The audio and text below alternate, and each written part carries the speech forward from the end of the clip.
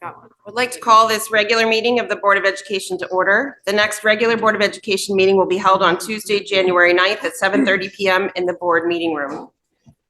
By way of opening, I'm going to repeat some of the things I said on Saturday and add a couple others. The first is this is step one in a long process. Thank you to everyone for joining us for all of this. A little bit of background. I spoke to the historically high increases, but Michelle, if you call up that first slide there. I asked Rich to put together the budgetary increases for the last 10 years plus this year, just so we can get a little bit of context. There's a second. A similar table is in the budgetary packet, but this actually also has the percentage increases. So we can see that this year, it's not the only year that's an outlier, but this year is a high budget increase relative to previous years. Michelle, if you just show the next slide, it's just a bar graph form, just so we can see why these conversations are a little bit different and why they're just going to be a little bit tougher. Again, not because we want it to be, but because it is. We talked last time, I mentioned last time that there are several budgetary drivers. Michelle, the next slide. Over 70% of the budgetary increase is salary and benefits for staff. That's important. We're a people business. It's over 4% of the total budget increase. There are going to be people as we go through this process that tell us our budget number is too high, and there are going to be people who tell us that it's too low. They're both right, depending on what you're solving for. So we ask you to bear with us as we go through it. A reminder that some of the things, and Michelle, you can take that down. Thank you. Some of the board goals that you'll see inside of our budget. The first is safety and wellness or mental health. That will be throughout the budget, either as new initiatives or as things that are repeating from previous years. The second is recruitment and retention. We'll be talking a lot about that. That's in terms of pay. That's in terms of levels of support that we provide to staff and teachers. And that's in terms of internal opportunities for staff. The third thing is facilities. That doesn't show up so much in this budget. I was asked the other day, is the increased appropriation for HHR affecting this budget? Whether or not that appropriation goes through, it affects the tax bill, but it doesn't affect this actual budget. Those capital numbers are handled outside of the school's operating and capital budget. In a similar vein, Great Island is also held outside of the school's operating and capital budget. So none of that is affecting the reasons that we're talking here today. Okay, the last goal is, all of these goals are underpinned by our focus on education and academics, on critical thinking, innovative creation, and excellence through all of that. We'll hold our decision-making to the same high standards that we hold our educators. We're looking to, as I said, be excellent, to align with the district mission and vision. And when we say excellence, we mean as measured and as experienced by our students and our staff. We will be optimizing how we use our resources in each of our schools. We care deeply about each of them, and for all of our students, we care deeply about each of them. A little bit about moving forward. As I said on Thursday, I ask that we all listen, that we seek to understand whether or not we agree, that we ask questions, that we speak, and that we remember that we're talking about people, be it students, staff, teachers, parents, BOE members, fellow government officials, neighbors, friends, and children. A few logistics for today. We will, as we always do, go RC by RC. We will have a question and answer process for the board at the end of every RC. After that, I will open it for public comment. In the years past, the chair called for each organization one by one. I'm not going to call by organization. If your organization, your committee, your group has a question, or you as an individual have a question, please come up to the podium or raise your hand on Zoom. All questions will be addressed directly to the board, which means for our purposes, we'll hear what people have to say. At the end of the public comment period, we'll take a moment to talk about whether or not there are specific questions that the board would like to take up. What that will mean is that in previous years, staff received all of the questions directly.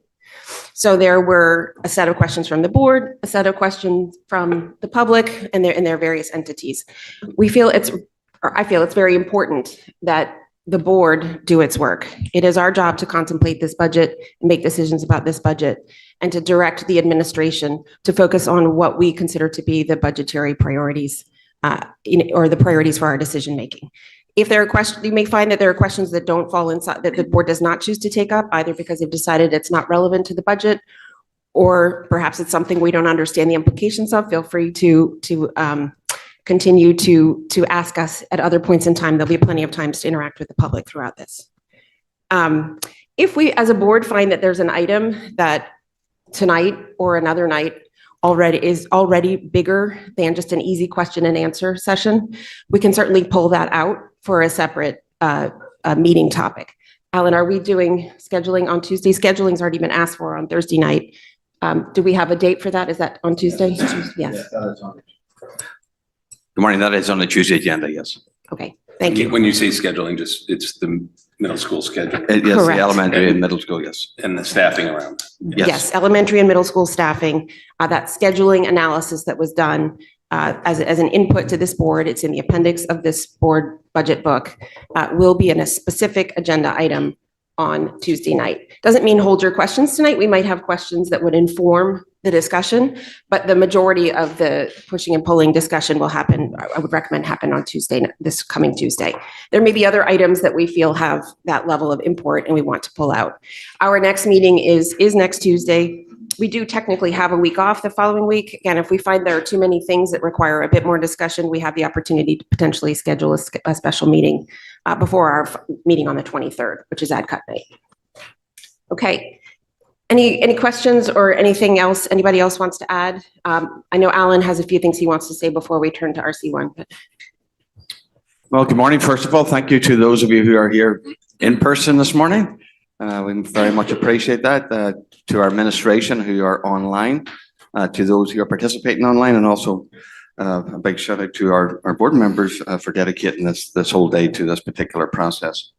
Just a couple of things. Today will be an opportunity to explore things further and in depth. Also be an opportunity, as the board chair has shared, about making connections along the way. So I just, from our last presentation on Thursday evening, I just make a couple of wee editorial comments that will come out anyway, if they have not already come out. One is just a wee clarification that the administrative review and the restructuring of that, we have not reduced teachers to make that restructure, right? We have reduced administration and the redesign of the administration structure to actually provide the 2 additional assistant principals that we are talking about in this particular budget. So I'll just make that clear to start. Also, I would be recommending those elementary and middle school efficiencies regardless. So that's just a point I'd just like to make very clear if it was not already clear. I'm excited that this budget also, by the way, does not reduce student services. I mean, student services for all students and student programming. It does not do that. In fact, I'm excited that even from the preschool elementary ELP programming that we have expanded some of the programs from preschool. Is that the one? Hello? Oh, there you go. From preschool, extending those programs to the elementary schools. Let's just keep going, right? Apologies. Yeah, this has just been an idea. You want mine for a minute?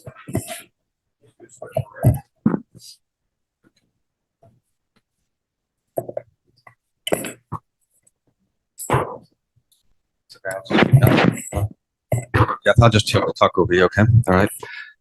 So we got the ELP program extension. We've got the, I would suggest we've improved some of the quality of teacher coverage at the elementary school.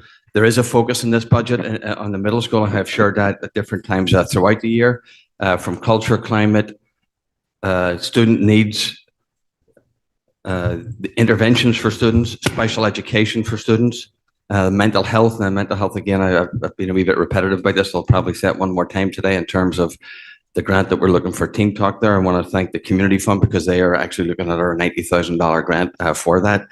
So that's much appreciated. It's not in the operating budget, but it does provide 360 services to the actual middle school.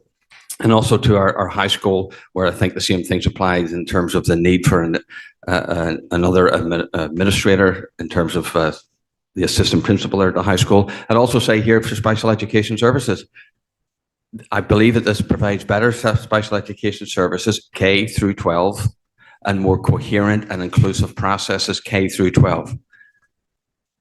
I will say you have to look at the whole thing in its totality and its comprehensiveness in order to come to that particular conclusion, but I'm sure that we will talk about that as we go through the actual process today. So I want to thank the community for their participation. I look forward to an engaging dialogue today. Thank you.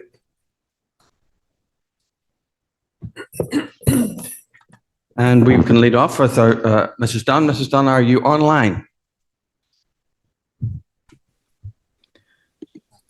I am. Can you hear me? Well, good morning to you, Mrs. Dunn. Thank you. Good morning. We can see you also. Good morning, everyone.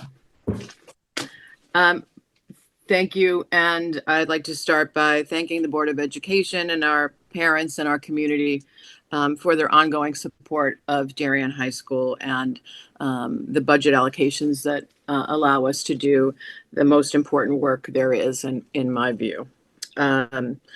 I want to thank our staff and our teachers also for the excellent work that they do. And we appreciate these budget allocations because they allow us to focus our energies, as we do each day, on our students. Ultimately, everything we do is about their growth, their well-being, their readiness for the future, and their growing confidence. And we are always excited to see them at graduation, ready for a future that is bright, independent, resilient, and continually curious. So thank you very much for all of your support over the many years that I have had the pleasure of working in Darien. We always begin when we look at the budget with a examination of the projected enrollment, and that report was given to the board earlier this past fall. And the overall projection for DHS is a decrease of 26 students for next year.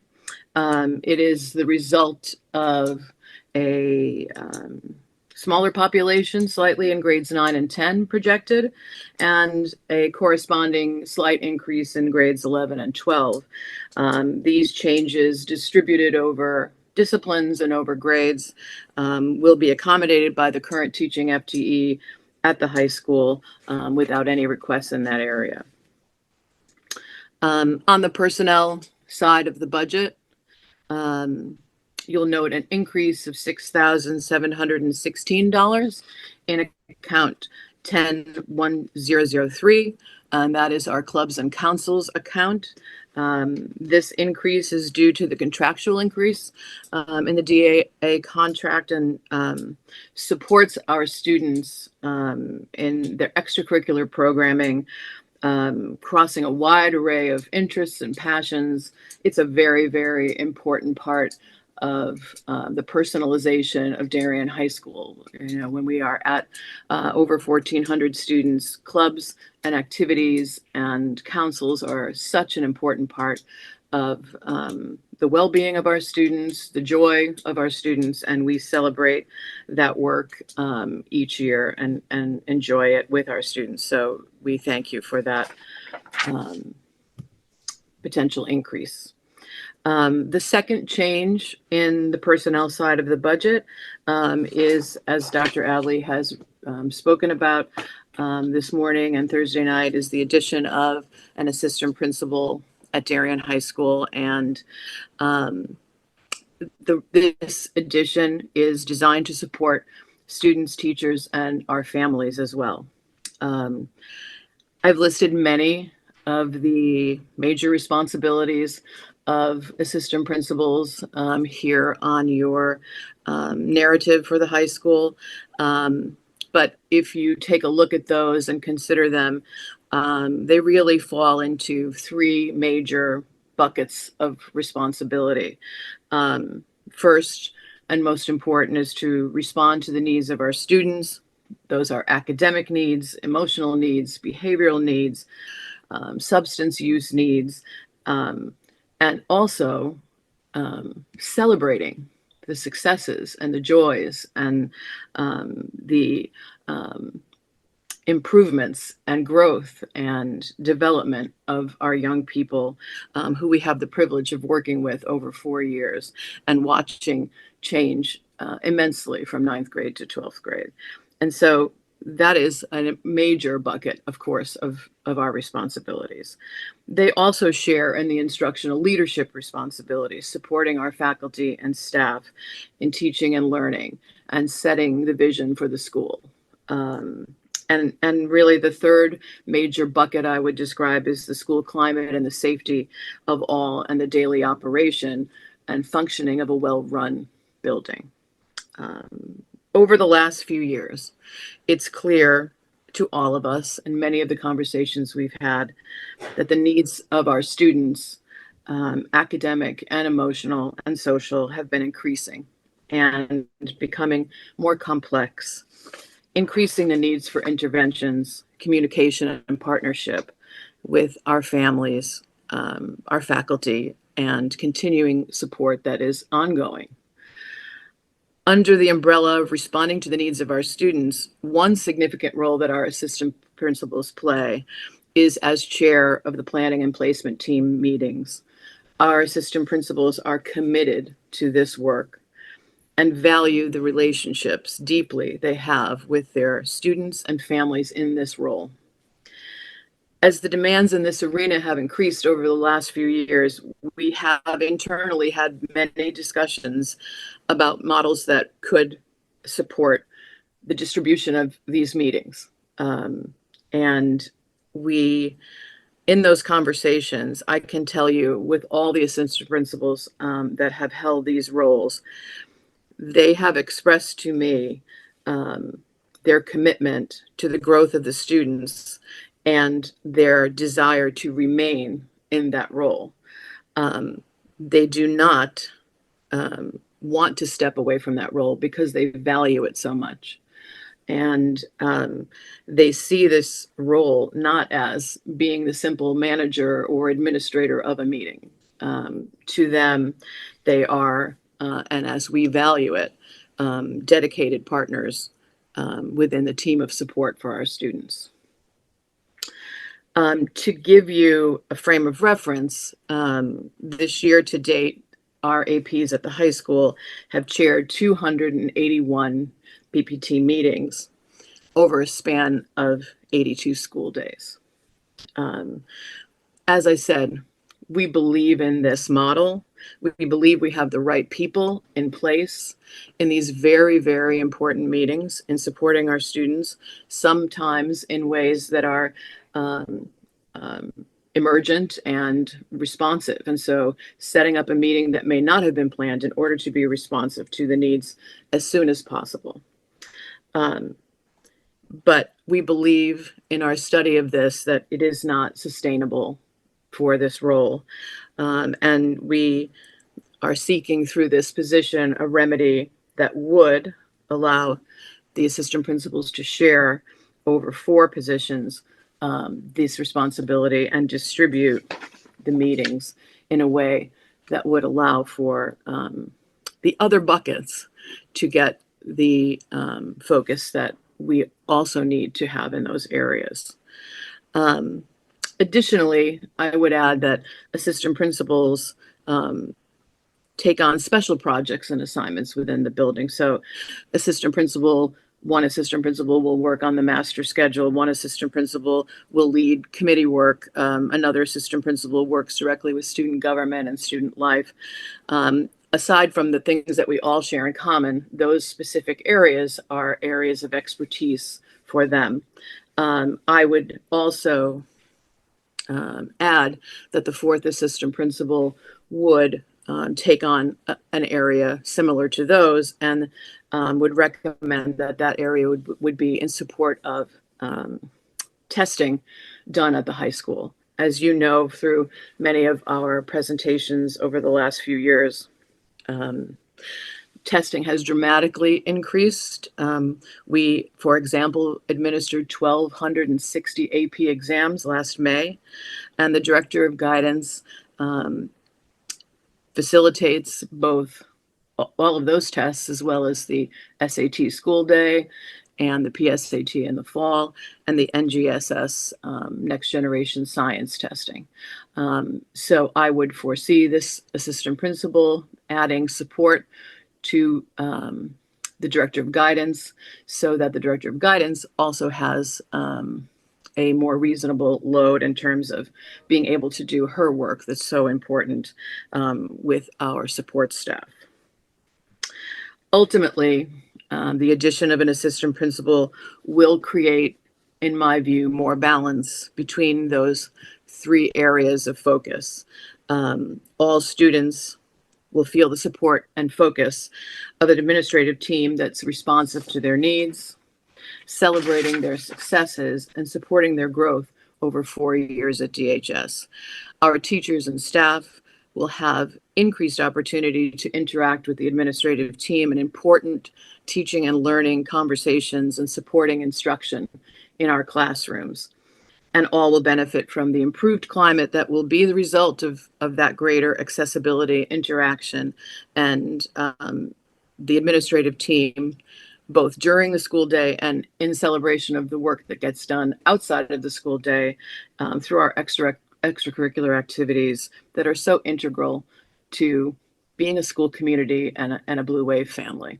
So we thank you for considering this addition, and I'm sure there will be some additional conversation about the structure and so forth in a few minutes. We'll move on to things of note in the operating budget. You'll see a slight increase in account 22002. That's the textbook replacement account. There have been some large purchases over the last few years of new textbooks in many of our large courses. And so this is representing a decrease in the need to replace textbooks in that account due to wear and tear, because many of those books are relatively young in the school system. Moving on to 24011, the general teaching supplies. The increase here of $2,000 represents an increase in the cost of science teaching supplies and materials. The major portion of this line is really is providing for laboratory materials and science supplies, glassware. $35,000 of this total account is in the science supply budget. And also we have added, as you know, the anatomy and physiology course for this year, which will require some additional supplies as well. Moving on to professional development, account 25003. There is a increase in this account that will be a 1-year increase. This is due to our decennial visit. We will be welcoming an EASC team in October of this year to finalize the last step of our accreditation process. And it is the responsibility of the district to pay for the accommodations and so forth for that visit. So we are excited to welcome the team and spend a few days looking at our school with them and completing the accreditation process. Moving on to 25007. One of the happiest days at Darien High School. Our graduation is a very special event for all of us, celebrating the accomplishments of our senior class, and the costs for putting on a very special event have increased over recent years, most particularly the rentals. And so there's a $1,000 increase requested in this account to match those rising costs. And then I believe finally on that side of the budget, we have account 73001, equipment and furniture. This is a request of $4,785 for the purpose of purchasing 15 stereo microscopes for the science department. These are microscopes that allow for a very small magnification and are used for creating detail in 3 dimensions of larger structures. So a flatworm regeneration or the dissection of flowers to look at the flower parts more closely. These microscopes are used for those kinds of activities that are very important to many of our courses that are biological in nature at the high school. So that is the last account with changes there. Thank you again for your consideration of those, and on behalf of our faculty and staff.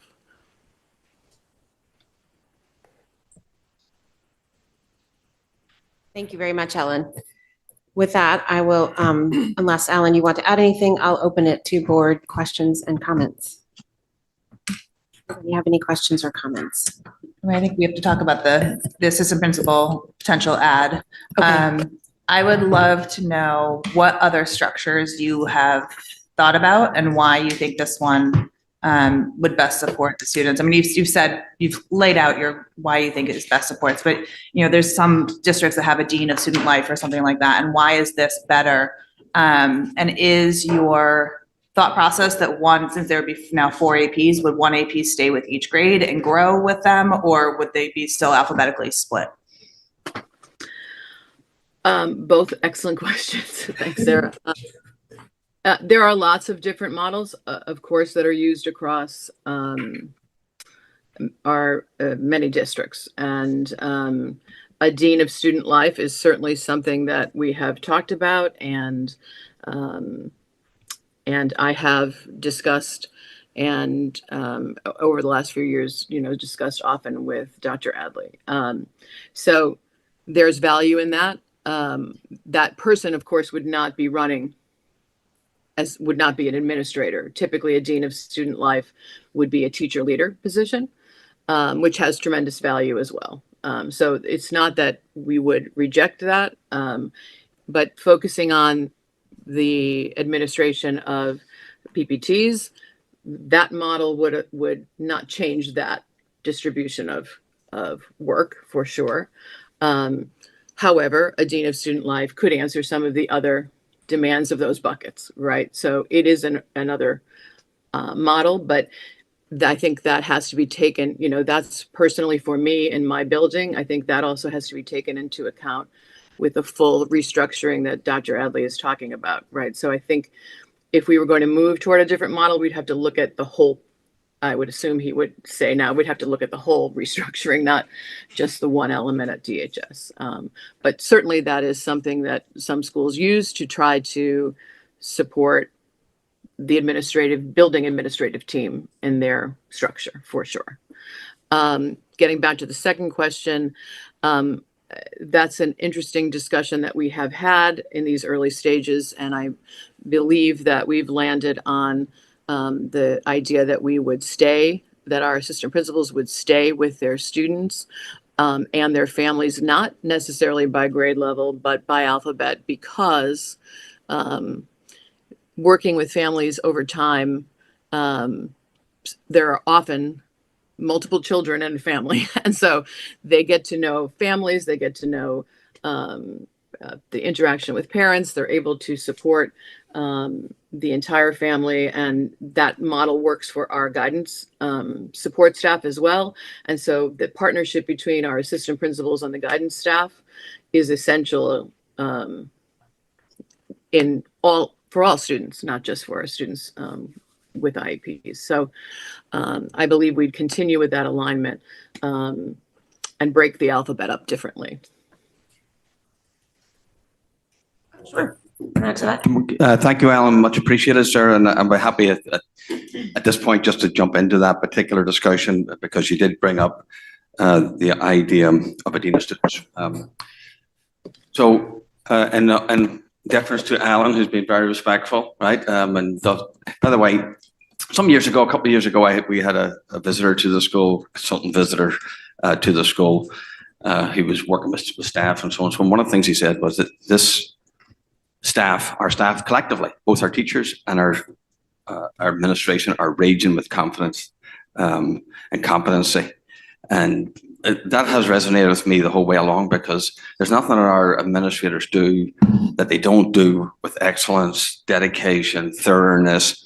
That's from special services, regular services, everything they make that commitment to. And I think you recognize that. And I think from our teachers to our administrators. So I see them on this morning. I just want to pay them tribute to that. Over the years, Ellen and I have discussed, along with the cabinet, we have discussed an assistant principal. That has come up, okay? You could say, well, why did you not put it up at that particular time? Well, we've had different priorities and different other factors to consider. Any one particular year is not different than another particular year. I haven't thought that we've had the right time to actually put it on, to be honest with you. I think this is the right time to put it on, to make the changes collectively that we can make. Ellen did also, as we talked about assistant principal this year, talked about dean of students. Look, I've been an assistant principal at high school, assistant principal. I've been a principal at high school. I can tell you that the dean of students positions, respectfully, right? They are a teacher leadership position. They don't give you the biggest bang for the buck. They don't maximize the service that an administrator that you will expect of a dean of students.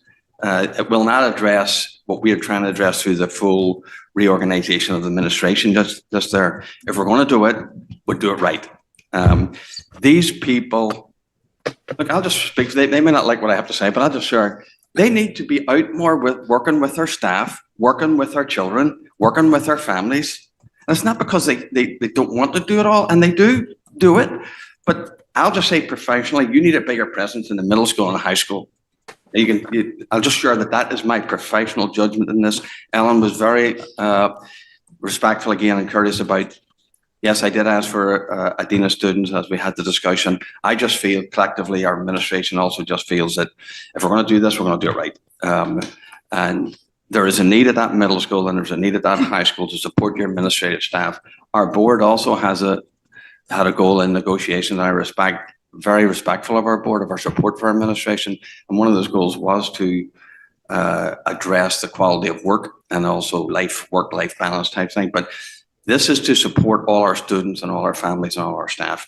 I think our staff even would like to see our administration out more in classroom, not just for observations, but ongoing teaching and learning discussions and presence. And if you say in a high school to people, one of the biggest factors, they want to engage with their administration. Creating all those relationships helps with mental health, climate, culture, everything. So that's kind of like, well, that just kind of completes the response to the dean of students and a wee factor of why for administration. So I'd like to stay on this topic for a moment. There might be other questions, but because I see you, Robin, if you have a question specific to this, is your question, okay, please fire away. I appreciate all that you've said today and thank you for the additional information, but I do think it would be helpful on the chart that's on page 131 that shows the ratios versus DERG A. What I would love to request is to add to that, similar to what the middle school did, to include the special education administrators and show the ratios of the administrators to students similar to what they did for the middle school, including the special ed administrators, and show that the comparable positions for that in the DERG as well. That would be helpful, just on this particular position. I'm going to take Robin one step further, and this is something that Dave Brown has brought up also. With the shifts in administration, we've learned also some shifts in enrollment between the secondary schools. I think we can dust off the analysis that Rich has done in the past in terms of just total administrators relative to the district and relative to the DERG. And then, as Robin said, break it down at DHS, MMS. But let's again look at all the administrators and how we line up relative to other districts. And I know we have it. Another item that's come across some of our eyes has been comments from the union president. And there's a allegation that they're top-down initiatives that have consumed, if you will, time of administrators, created, more work for administrators than necessary, and taking, resources away from our students and our teachers. So since it's been widely kind of spread, I'd love you to address that directly, Alan. I would love to know what those are, and I'll be happy to address them. So, okay, so, if Mr. Palmer's on the line, the other night, he offered to offer us information that we're not seeing. So I would encourage him through public comment to address that. Thank you. I would also encourage the union president to talk to me directly. That would be, whatever way he wants to do it, that's fine. If that's a concern for the board, I'll be happy to listen to those. Thank you. Thank you. I have a lot of questions about can you hear me? Okay. I have a lot of questions about the restructuring. And I think that a theme to the budget too, for a lot of my questions will be, what else did we consider? And what is the bigger picture here? This will come up throughout the day. It feels like some of these changes are a bit myopic, that they are looking at very specific pieces, sometimes symptoms rather than causes, without a big picture. So with that, a couple of my questions about this specifically is that this admin restructuring seems to me to be meeting caseload driven and PPT specifically, not service driven. It seems to be related to admin caseload only. And anyone who has been in a PPT knows that there is a whole host of people around the table, not just admin.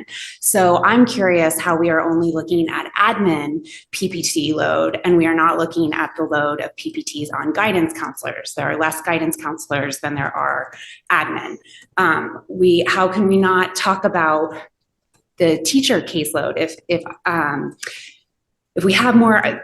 This is a complicated thing. It's going to come up throughout the budget and all the other RCs. So I'm curious about what else we looked at. For example, we have administrators in the high school currently who do not have any PPT involvement. I'm speaking of the department chairs. Has it been considered that the department chairs start leading some PPTs?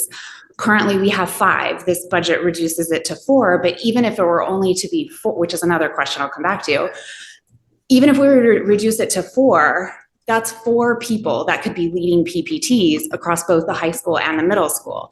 Additionally, this brings in another factor, which Dr. Adley has highlighted as being the intention of this budget, which is recruitment and retention. So potentially, what have we looked at instead of adding administrators? And I understand it's a net swap out, but this is a new creation, and salary implications as well, which we'll discuss. I'm curious why we haven't looked at, one, changing the responsibilities of administration that we have in-house, and 2, how that also relates to growing our talent within, giving people more responsibility, connecting them to deeper parts of the school, raising them up so where they can have potential growth of professional development into higher roles. These are all things that we talk about, and I'm curious to know if that's been discussed. Additionally, and this will continue to come up as we— Can we stop? And no, not to cut you off. No, Katie, not to cut you off, but to so we can actually get answers to some of it. Is that okay? I appreciate it. Thanks. May I address one part of it? Ellen, and if you're okay with this, I just want to talk about the chairperson's part, okay? Absolutely. Just and we have, Katie, to your point, we've thought about chairpersons.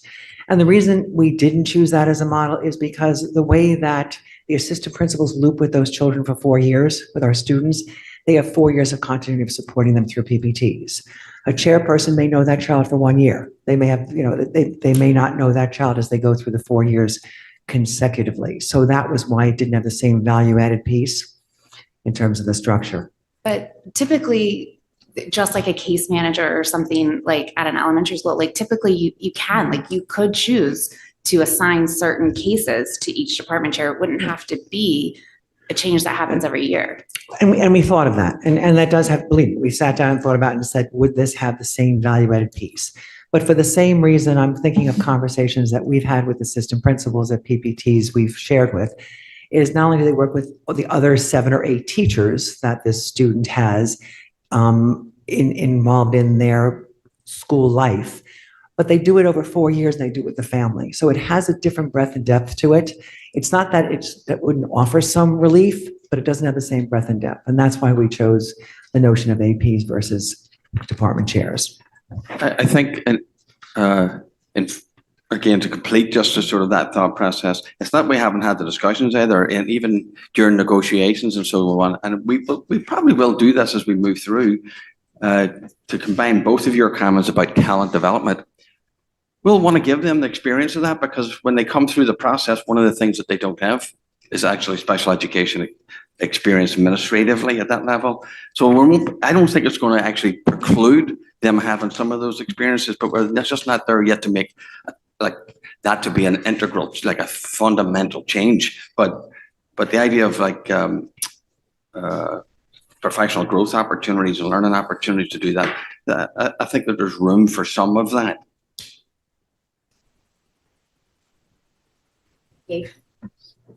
I know you were still speaking. I Yeah. said clarifying question. You said potentially department chairs because we need one more body at the table, or in lieu of somebody else speaking? Okay, thank you. Clarify something also. Yes. Sorry, just to clarify, we have 7 department chairs presently, right? 2 special education department chairs and 5 core curricular department chairs. And they are 6th to 12th grade, not just at the high school. So we are potentially talking about a possible 7-year loop with a student. If my math is right, 3 and 4, yeah, 7. So sorry, I just want to throw that in. Do you want to speak to that, Shirley? The 7-year loop? And they're split between 2 different buildings, and they're split between 2 schools. Department chairs, sorry, the curricular department chairs are split between the 2, but so are the students for the first 3 years, and then. Hey, Julie, put your mic on also. The special ed department chairs are by building, you mean? Right. Understood. Thank you. Okay, Katie, you have a few more, but we also have some other folks with questions on this topic, correct? Yeah, okay. Why don't we, Dennis and Julie, and then you back, Katie. So, Ellen, my question is twofold, I guess. One, you mentioned you had the phrase to break up the alphabet differently. Does that mean that you're going to have? I don't know what that means. So, could you explain what breaking the alphabet differently means? Yes. Well, right now the alphabet is divided into 3 segments. And if there was a 4th assistant principal, we would divide the full alphabet into 4 equal clusters. Okay, fair enough. My question is kind of different, though, is that I appreciate the point of the continuity from people leading the PPTs, but if we have a guidance counselor that is sitting with a student for 4 years, wouldn't it be interesting, fresh pair of eyes, something to have a different view every year maybe? And or if the parents don't get along with one of the members of the PPT, to have a fresh voice to be an ally with, and you have continuity from the guidance, and then you have a fresh set of eyes from an assistant principal. Was that discussed? Yes, and that happens now, right? That happens occasionally, and we would always deal with any conflicts or the need to change members of the team in order to do what's best for a student. So it doesn't mean that that one precludes that, one model precludes that from happening. Ellen, when somebody wants to make a request for change, is that by right, or is there an appeals process, or how would that actually go down?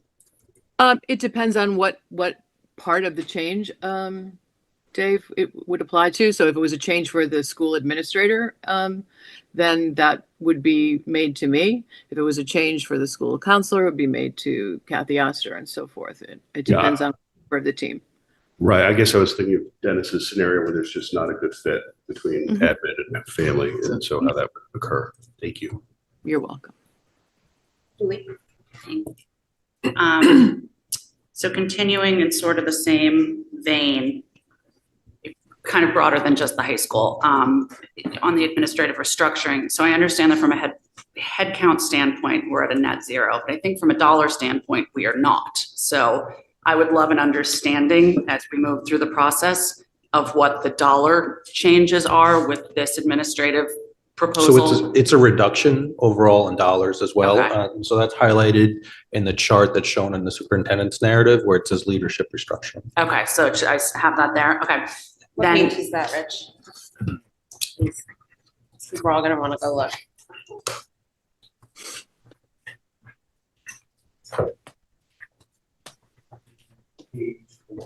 Page 4. Thank you. And it's also reflected in the percentages on page 4 too.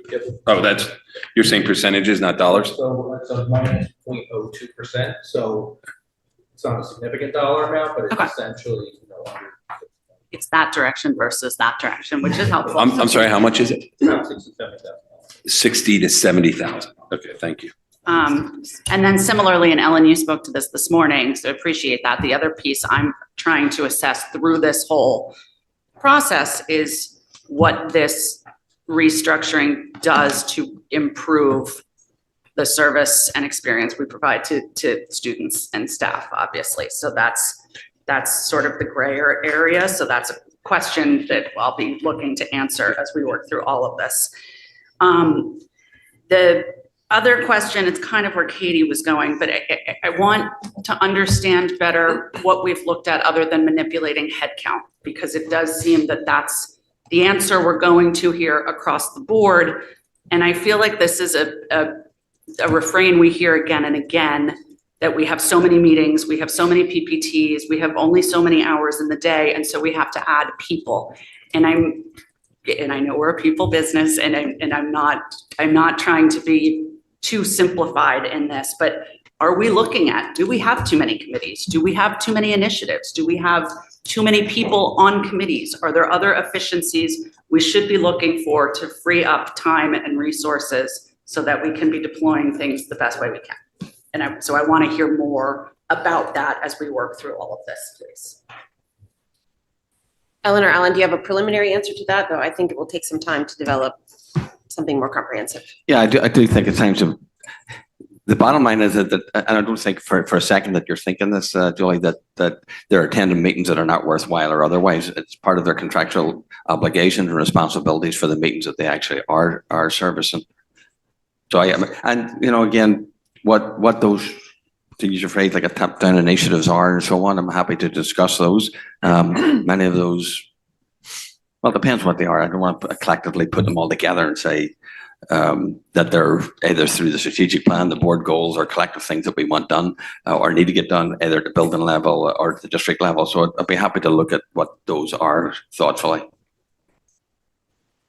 Katie and then Dave. So I guess following up to Katie's point earlier and a little bit of what Julie was saying, I think we have a budget item in front of us, but it really deals on some policy and bigger issues as well that need to be addressed. So probably not in scope for the budget discussion today, but I really think we need to look at what these drivers are and look at that from a top-down sort of first principles. Why is our identification rate so much higher than our other districts, notably New Canaan?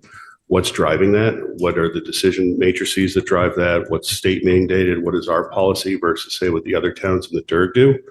And just really understanding where that difference is coming from. I think this is really sort of a triage. We're addressing the symptom, as Katie said. We need to know from why we're so different, what it is about what we do. And maybe that's great. Maybe it's not. I don't know. But we need to do the analysis top down to make that decision and inform this decision as well. And just along that vein, I mean, we've been told that we, on a per student basis, have a higher number of PPTs per student relative to any other district. And I think I understood it was significantly higher. So I'd really love to understand that on a comparative basis. And again, let's not forget our history. And I don't think anybody's looking to just clamp down on things, but it's better understanding it and how we can become more effective at educating those with the IEPs and then the general student population. I do appreciate the board's reflectiveness on this, and our identification rate is high, but that this is a full special education, regular education, inclusive proposal. I'll just say this once today. It would be darn well much easier not to touch the administrative restructure and not to have to deal, with the discussion. I'm putting back on the table department chairs and everything else that, that relatively we have closed the chapter on to some degree. And I recognize that it opens up all of those discussions. I'll just share with you that the difficulty and the complexity of that actually conveys the importance of it to some degree. And I recognize that I'm creating some of this discourse at the moment. But it wasn't without like careful, it was much easier just to walk away from that, leave those in place and add a couple of the other things. And, but I recognize that I'm putting that in that. And I'll just say it once, I just want to recognize that. That's Thank you. a reflection of the importance of the request. Yeah, and I guess to echo what Jill said at the opening, I mean, maybe our rate's too high, maybe it's too low. It depends on what we're trying to solve for. But unless we start from the top, gather the data, and then are able to look at that, we can't really make an informed decision here. So hopefully we can find time to calendar this going forward through the budget cycle, outside of the budget cycle. You know what I'm saying? Outside the budget meeting to, get some information and better make a better informed decision. So agreeing with you that these macro level views are very important. When you say outside of the budget cycle, I just want to clarify, are you asking post the budget? Or are you asking? So before we actually vote on whether we go Before we for it or vote. not, I'd love to have this as an agenda item in our Got regular it. meeting calendar. Okay, That's thank the you. ask. Thank you. Thank you. Katie, thank you. I actually was going to bring this up in a different RC, but I'll just say this because I do think that these are very connected. Another thing that struck me about this budget is that a lot of this is driven by special education, and yet there's not anything in this budget that actually addresses special education services. So we can come back to that discussion, but I would say in the conversation that we're having here too, that I think that we do need to look at inefficiencies, not just from staffing, but how are things actually working from a functional standpoint in our schools? Because I can tell you that what leads to concise and less frequent PPTs are the level of services students are receiving. So we will not have as many parents feeling the need to have repetitive PPTs if they feel that their students are getting what they need and they have good communication. So again, this treating the symptom versus looking at the root cause is something that I think we need to discuss throughout. Coming back to the APs specifically, I did want to ask a question regarding the salary that is budgeted. Looking at what has been budgeted for this current school year, it seems that the average salary is around 196, and this is budgeting for an additional 222. So if someone can speak to that disparity. So the salary for a high school assistant principal by contract is 203,000. So when you look at the account and you see that it's up 222, that includes the contractual increases for the existing 3 assistant principals. So the salary for the new one is 203 along with the existing. Thank you.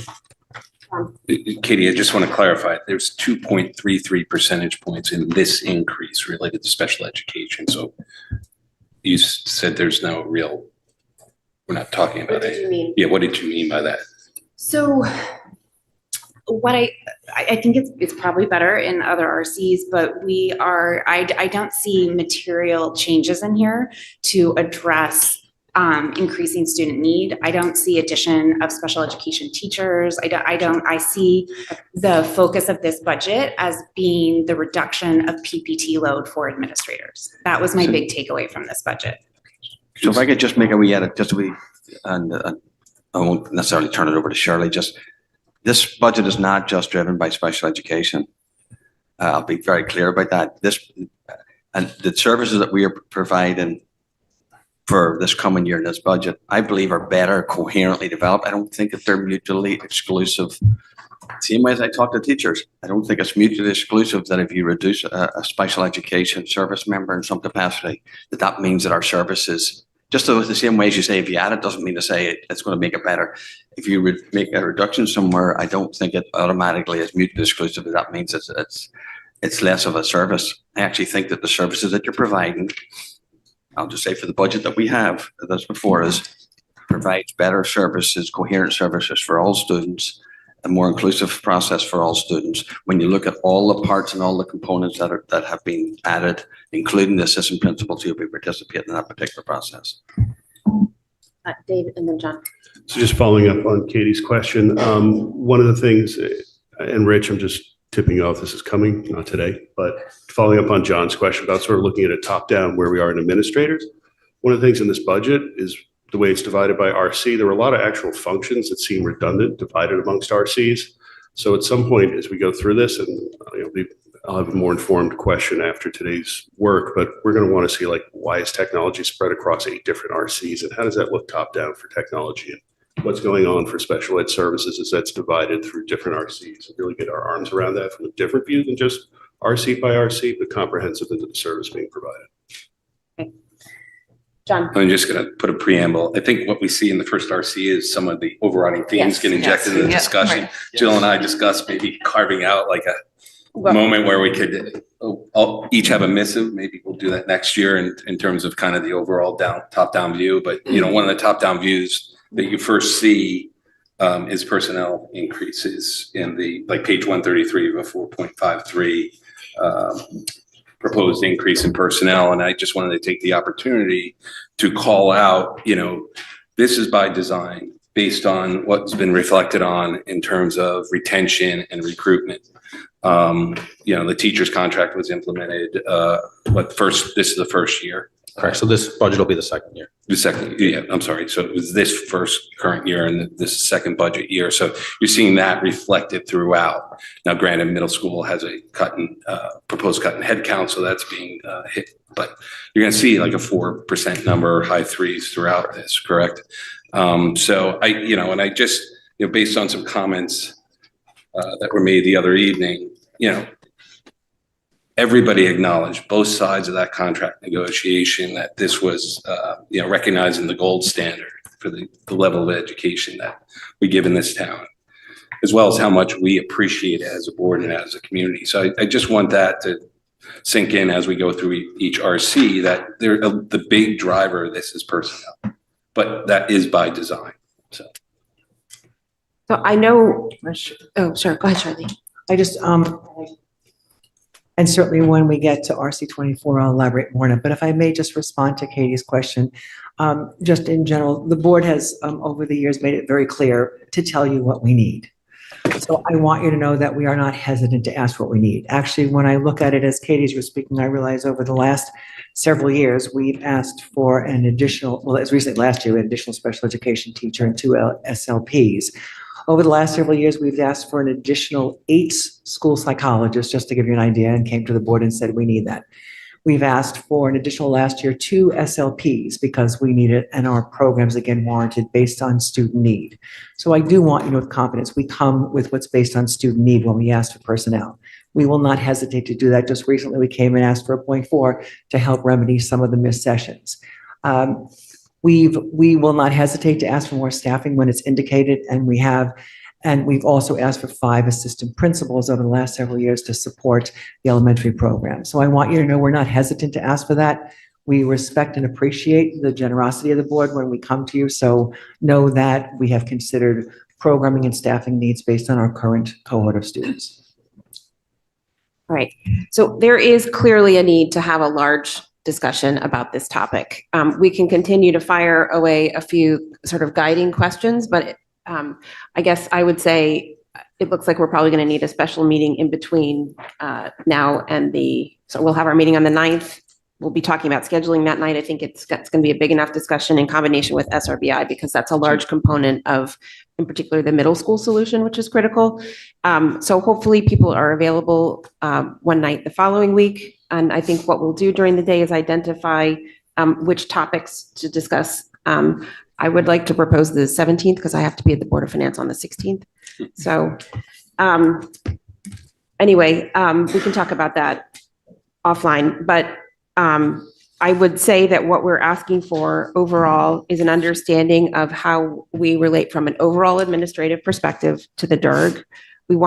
There is an extensive discussion in the presentation from Thursday, but a little more kind of talk, maybe some engagement with the assistant principals about their daily life and what it really looks like, and then how this informs sort of that school climate, that presence. The softer side, I think that would probably need to be handled by a little bit more dialogue with the assistant principals. On the we have overall improvement of service levels. So I think there's kind of maybe the harder side. We've done a day in the life and sort of broken that down. If we could do a little bit of a day in the life of an assistant principal and then pair that with that softer discussion. It sounds to me like we have a reasonable handle on the financial side of it. I think the other piece is what was the methodology that led to this discussion? What were the things you looked at? It does sound like you looked at department chairs, you looked at a dean of students. Is there anything else, and just a high level, again, repetition of why this is the solution you ended up with? Dave, your macro questions about the identification rates and the higher PPTs per student, we'll figure out where that goes, whether it's paired with this or with something else. Okay. Are there any else specific, and I'll take them more as topics than question and answer because, we're getting close to the end of time for this topic. Robin. This is kind of related to responsibilities for the assistant principal. It has to do with the world language chair elimination, because one of my questions is, it was stated in the text that this elimination would increase effectiveness of building level administrators and increase support for teachers in foreign language programming. One question I have is who will be doing the evaluations of the foreign language teachers? Does that fall under the assistant principal's responsibility? That's one question. And then the second question I have is just a very simple one. The consultant services account 12001, that's for 96,500 with an increase of 6,500. What is that for? That's for Teen Talk. Okay. Isn't that funded by a grant or no? That would be the middle school. Okay. Sarah. I think we need to talk about the department chairs, the elimination of Okay. one. Right, at some point today, If you want yes. to do that today during middle school, I don't know, or now, I don't know when, but Okay. like, why is it okay to eliminate one? So I let's need a lot more to talk about. Let's start with the high level. Alan, if you could just at least give us a high level, but Yeah, it sure. is my preliminary estimation that we would be best served by having a more robust discussion paired with the assistant principal discussion. So this will come up again, no doubt. This morning we gave an hour and a quarter to the high school figure, and well, by design, it's not all just, RC. This is a more complicated and connected budget per se. So just, I will say again, and ideally, I would not have reduced the world language supervisor. I'll just say that. But having done that, I believe that this budget, with what we've brought forward collectively, better serves kids. And there had to be some decisions, difficult decisions that we made. So we've reduced I've eliminated that particular position. There will be teacher leaders positions both at the elementary, which is already there, at the middle school and at the high school level. Why did you select world languages per se? One, world languages, now that we've combined music with art for the supervision of the staff, right?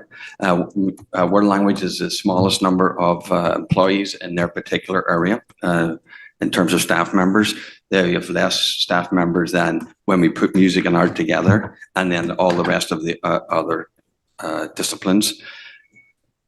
World language is only a requirement, the lowest requirement for graduations. The program in world language, by any stretch of the imagination, we have got from K through 12. We got middle school Mandarin. We got languages all at the high school. I feel that that's all the changes that we're going to put in place. If it was making the change, all the programs that are currently in place have been in place. I don't anticipate changes fundamentally to that particular structure. I'm also not going to just respectfully eliminate math, English, science, or social studies. So if I have to make a reduction, I feel as if I do have to make a reduction in that particular area, then those would be the reasons that I would point specifically to the world language. We also have the high school for particular oversight. The assistant principals we're talking about, and the new assistant principal, they would having to take on the role of supervising the teachers. That is for sure. We also have currently, now this is just the current status of things. It's not a reason for a long-term decision in this. For continued oversight, we have our assistant superintendent for curriculum. Her background and certification is in world languages.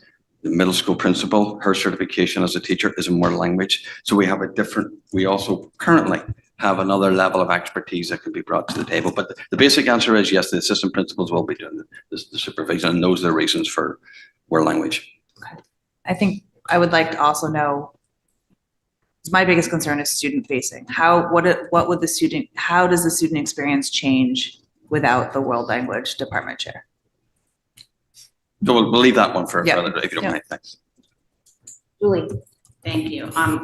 What I'd like to know further on that, and it might be something I need to see in an org chart, but I'm having trouble following how the teacher leaders report to the assistant superintendent for instruction and curriculum, and the assistant principals are taking on increased responsibility in the area of instructional leadership. Where do those things come together and move apart? I need to see where the dotted lines and the straight lines are. I think an org chart for both, yeah, for the department chair and the department, the overall administrative restructuring. And then also graphically. an additional responsibility that the current department chair has taken on is travel, experiences for our students, and where does that land? Can I just address that one? Yeah. Because no one's going to be a bigger advocate for international travel than I have been. And I will say to our department chair, I've been absolutely she has stepped to the plate in this particular area and has led in this particular area. Herself not being in that position doesn't preclude international travel to occur. But I understand the leadership that she has raised that level of participation for our young people, right? And it's very much appreciated. But again, I don't think it means it's the end of the travel. It shouldn't, but I understand. But I guess the question is who would take over that role, and could that be a stipend to add to, I would think it's a big chunk of her time. Yeah, well, you also have other departments, languages or True. language arts and stuff that are stepping up and good. But yes, the point is well taken and respectfully taken, yes. Okay, and you'll consider it for, Yeah. okay. Katie? One other question about that would be, one of the positives of the department chair model was in terms of evaluations with subject matter expertise. So I'm curious as to how that factors into not having necessarily subject matter expertise. Dennis? Yeah, speaking of international travel, I don't see anything in here about a China exchange program or a different kind of exchange program that we had discussed, since China may be difficult to exchange with. So has there thoughts, or do we have any dialogue about that? I'll let Ellen just talk at the school level. We met, Dennis, at the beginning of the year, to talk about China exchange. We have not given up on the program, and the hopes that we will one day be able to re-engage with our sister schools in China. But the decision was made that the safety and difficulties with the exchange right now still would not be part of our budget for next year. I think there hasn't been a department moving forward with another full exchange program, but we value very much the international travel programs that are expanding even beyond the world language department. There's a trip that the English department, for example, is planning for the spring as well. So those are exciting opportunities for our students. Granted, they're not full exchange programs, and we continue to investigate that with the hopes that our China exchange program can come back online at some point. Julie? Thank you. I think this is a real quick one. Can you, Ellen, remind us or Rich, other student activities, what that line includes? It's 11,000. Other student activities is really mostly activities like freshman orientation and senior events, 100-day dinner, the kinds of things, bringing in a speaker for the whole school. They're the activities that take place school-wide. Thank you. Sarah, another quick question. And I should know the answer to this. Where do these swept funds from the student activities fund end up? So at the end of the year, we'll sweep the funds and they go into a district-wide student activity account. And they typically fund things like scholarships, or if we have a free reduced lunch student who needs a waiver of different fees. Robin?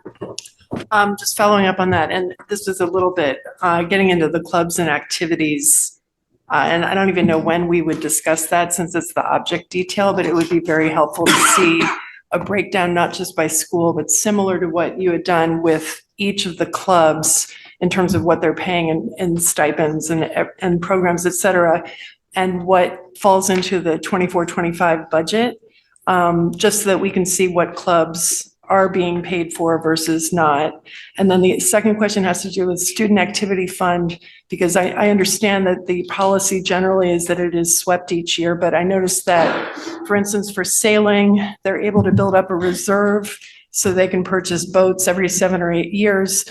Would it be possible for other clubs who have large equipment needs, for instance, robotics, to be able to, if they fundraise during a current year, allow them to create a reserve that they could use in future years to do something like that? So that's just another So general in terms of question. that, we do ask that each of the schools, and it's primarily the high school because they have the biggest one, identify anything that we call like an encumbrance. So something that they've raised money for, but they're not yet ready to expend.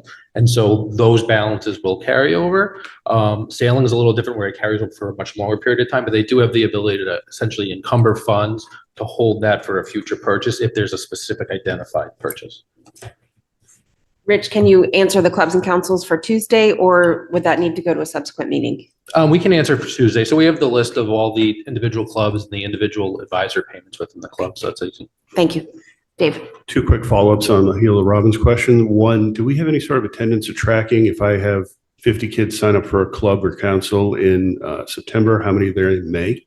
What's the attrition rate? And then the other question is in terms of the encumbrances or being able to build a reserve in the different fundraising by sport. I think that's a bigger question the board should take up at some point. I think just for continuity of budgeting, whether it's for encumbrance for a specific capital good or just being able to plan year on, year out, we really need to look at that sweep and what happens sport by sport at some point. Thank you. Okay.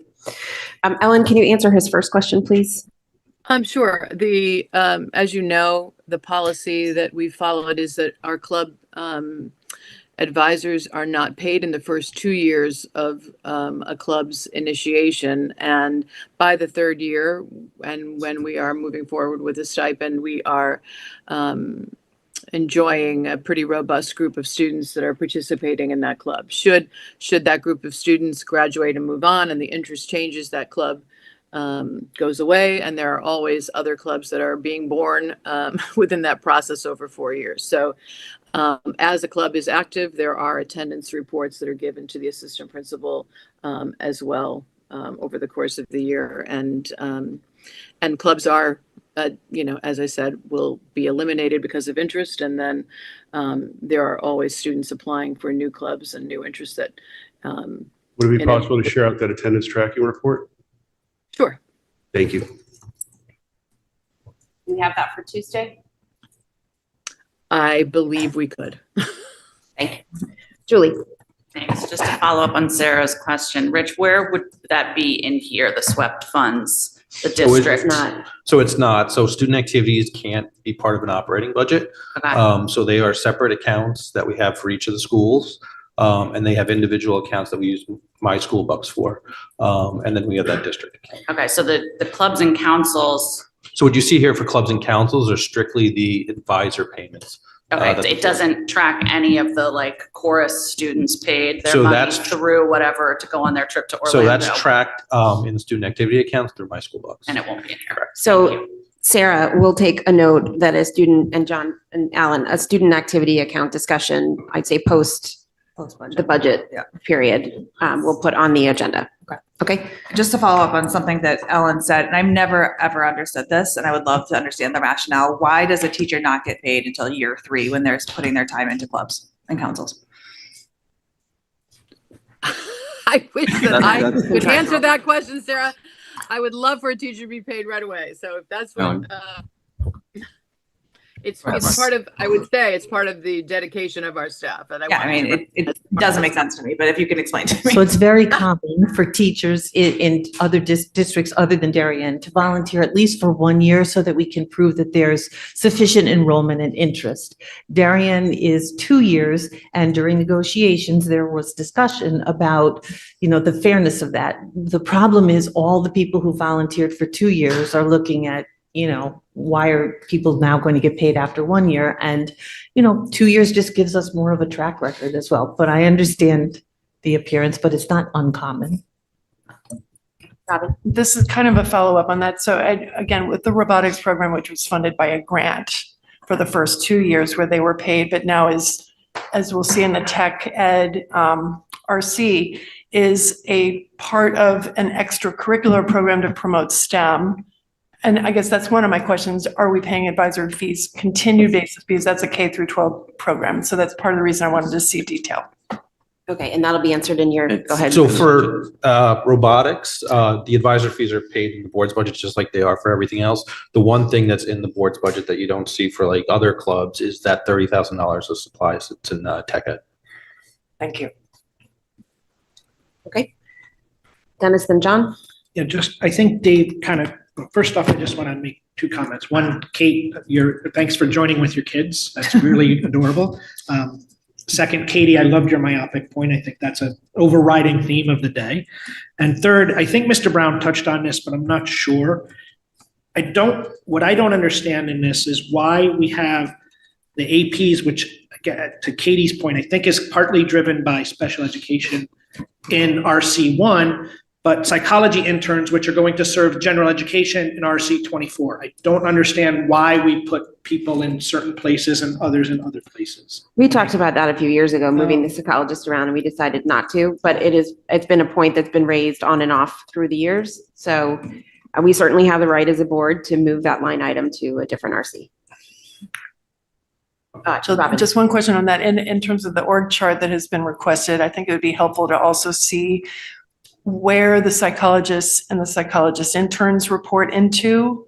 Do they report into the director of mental health, or do they report into special ed? Because it was kind of unclear to me where Okay. those fall. Okay, so we can have that for Tuesday. Yeah, great. I think also graphically would be helpful on that too. Thank you.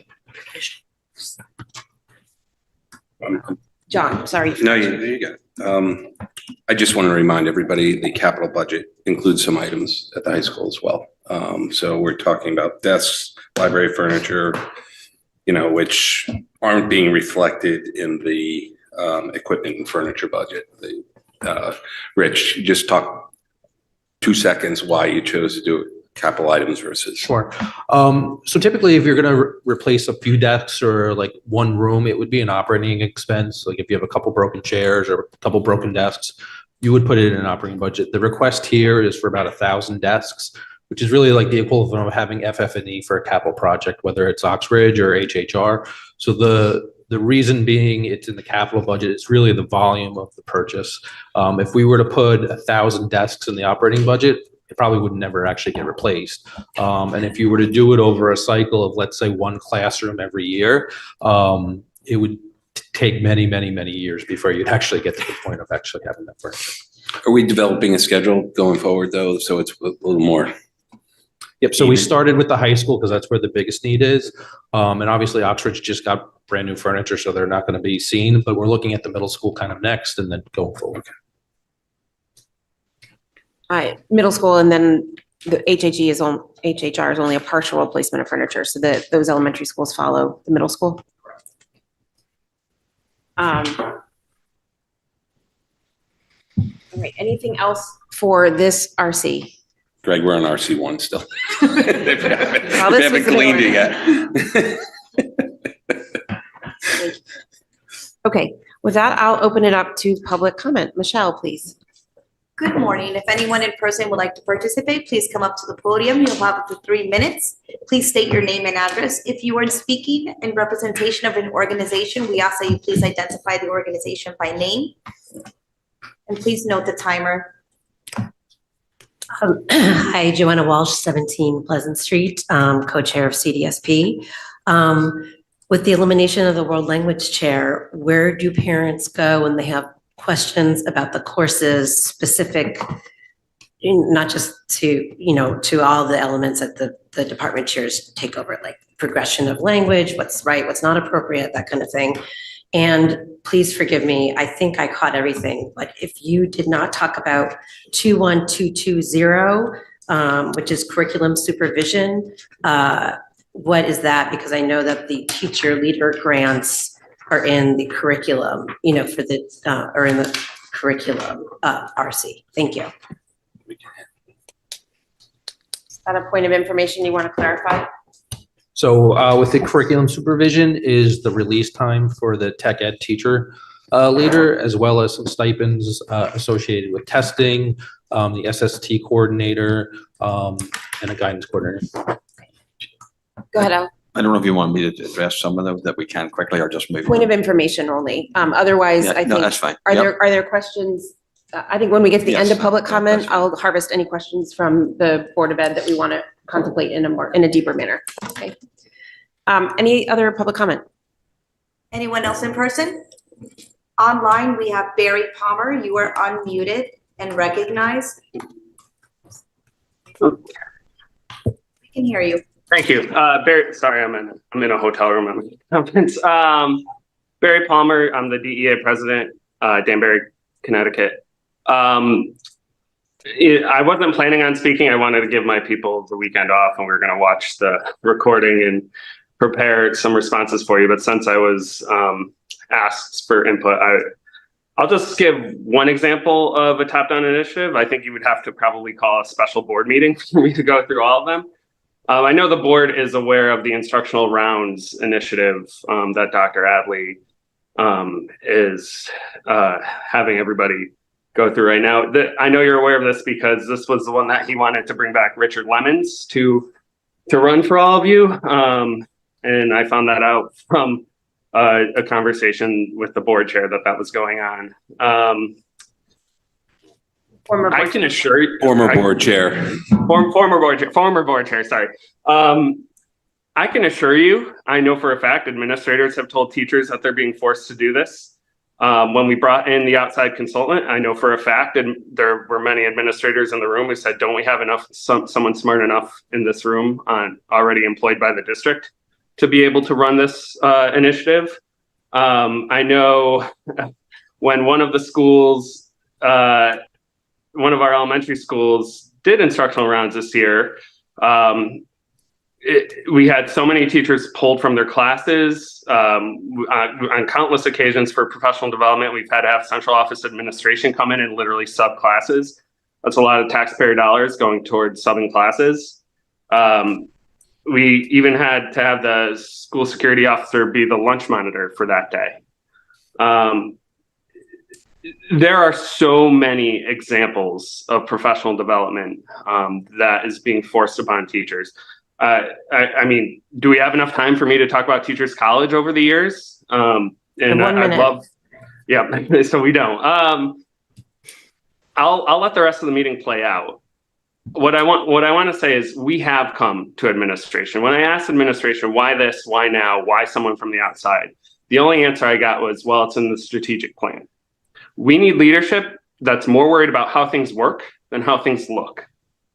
We need leadership that's going to listen to the teachers when we tell you we're drowning. I'm glad that Dr. Adley is seeing to the fact that administrators feel overwhelmed with PPTs. It's important to remember how many teachers are in those PPTs as well. It's also important to remember that we are the ones providing the services for those kids after the PPT ends. And we have to provide those services, and we also have to meet the needs of all of our other students. So with that, I'll be quiet the rest of the day. I look forward to watching the rest of this, and I look forward to providing the board with more information about the top-down initiatives. Real quick, convocation, when I spoke. You're okay. at time, Barry, I'm Beautiful. sorry. I'll talk to you later. All right, thank you. You almost had it. All right. Any other public comment? Trisha B., you are unmuted and recognized. Please state your name and address as well as if representing a organization. Hi, I'm Trisha Bresnahan, and I'm speaking on behalf of Darien CPAC.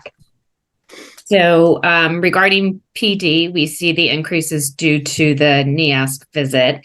We're hoping that some professional PD will be provided, hopefully not too much, sorry to the rep, for co-taught teams, as the district consultant who provided this service hasn't been available for a number of years now. as the teacher union rep said the other night, all students with IEPs are in all classrooms, and the teachers need some support to deliver differentiated instruction and universal design for learning.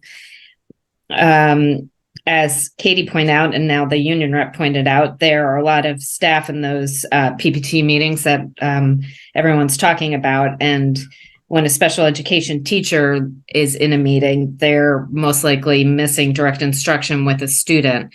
So it would be good, as we're talking about this increase in PPTs, to also talk about the breakdowns of caseloads of special education teachers.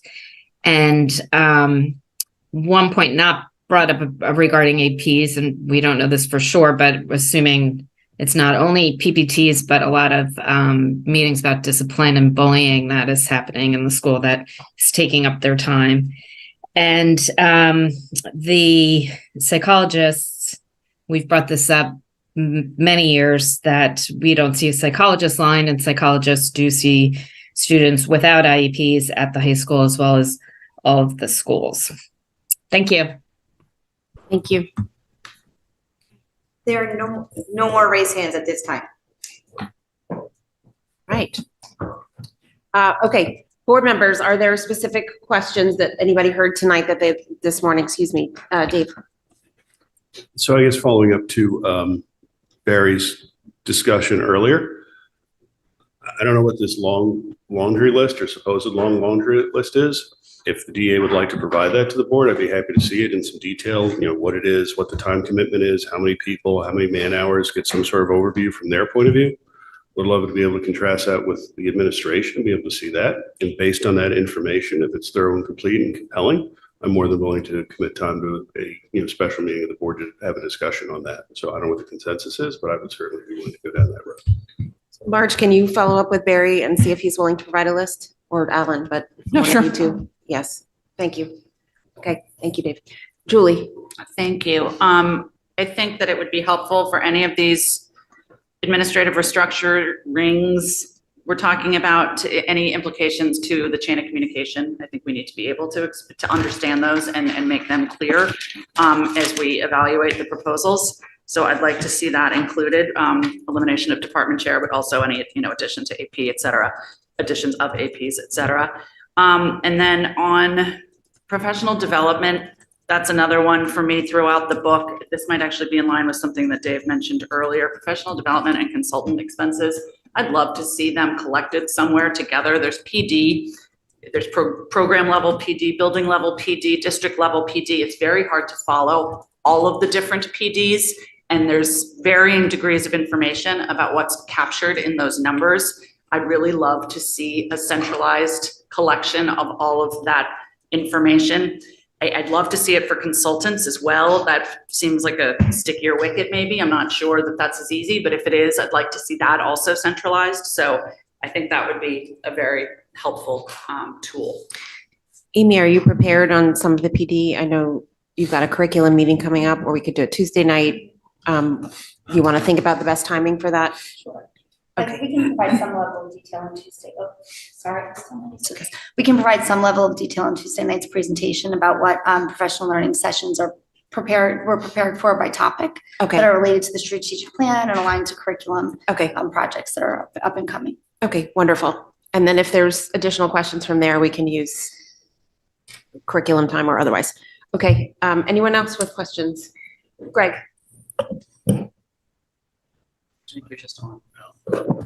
There's been a lot of reference to the strategic plan and I think from Barry, from others, in terms of like time utilization and what we're focused on, just like understanding like specifically what within the strategic plan is all this time being spent on. I think that would be really helpful to understand, because how we're allocating those resources within the strategic plan is, I think, important to the board and important to everyone else who's listening.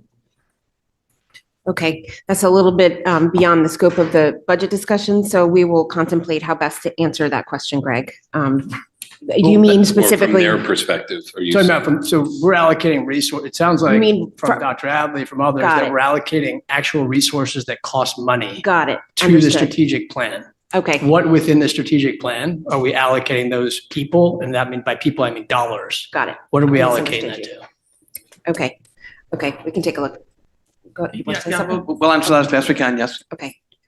Just following up on Trisha's comment, I think, and maybe this is more for RC 24, but I think that the breakdown in caseload for the special education teachers and the gen ed teachers in the PPTs, I think would be really helpful as well. Thanks. Okay, agreed. I agree. It's a 24 topic, but that said, yes, we'd like to see that Tuesday. Robin? Could we also, and we're talking about SRBI also on Tuesday, but Yes. I don't know if that is a caseload driven kind of a thing as well, but since we're talking about interventionists and the middle school restructuring, I think that would be helpful also. It is, yeah.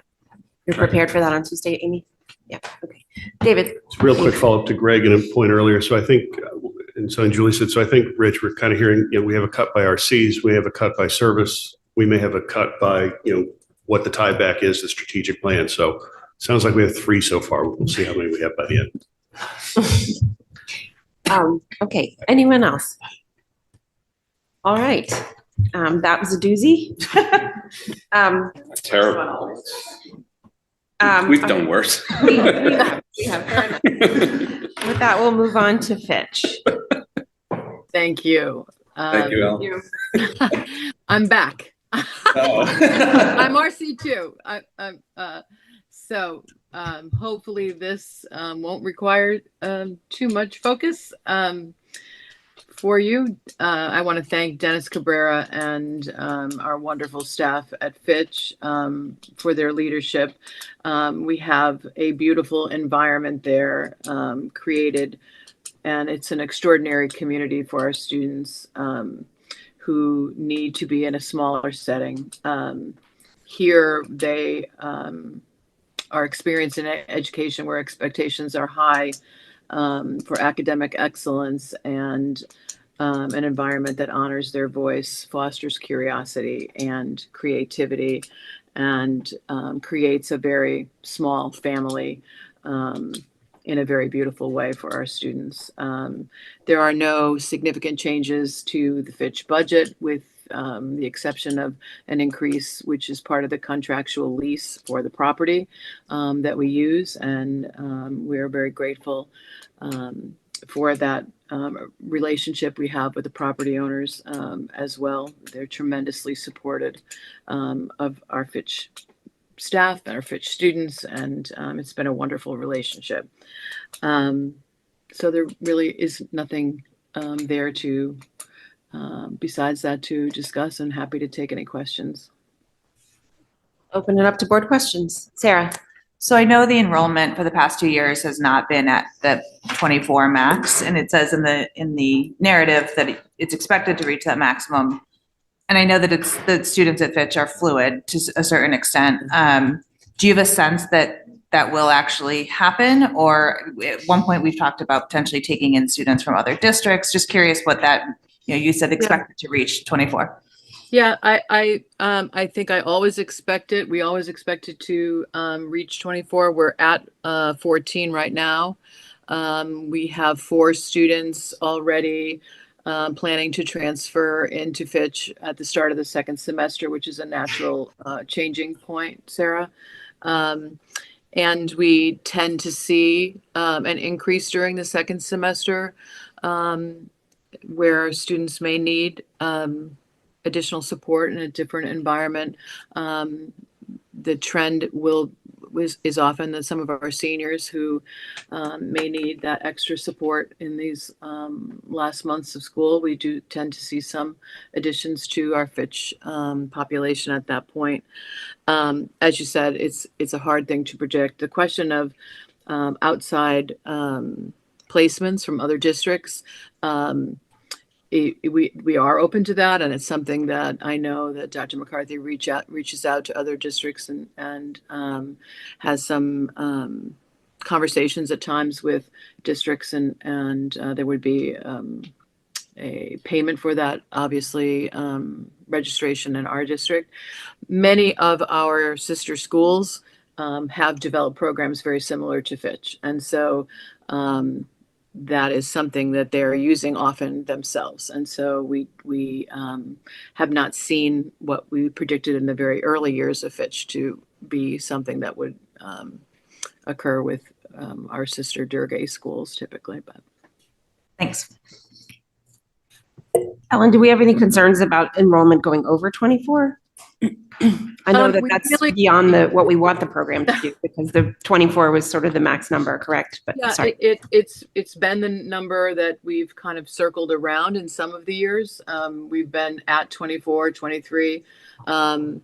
If we needed to bring a student past 24, we would do that, obviously, right? And then we would look to you if we had a need for any additional staffing. But the environment, the space, I think we've agreed on, and that's kind of the ideal number at which not to exceed.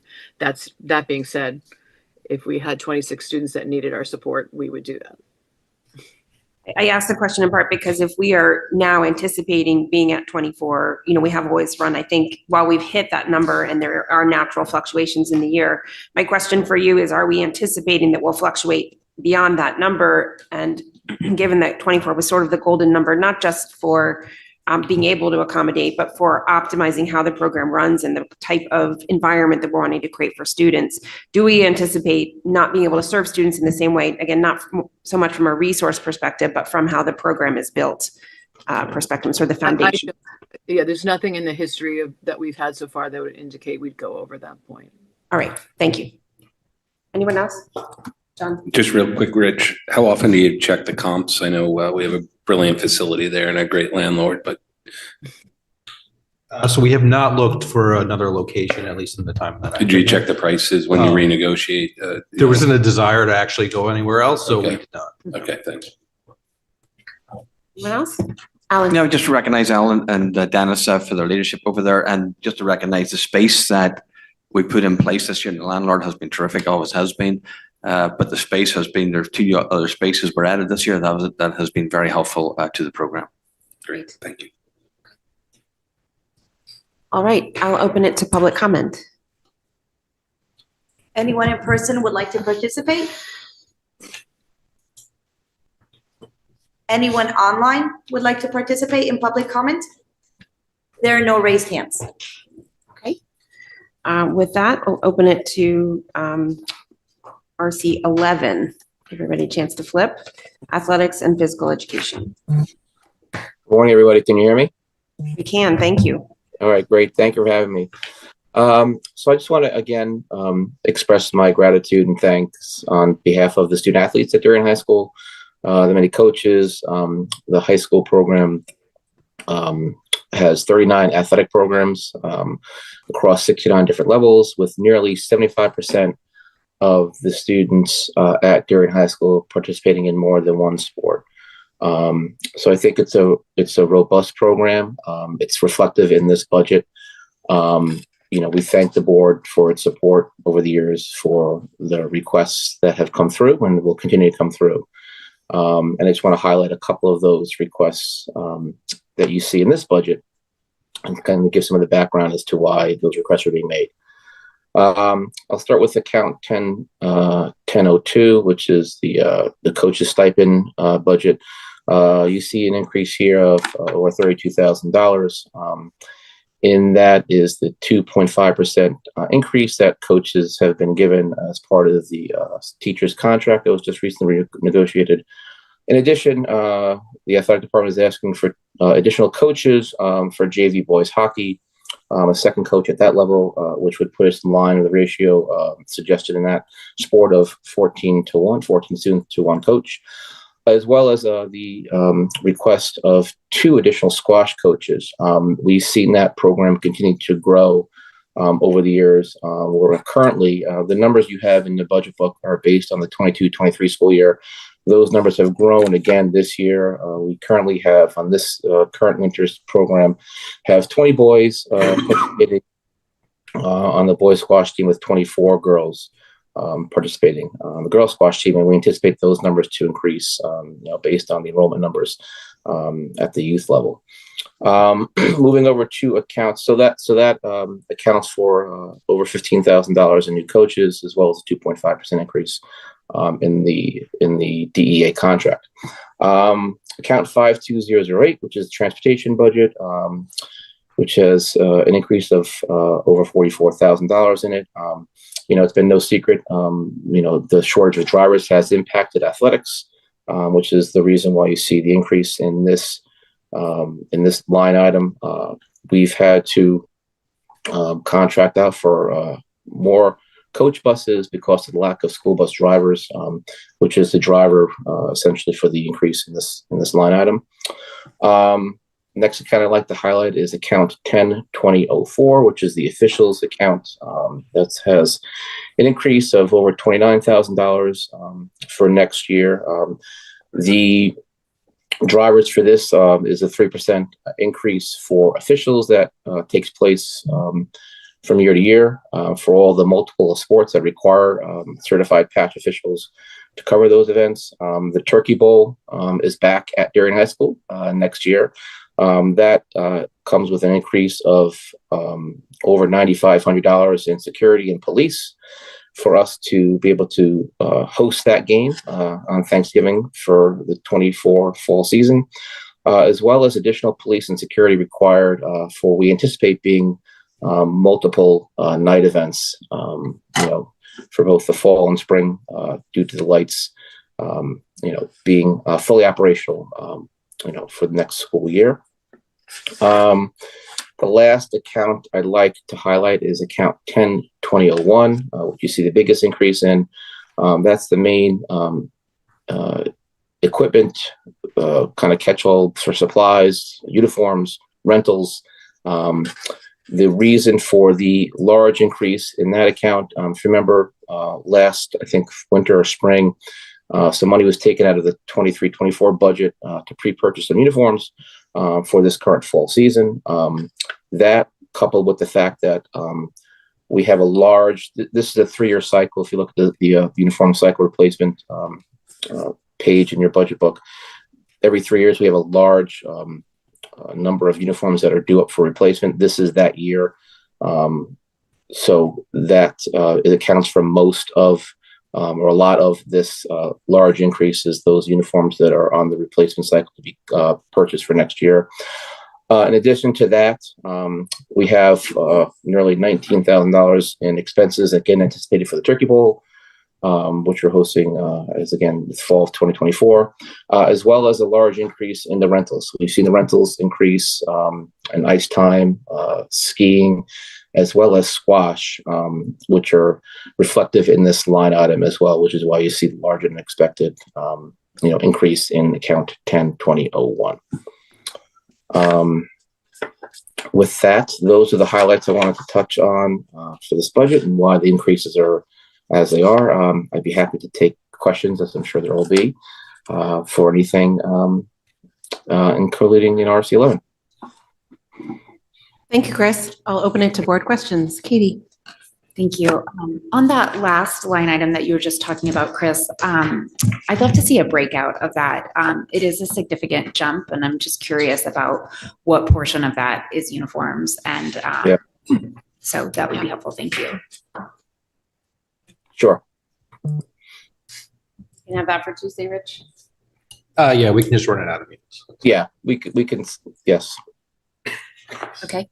I have a couple questions, and this is on that same 2001 account.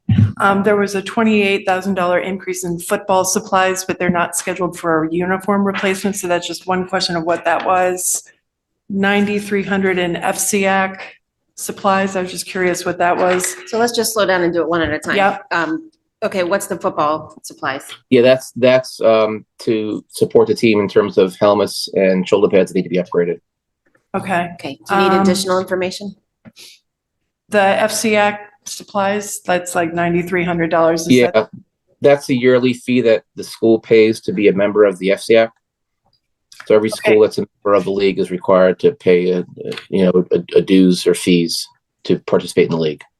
Okay, and then the Turkey Bowl had about what you mentioned, the $19,000 roughly of supplies. What is that for? Are they getting new uniforms just for the game, or is this? No. That is for coverage of the game. It'll be Port Johns. Most of it is for to bring in the portable bleachers that we use for the anticipated larger crowd. So we get it's 4 or 5 sections of portable bleachers that we put on both sides of the stadium for the larger crowd that we have for that game.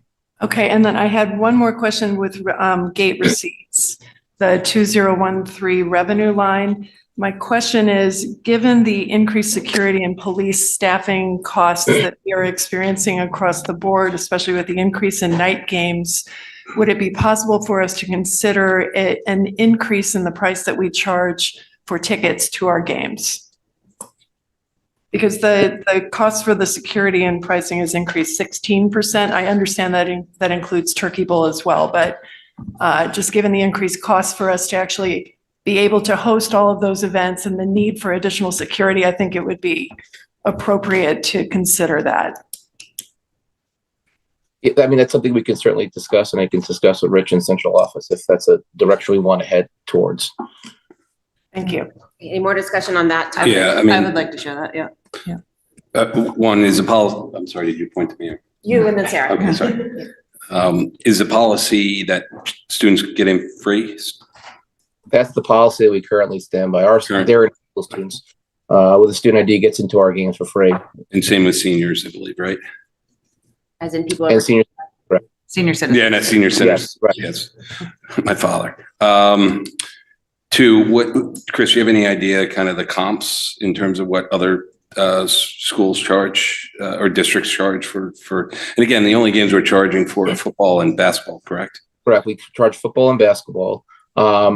I can get those comps for you easily if you like, and we can take. Yeah, I think if we're going to go down this road, we're going to have to see that. Yeah, I just reiterate, we're only charging for 2 sports, and I mean, as much as I like participation fees, I think they should be more even than spectators at 2 sports. We charge it for boys hockey as well as swim search. Yeah, Dave just asked the boys hockey. Those gate selection collection goes to the venues, correct? Correct. Sarah? I'm gonna throw out the unpopular opinion that it's not gonna make me a fan favorite of many people, but sports is an extracurricular, right? It is not something that is, I understand the benefits of it. Don't attack me for that. However, I am a little bit frustrated that doesn't seem like there's been any penny pinching here at all when we're making much bigger decisions in the general budget. It looks like it's a double-digit increase. And I don't want to be the Dennis Maroney of a few years ago, but You just became them. It's that seat right there. It's the seat. I would like to know what has been talked about in the athletic department to control our costs. Okay. It seems that it's growing significantly. And let's not forget, we talked about participation I hear fees and we you. rejected those. I hear you. And just currently, just to reiterate, this budget does not take away programs for kids, or like extracurricular, co-curricular, curricular at this point. Were there any, so over and above that, were there other types of reviews that you guys went through from an efficiencies perspective in the vis-a-vis this? Right, that's what I would like to know. What has been discussed throughout this? And we are adding headcount, to your point. Right. We're taking away headcount in other areas. Right. All right, so, sorry, we can speak to that on Tuesday? Yes, we'll review it as best we can. Okay. Just one question on that note, with squash, since the coaches are being added so we can have a girls team and a boys team, I'd love to know if that is the norm in the rest of the DIRG. Okay, so that's whether or not having both a boys and a girls squash team is the norm? Is that correct, Robin? That's right. Can we answer that, Rich or Chris? Do we know? I'd have to do some research on that. I know that they certainly compete separately and practice separately, obviously. I can do some research about what our current sister schools do, and get back to you. Thank you. Chris, am I allowed to tease you that I like your bed? Yeah, this does not look comfortable. You didn't hear me. I said, am I allowed to tease you that I like your bed? No. Sorry. Julie and Katie have their hands up. Okay, anything else? Julie, then Dave. Then Thank Katie. you. I think I have 2 quicks and a long. Elementary intramurals, 10-1-008, up considerably. Where is that happening and what's being added? I mean, up considerably from 2,000 to 10,000. So there was a transfer earlier in the year, if you recall. So typically we budget for all 5 schools to have elementary intramurals. Historically, only Holmes has run it, and so during the year we had transferred out the balance of funds for the non. Understood. Thank you. On coach to player ratios, I think we've asked this before, Chris. Can you please provide to us a refresher on how that's decided? I know there's safety factored in. I know there are logistics. I know there's, field space and coverage and all that good stuff, but I'd love to understand that more. And that's something I'm asking in relation to what Sarah was getting into. I'm torn in asking the question about why don't I see anything that looks like efficiencies or changes in practice or anything to try to bring down costs in here, because I do believe that what you all are asked is to bring to us what you think is the best budget to provide the services and opportunities for our students. So I recognize that as I ask this question. However, that being said, I think it's literally the only RC in the book that doesn't have one single negative number featured in it anywhere. So I'm having a hard time seeing what we're doing just to try to find ways to change our practices or to scale back somehow, somewhere. So not necessarily in this budget, but last year, you'll recall we made the decision to contract out 2 athletic trainers. That was a savings in the budget. And then we also did eliminate the athletic department secretary. Doesn't affect this year's budget, but they were previous efficiency. Understood. I'm looking for what have you done for me lately? Thank you. Yeah, I mean, a lot of this, the buses, I think some of these are hard to control in terms of the bus costs. We can look at that 3-year uniform replacement cycle, which is a big reason for that account 10-2004, which that's something that the board has looked at. But I'd be happy we can look at efficiencies. But I think we have, and I think to your point, Julie, this is the best budget. I think that provides the best experience and programming for our kids for athletics at the high school. Dave, then Katie. I guess following up a little bit on Sarah, but not to pick on Dan. Not following up in that way. The point I made earlier about looking at sort of the sweep. I remember we were sitting here as a board a few years ago and we had a team showed up. We had every team member tell us why we had to buy them gear, why we had to buy them gear. We have other teams who go out and wash a lot of cars, do a lot of events, have a lot of actively involved parents. They are able to raise a lot of money. I think it's a great lesson in sports that we should follow through to our policy. You work hard, you commit, and you own your destiny going forward and what the result is. So in my mind, it's most equitable if we have teams that are able to do hard work, build up a reserve, build up something to support that team going forward.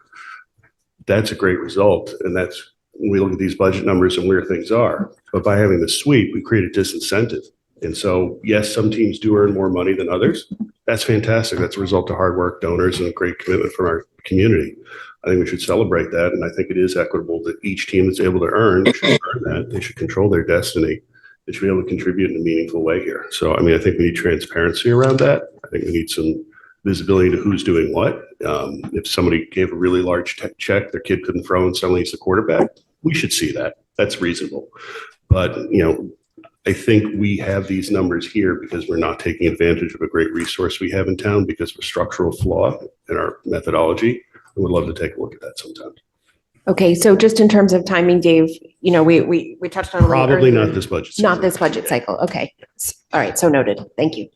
Katie. Thank you. I also had a question about the ratios, so thank you, Chris, for getting into that. I also wanted to ask about transportation, considering that is also a driver of increase.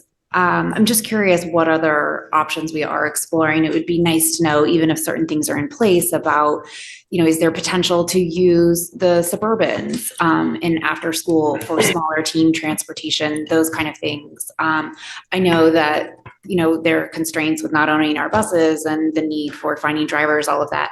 But it would be nice to hear about the creative thinking that's going on in that. So the Suburbans aren't available as they're doing runs for kids.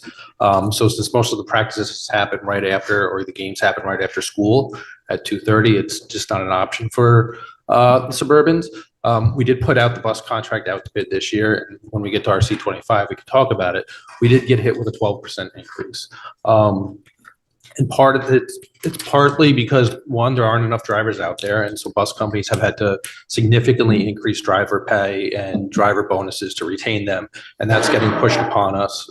We don't have a bus depot. And so the amount of companies who are willing to bid just isn't there. We actually received 2 bids this year, which is more companies than we've actually gotten in the last 20 years.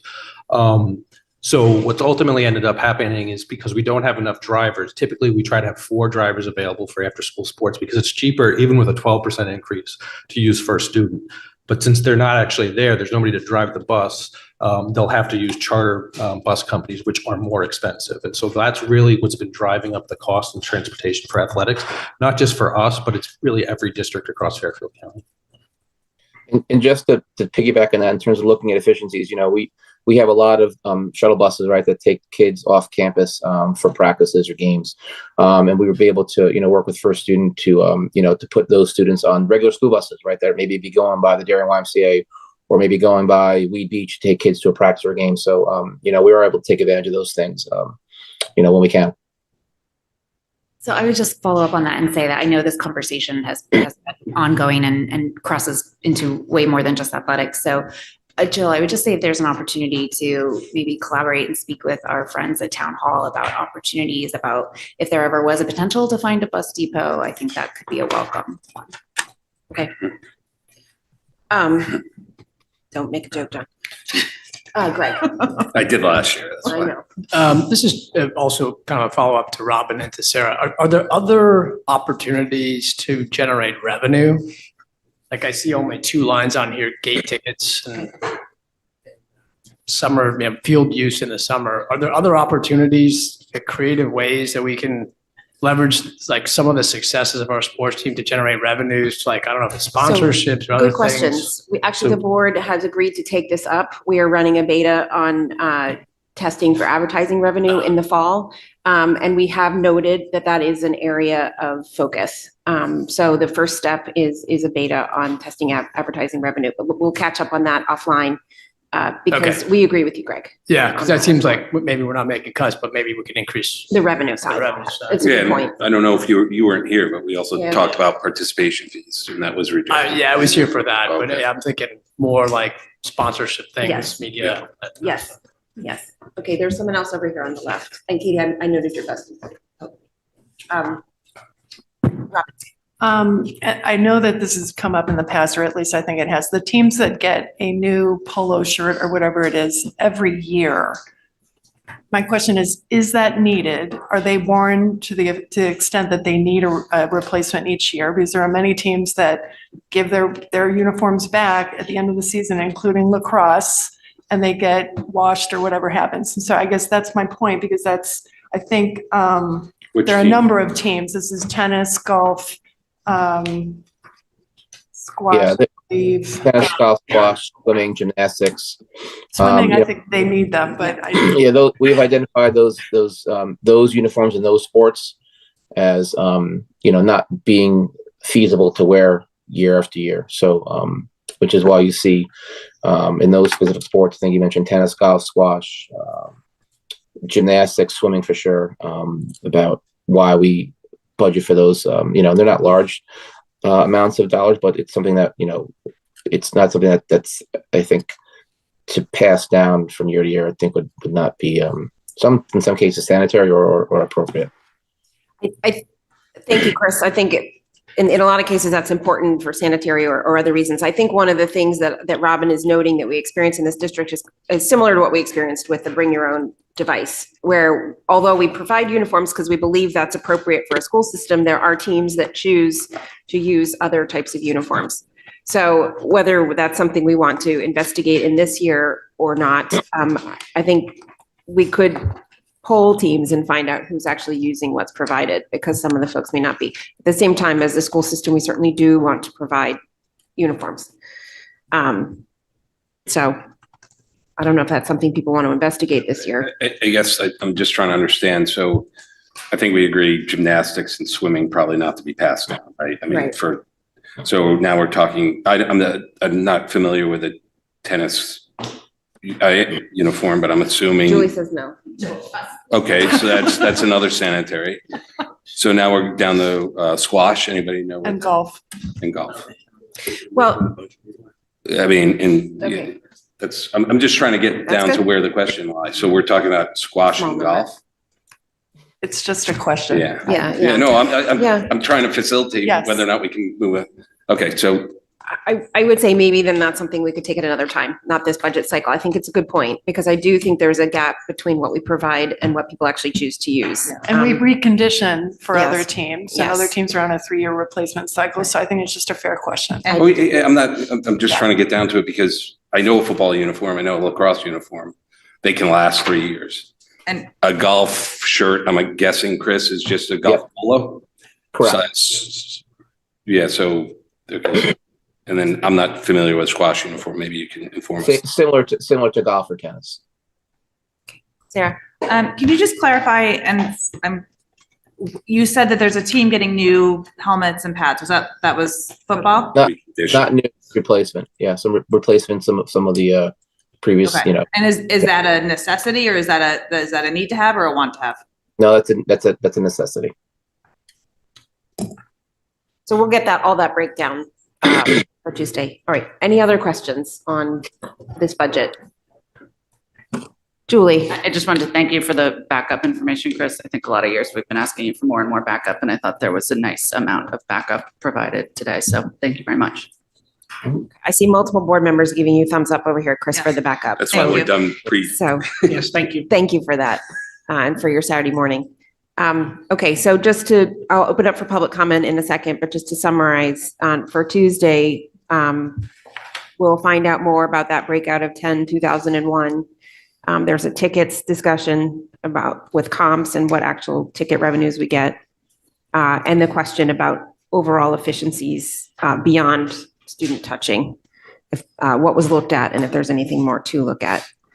Chris is also just going to answer whether or not boys and girls squash is a norm in the other DERGs. Were there other questions? I have a few other notes, but I don't have any other questions to answer written down. Can you just clarify, diving and swimming, that's one team, Chris? You break it out separately, but there's a line item with two athletes. We do. It is one team. They score as one team. Because of the limits we have at Derry YMCA, they practice and compete separately, which is why we break it out. As you see there in the budget book in terms of different line items, but it is one team and they score together. Okay, so they compete at different events, but they then combine the scores. Correct. Got it. So they travel differently. They've coaches. Okay. Different dedicated coach for diving versus swimming. Correct. All right, with that, I'll open it up to public comment. Anyone in person would like to participate, please come up to the podium, state your name and address, and if you're representing an organization, please state the name of the organization. Hi, my name is Beth Lane. I live at 16 Hillcrest Avenue. And while I am the DHSPA co-chair and the co-vice chair of F&B's committee, for education budget, I am actually just speaking on my own. I have a question about helmets. You say the football helmets get replaced and are part of our budget.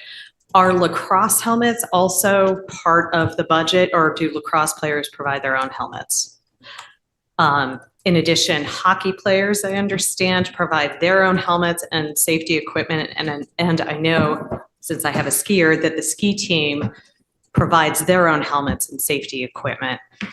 And I'm wondering why football we cover. I don't know about lacrosse, but I'm wondering why safety equipment varies depending upon the sport. That's my comment. Thank you. Anyone else I'll do it again. Anyone else is there a point of information there? I guess the point of information, which teams do we cover safety equipment? So Chris, I think the point of information is, do we provide lax helmets? We do.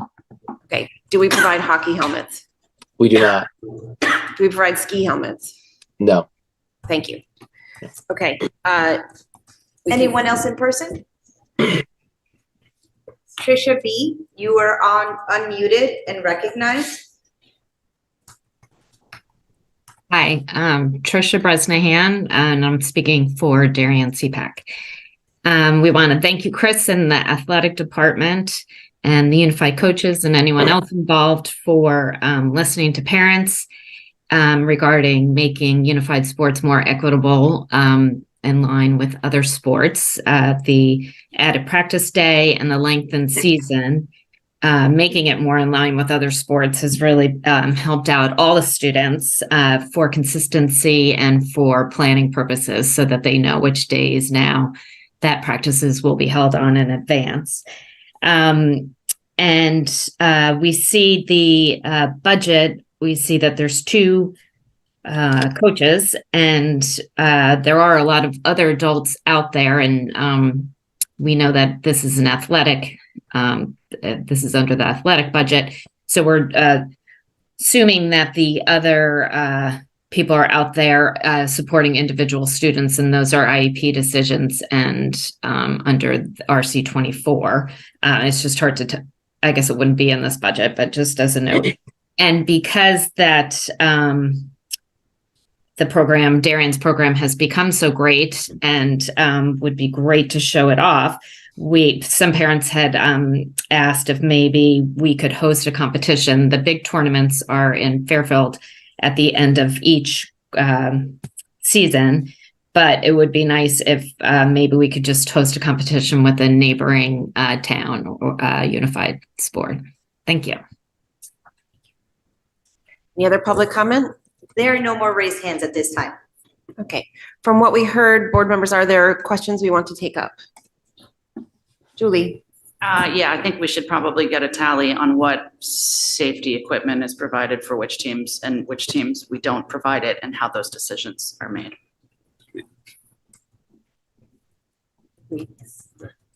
Answer today. Quick answer. Is there a quick answer to that, Chris?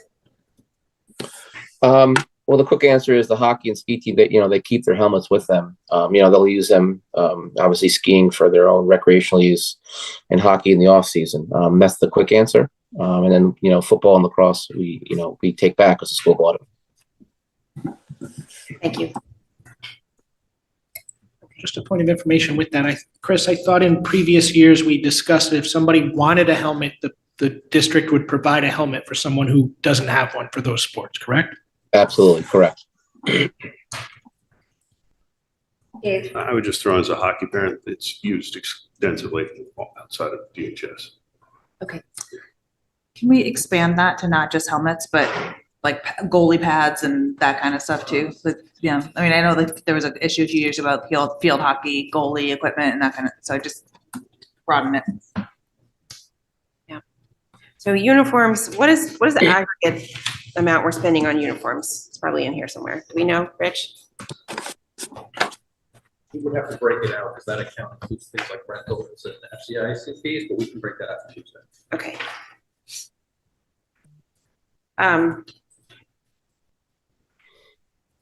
So what is I just want to clarify the question we're asking around sort of safety equipment. Do we have a concise question that we're asking? I got my answer. Okay. Anyone else? My only follow-up would be to that I would just encourage the athletic department to make that policy that Dennis just highlighted clear to players so that they know that that's available to them. Even if it's standard that most kids bring their own, I would like our students to know that if that's something prohibiting them from joining a team, that the district will enable them. Okay. That's fair. I don't know whether Ellen is listening, but if that could be reinforced to her, certainly Chris is, please. Thank you. All right. So we don't have an overall question on safety and uniforms at this stage. Other than if Robin still has. Or Sarah, I think it was. Well, I just think it would be good to know what is, I don't know if you can make this distinction, like the pretty uniform versus the safety uniform, right. I don't know if you can make that distinction.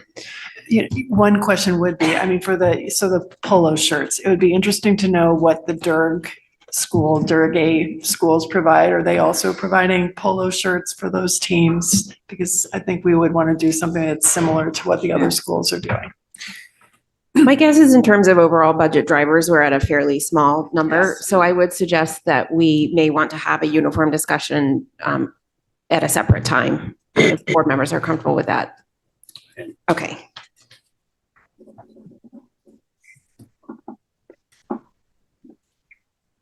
If we truly have a safety issue, we could always do a transfer at a later time, for example. Okay. Are we still on public comment? Where are we? No, we're done. We're done. Done. All right, thank Done. you. Done with the RC. Okay, Yep, moving on. it is Thank you, Chris. 10:45. Thank you. Our next break is scheduled for 11:30, so let's keep going. Middlesex, if you've got to excuse yourself, please do. Middlesex, RC3. Hello, good morning. Before I start, I just want to thank the board, the cabinet, and the community as always for taking the time today to discuss the budget and for their ongoing support of Middlesex. I also want to quickly take a moment while it's not in the budget book, just to address some areas I have been advocating for: mental health, student learning, and instructional leadership.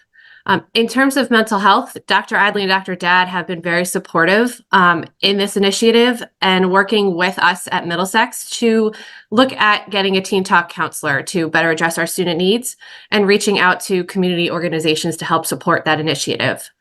I'm also hopeful that that would be an addition next year to our staffing. We also address the needs for extra support of students through interventions and looking at the possibility of using existing teachers who have what we call an open fifth period to provide those additional supports to students. I believe that this would revise our intervention model in a beneficial way and strengthen the Tier 1 classroom support. And I believe that part of that is going to be addressed on Tuesday. Turning to the budget book, we always start with the projected enrollment. You can see we are up 5 students next year from this year. Otherwise, 6th and 7th grade stays relatively similar, with grade 8 being our biggest year next year. We also have the introduction of Mandarin Chinese to 8th grade, which increases our FTE from 0.8 to 1.0, as she will now be teaching all 3 grade levels. The next part is the enrollment. Over the past 10 years, the enrollment has declined 122 students, and this is leading to the impact of class size average and where the changes to staffing are coming from. I also have the assistant principal, which is going to lead into another discussion. And in the narrative, it talks about how this is beneficial to maintaining the running of the building, how they are an integral part of the school. I know you heard from Ellen Dunn. It's going to be a very similar type of discussion, from building relationships with students and staff and families, supporting and coaching teachers, problem solving, scheduling, and the special projects or the extracurricular pieces such as the SRBI model and rolling that out, scheduling SBAC and Ames Web, Aspen scheduling, clubs and extracurriculars. Every administrator in the building does have a special project outside of just the day-to-day running of the building. As you heard, the demands on the administrator's time are great, and the needs of our students have increased and have more complex needs. And as we address these needs and respond to them in the moment in real time, this has increased the time on administrators to get what they need to get done. There is a steady increase in students' needs and the response, and it's important role for our staff to be responding to those. It's a relationship that they have built with families. It's a relationship they have built with staff. And we think that that is something that's very important for them to keep. It's, however, leading to difficulty in addressing other building needs. There is a chart in here later that you can see, or actually in front of you, that if you look at the DERG as well, we are one of the largest middle schools in the state, but we have the lowest number of administrators. So by adding another assistant principal, it will put us right in the middle of the DERG for ratio of number of students to teacher or students to administrators. By further dividing the responsibilities, it will lead to opportunities for administrators to be in the classrooms, supporting teaching and learning, more time to work with families and students, and more time for instructional leadership and instructional support. I believe this will have a positive impact overall on the building. Moving on to the next items in my budget. I have the textbook replacement. That is the Mandarin for 8th grade. Currently, we don't have that text, so we are asking to purchase that for the final rollout of Mandarin in Middlesex. My teaching supplies budget, 024011, has a decrease of about $3,400. That is because we have a reduction in the cost of Genius Hour supplies, noting that many students chose to do online presentations or videos versus standalone boards or poster projects. It also has a decrease in the student materials and the per allocation for students. And then my final budget, 025003, is professional development. And that is about $700 increase just to work again with the ADL and bring them in, looking at things like restorative practices, professional development, and there is a social studies PD that is suggested within that budget. Thank you. Okay. With that, I will open it to board questions, with the reminder that we will, as Carolyn noted, be talking in detail about the scheduling component of this and the resulting team, updated team structure on Tuesday, this coming Tuesday. Greg. I think my biggest question is around some of the analysis that was done with respect to the scheduling and understanding. I see like the ratios with respect to teachers to students. Number one, as it relates to those ratios, like my understanding and looking at the forecast for enrollment going forward is over the next 10 years, all of the students that were lost are going to be regained. So in an environment where we are at a teacher deficit and it's become significantly harder to hire teachers, are we going to potentially put ourselves in a troubling situation going forward as the enrollment picks up? So just understanding how we think about those ratios going forward, I think would be really helpful in the context of this. The other things that there's been comparisons with respect to like the teacher to student ratio for the middle school versus the elementary school. How does that take into effect some of the like the IEPs that are in place? So like, for example, my son's in a 4th grade class. There's 5 teachers in that class. There's 24 students. Does that count as 24-1? Or is that 20-1? Or is that 6-1? And how does that compare versus the middle school and how we're thinking about the ratios? Okay. So you're looking for basically persistence over time. So comparing enrollment to this new model so we can understand the impact over time. I think also an understanding of the thresholds because there's a team model. So your triggers are tripped differently. And then ratios of I think, teachers to students. So even with pending increasing enrollment at the middle school, we're still within those guidelines as you go forward during the year. If you look at what the projected class size is, we're at English is at 20, where language is about 19. They're still below what the actual enrollment was in fiscal year 20, about 5 or 6 years ago when you had those additional students. So if you were to revert back to where you were and you add those students back in, you would still be within that 18-24 ratio.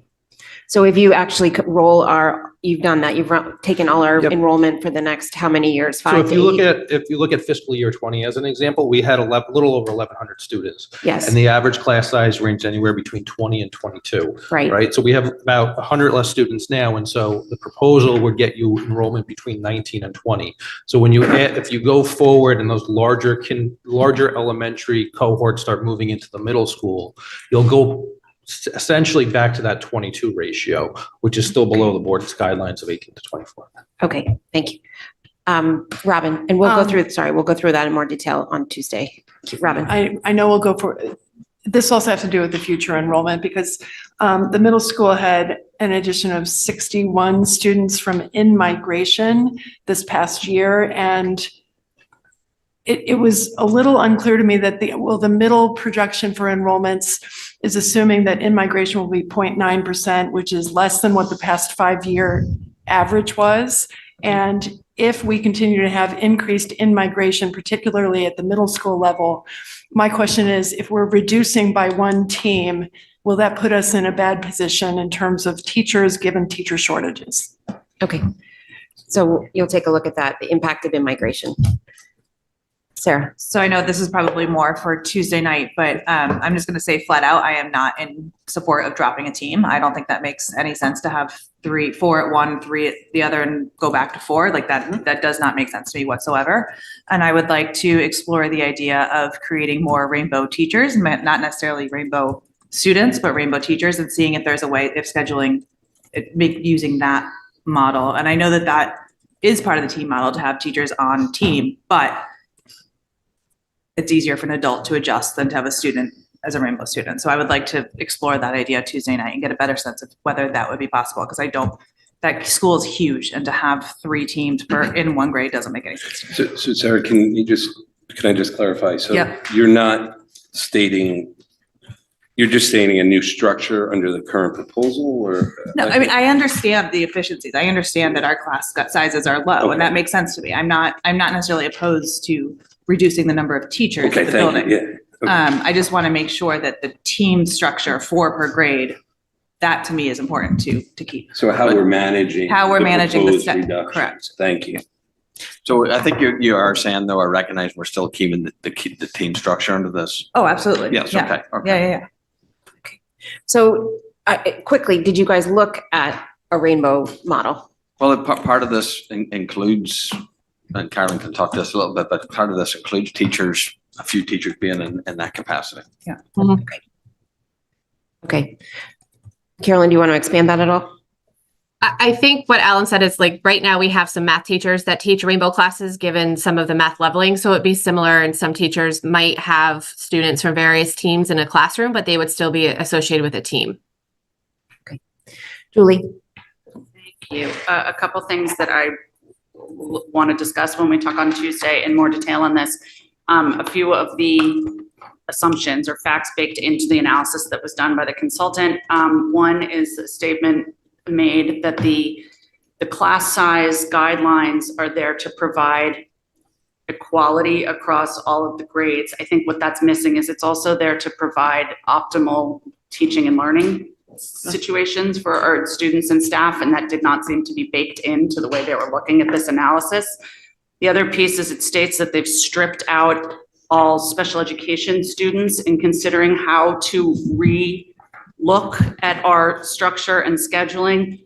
I don't see how that's possible. All of our special education students are general education students first, and there's no stripping them out. So that's not their language. Excuse me, I'm paraphrasing, but Well, I need to understand that Can you better. call where in that report In so the we report? cover it? Yeah. And you Yeah, don't- happily. If you don't have it ready now, but No, I have it. So it's page 1 in the introduction. It says districts set these guidelines in hopes of achieving some degree of fairness for students and teachers, expecting that most sections will be close to targeted class size and teachers will teach the same number of sections. I'm suggesting that it's much more than that. The class sizes are set not just to make sure that people are teaching the same number, but also that you have the right number of students and teachers together. Yeah, in a that's more- fair. That's fair. Which I think we would all agree with. Yes, To me, that's it's fair. not- Yeah, yes, of course. It's not acknowledged. And then at the bottom of that page, again, page 1, the first bullet under methodology, middle school says special education, alternative education, and ESL courses and staffing were intentionally excluded in this analysis. Can So we clarify what that means, that they were excluded? I think, Essentially, it was providing the same level of services and classroom sizes and so on that we currently have for special education. This wasn't a review of special education class sizes or anything. In fact, Understood. so the idea of saying that we weren't looking at special education in terms of class sizes, services, programs that are currently being delivered. I should say that better, but in terms of our discussion about our high rates of identification, our known high caseloads and student need, I don't think you can divorce those two things in any conversation about looking at how we're going to structure or schedule. So I feel like that's something that we need to discuss further, because a strict numbers analysis But to me doesn't get there. But I will say this, right? The board guidelines are guidelines for all students. The board guidelines that we set address the needs of all students, special education students, regular education students. We're not setting class sizes for one particular one or the other. It's an inclusive environment for these classes. And when the class sizes are set and the guidelines are set, it's assuming that we're setting those, knowing that these are the ones that address and support the programming that we're providing for all students. Understood. So we're not compromising that through the process. So Shirley, can you clarify from a special ed perspective, please? Woo. We got to get. I think the language could have been done differently also from New Solutions, but just to say, Julie, I think what the intention of that statement is that they weren't looking or analyzing special education or support services. They weren't looking at any kind of sizing of resource rooms or co-taught classes. They didn't take that as a cohort to look at in terms of instructional models. Kind of looking at it agnostically, Yes, basically, yeah. which I completely understand. My point is, in our using of their findings, I don't think we have that luxury. So I think that has to be something It could have been considered. build back in as a consideration when we decide how to use the recommendations from this analysis. And then my last point, which kind of builds on where Sarah was going, as far as this idea of losing a team at one grade level, which I think we're still undecided on which one we're recommending to go down a team. To me, if we're trying to get to better average class sizes, and then you focus in on one grade and adjust things there, and then you pull back out, your overall averages are going to look better, but your one grade is going to be wildly skewed because their class sizes the grades aren't different enough for the class sizes to not be remarkably different for that particular 3-team grade versus the other 2 4-team grades. So I'm not understanding that proposed solution either, while I do recognize that we have a number of classes that are still too small. And then I'll stop talking. No, that's okay. So Rich, Thank you. Rich, you'll look at this for us by grade level so we can see maybe it rolling and how that works. And then I think the other thing from Julie's comments, when we talk to the consultant, I think we need to ask about the what limitations to the findings he sees when he runs an analysis without analyzing those additional categories. So he should be prepared to answer that, please. This is to follow up on one of Julie's points. So the rolling kind of enrollment. So we have had, I believe next year's enrollment will be a decrease of 30 students in 7th grade, an increase of 30 students in 8th grade. And again, that has rolled from those classes from 6th through 8th. So if you reduced a team in 7th, then, and I'm just also concerned about the reduction of one team. And then my other question with the scheduling change is that if we're reducing a team and 8 teachers, I would want to ensure that we're still able to continue to offer the accelerated and differentiated levels of math, accelerated 8th grade English, and have the teachers that have the capacity and knowledge to teach those courses. That's it for me. Oh, and one additional question, I'm sorry. I'd like to know, what is restorative practice? That was the professional development line, I believe, because I'm not familiar with that. Amy, you want to answer that quickly? Sure.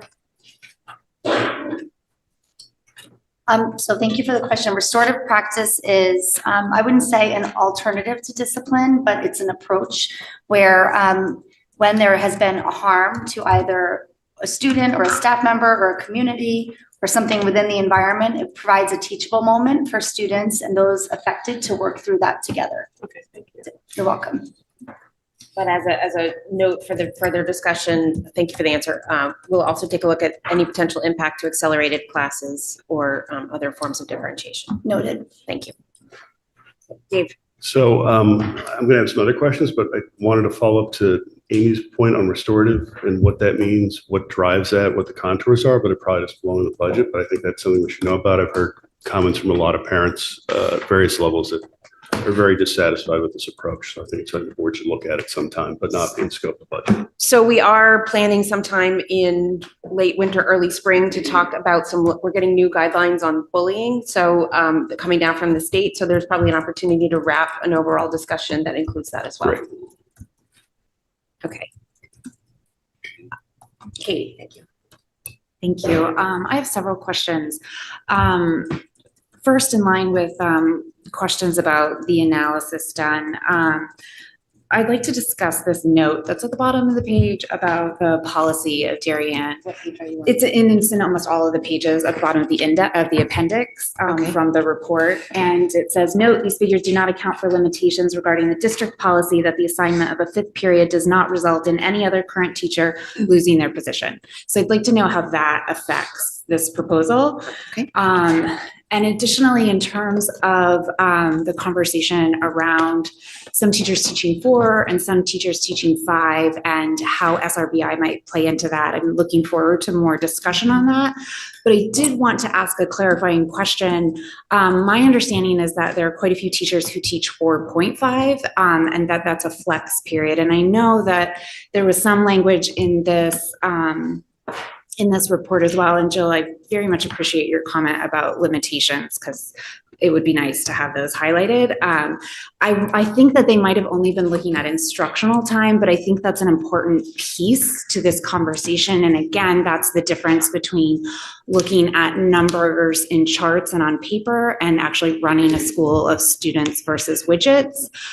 Because that 0.5 of flex, you know, that is coverage, that is important, that is a time where students, that's important and it should be counted. It shouldn't act as if like teachers have a free there. So I'd like a little more information on that. I think that there's, to be honest, a lot of specifics that are missing in this.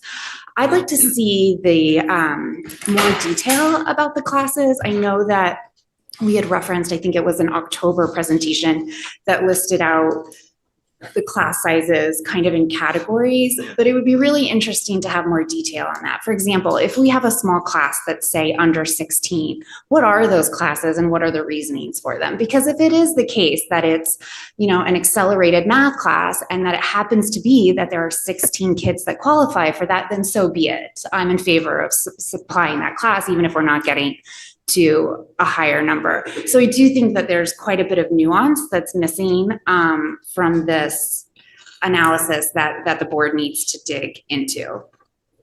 Okay, so I have 3 notes from that in terms of follow-up. The first is the footnote. The second is the impact on instructional time. And that wraps in kind of your 4, 4.5, 5. And the third is detail on the classes that are enrolled at under 16. Okay. Oh, sorry. And I should just say, I'm also interested to know how many are over, right? Like we're talking about 22 and I think 23 is the max, but how many are 24. Thank you. How many are at or over that? So for 4.5, those aren't considered duties. What that is what a teacher will be teaching 5 one semester and then 4 the next. So it's not as if they're teaching 4, but then have a duty that counts as a half. All right, thank you. Somebody was over here, David, then Dennis. So just a couple of background, one thing about what I'm thinking, and then I'll get to the point, and maybe you can help think about where this belongs in terms of the budget cycle or outside the meetings, because I'm a little unclear. But when I think about the enrollment numbers, as Greg mentioned, the projections, when I was in Fairfield in the 90s, they closed one of the high schools. And not long after, they had to build another middle school and reopen the high school, and it wound up being significantly more expensive. So having seen that experience, you know, it's very short-handed, short-sighted, and wound up being far more expensive. So I follow Greg's concern there of making based on short-term projections and what the actual cost will be in the long run. The other thing is I'm thinking about just operational processes. And when you have resource constraints, you wind up having bottlenecks and how much time it's going to take to resolve the bottlenecks because you're capacity constrained. And while I'm happy to have a tight staffing ratio as much as possible, I do worry because I hear the anecdotes from Barry and I hear other reports from students about how they're overworked with necessary outside projects, how they're overworked in their day in, day out skills. And sort of the first principles issue I'm looking at here when I look at this budget overall, to Sarah's point, like I want people on the front line. I want people interacting with their students. I want people very involved. I don't want middle managers sitting in their office all day pushing papers. So this budget seems very much to address, let's have more middle managers to alleviate, but we're not providing on the front line. So there's a big dichotomy in how this is approaching. What I'd really like to see from the leadership is how are we improving processes? How are we delivering technologies? How are we looking at how we deliver our mission to reduce that bottleneck, to reduce the workload and allow more people to be up front interacting with our students day in, day out. So to me, that's the first principle that's missing in this budget is we're not reducing workload. We're not getting people in front of students where they need to be. We're not having those key interactions. So I don't get it. It seems we're putting bodies where they have the least impact day in, day out in students' lives. And so really from a top-down level, I think this leadership approach that's been presented here is poorly construed. So David, I think there are two different components of work that I think we'll need to talk about. One is there's work that's mandated to us. You know, a lot of the work from, it was mentioned earlier, from bullying, that we've got new state guidelines coming in. Those have changed over time. They've actually changed fairly quickly. Staff have had to respond fairly quickly, and it's a fairly onerous process. Special education is another one. Part of what the difficulty is not so much, yes, our identification numbers are high, but it is the requirement from the feds and the state that necessarily to protect kids, but it's also onerous for staff to get through those requirements. So I suggest that we need to understand both buckets, because there are things that are brought to us, and there are things that we are hearing where we may want to pare back that are more optional. I think that's true, but I think that's still a level down of where we need to be. And I think from the board, you know, we want to be in a supervisory position. We want to be setting goals, managing or measuring, you know, effectiveness. Okay. But if we're driven by the budget and, you know, poor design here, I think we do have to reach down at an operational level and say, no, we want you focused here. No, we want you focused here. And it shouldn't be driven by the budget process. It may well be in this situation. I know that's always a battle we fight back and forth. Yeah. But Sure. you know, given where this is going and, you know, what seems to be a lot of dissatisfaction, we may have to reach in a little bit more operationally than we have in the past. Okay, so I think just to summarize a little bit, I hear you, what you're asking for is when we have that sort of overall administrative structure discussion, there's a component of, I understand your point. You're looking macro, not at what the solution is, but to the extent that we can look at that macro level while we're talking about the solution. We may have other things we have to identify and take on later. Clearly, but I mean, we can't start at the bottom and work our way up. We have Yeah. to start, what's our key drivers? It's I hear you. You know, good education, is delivering good experiences to our students day in, day out. And that should be what drives it. When we look down from that and how we're doing that, where the focus is, I think this approach will not be very satisfactory. Okay, so we do need to understand the key drivers, and there I would say there are things that are outside of the control of the district, and it's important to understand the ramifications of those, and then there are things that are within our control. And it'd be important to understand that impact on the decision-making and on the administrators we have. Okay, Dennis. Yes, I have three points. One is, I'm agreeing with Dave, and something earlier Katie was talking about is just, it feels like this is the Band-Aid to solve a problem, that we're not doing any analysis of what the root cause is. And I think, Alan, on Thursday you mentioned, and I just have in my notes, this is not the best way to run Middlesex, is the TEAMS program. Is that efficiency? Is that equity? Is that economical? Or what was, and I didn't, because that's just my notes. So I think you may have sketched something out differently. And to me, I think maybe that's something we need to look at is what is if there's a best way to run a middle school, what does that look like? And then how do we do that? I think Alan said it's not, it's the most expensive way to run it. Most expensive way, okay. Yeah, go ahead, Alan. No, that's true. The commitment to the team is the most expensive way to run a middle school. I think that the vast majority of people and educators would argue that the team model is the best model. I don't know how to agree at 100%, just honestly, physics. I don't think they're separate things. The idea of the team model is very supportive of students, absolutely. But we're not taking away the team model here. There's no intention to take away the team model here. Okay, fair enough.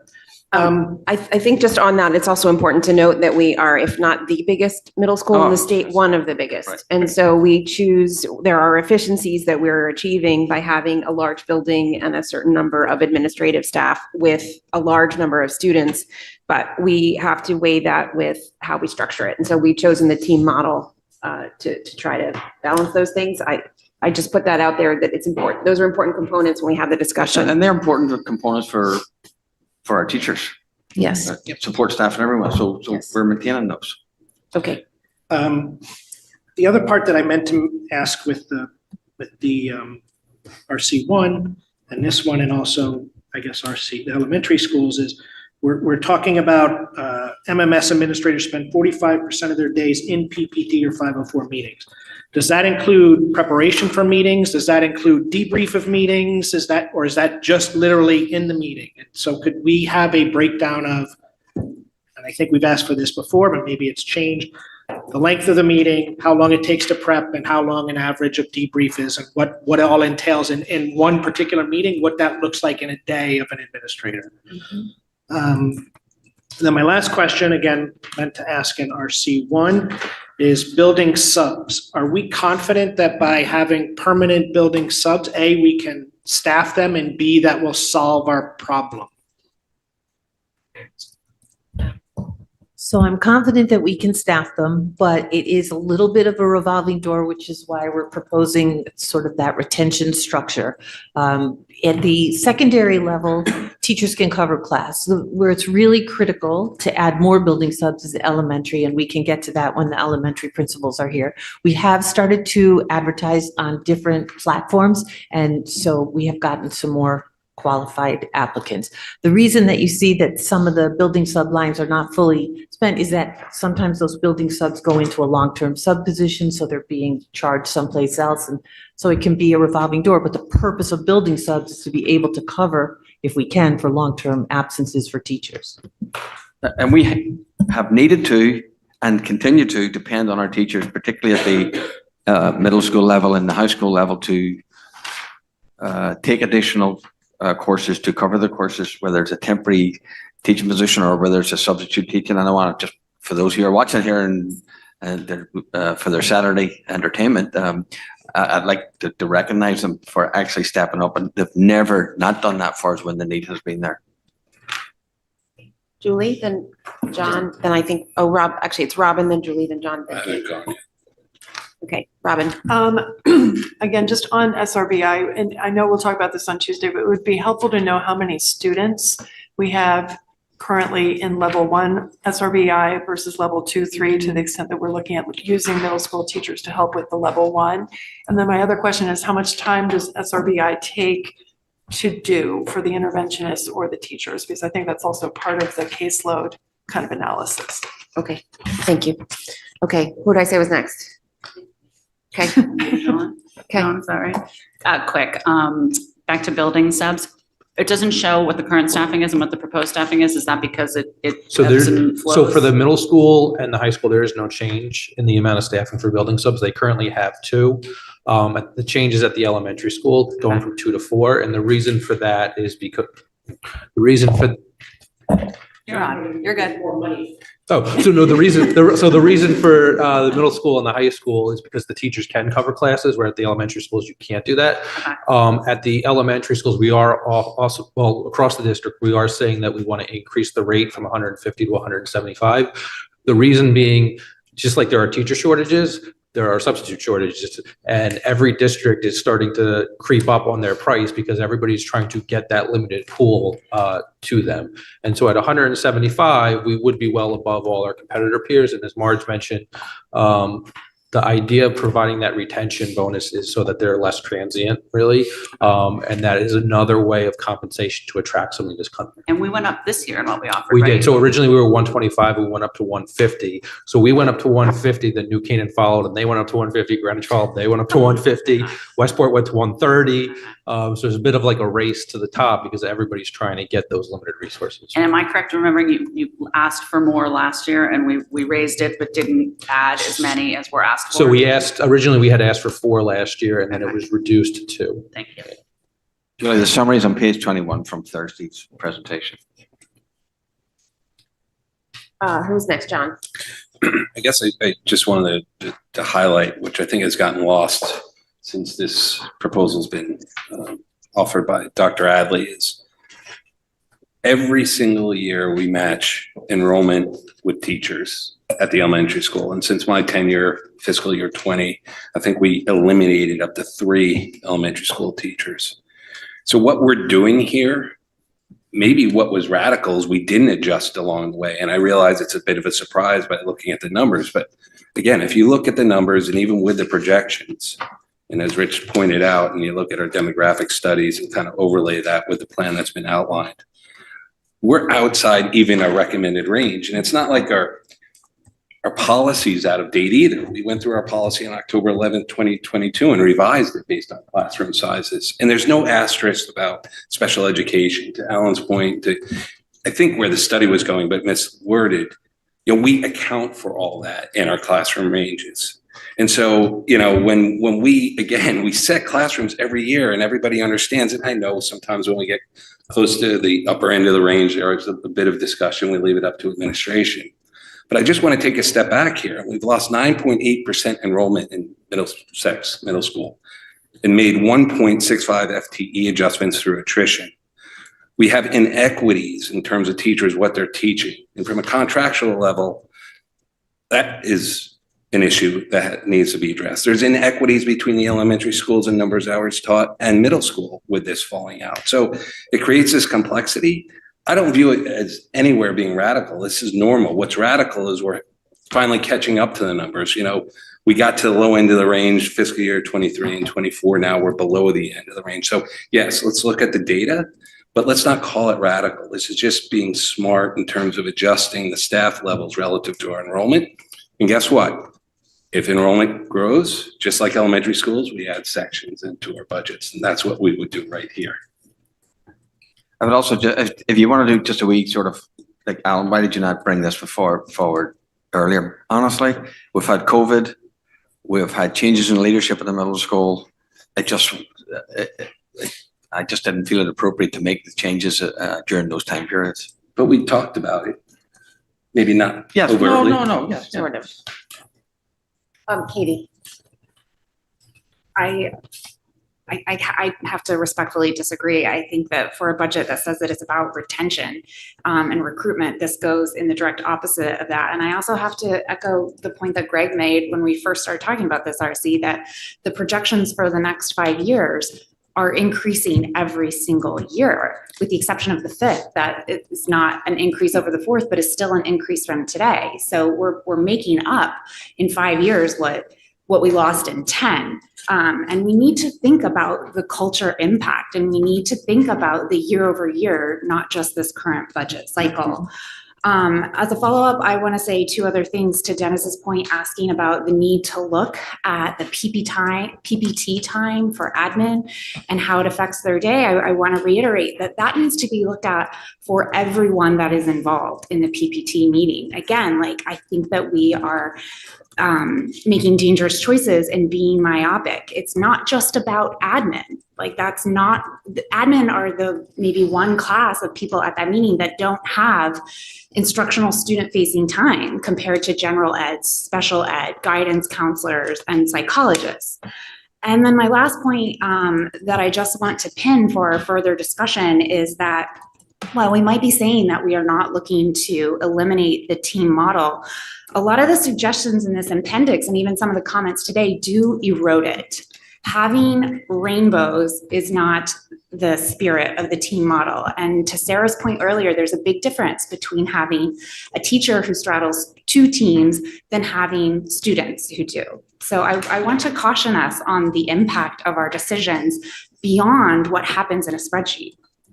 I have to retort. We follow policy on this board, and the policy currently from grades 6 to 12 is 18 to 24. If we'd like to change the policy, we can have that discussion. But if we're not following our policies and making exclusions, we're going to have a problem in managing this board. Okay. Any other specific items that we want to follow up on vis-a-vis this RC?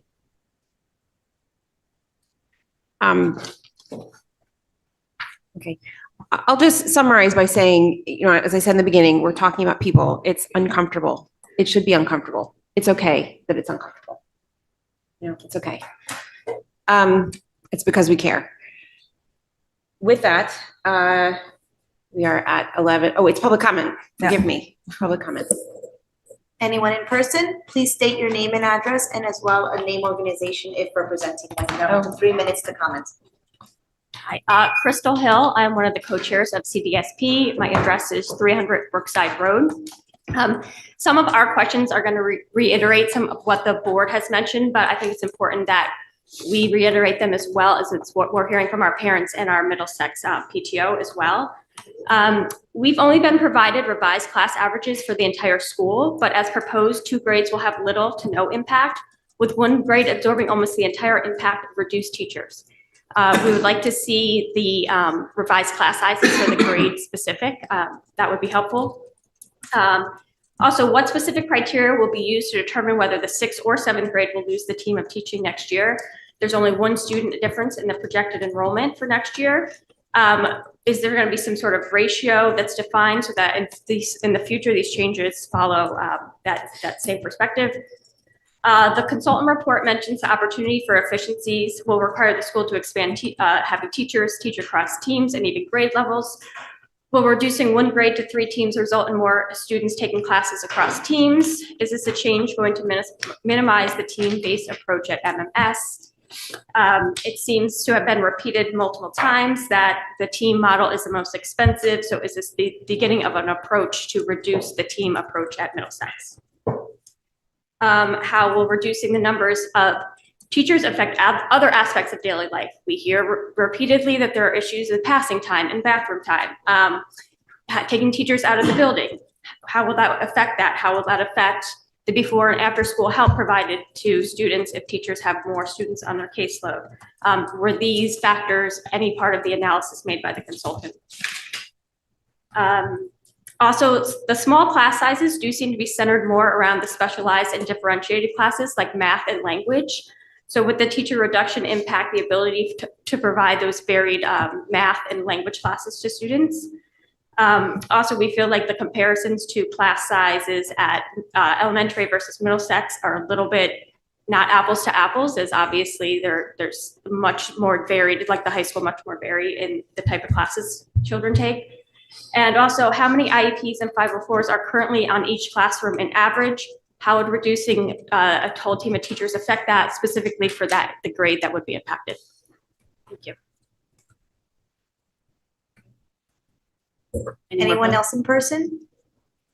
Online, we have Alex Taylor. Please state your address and name of organization you're representing.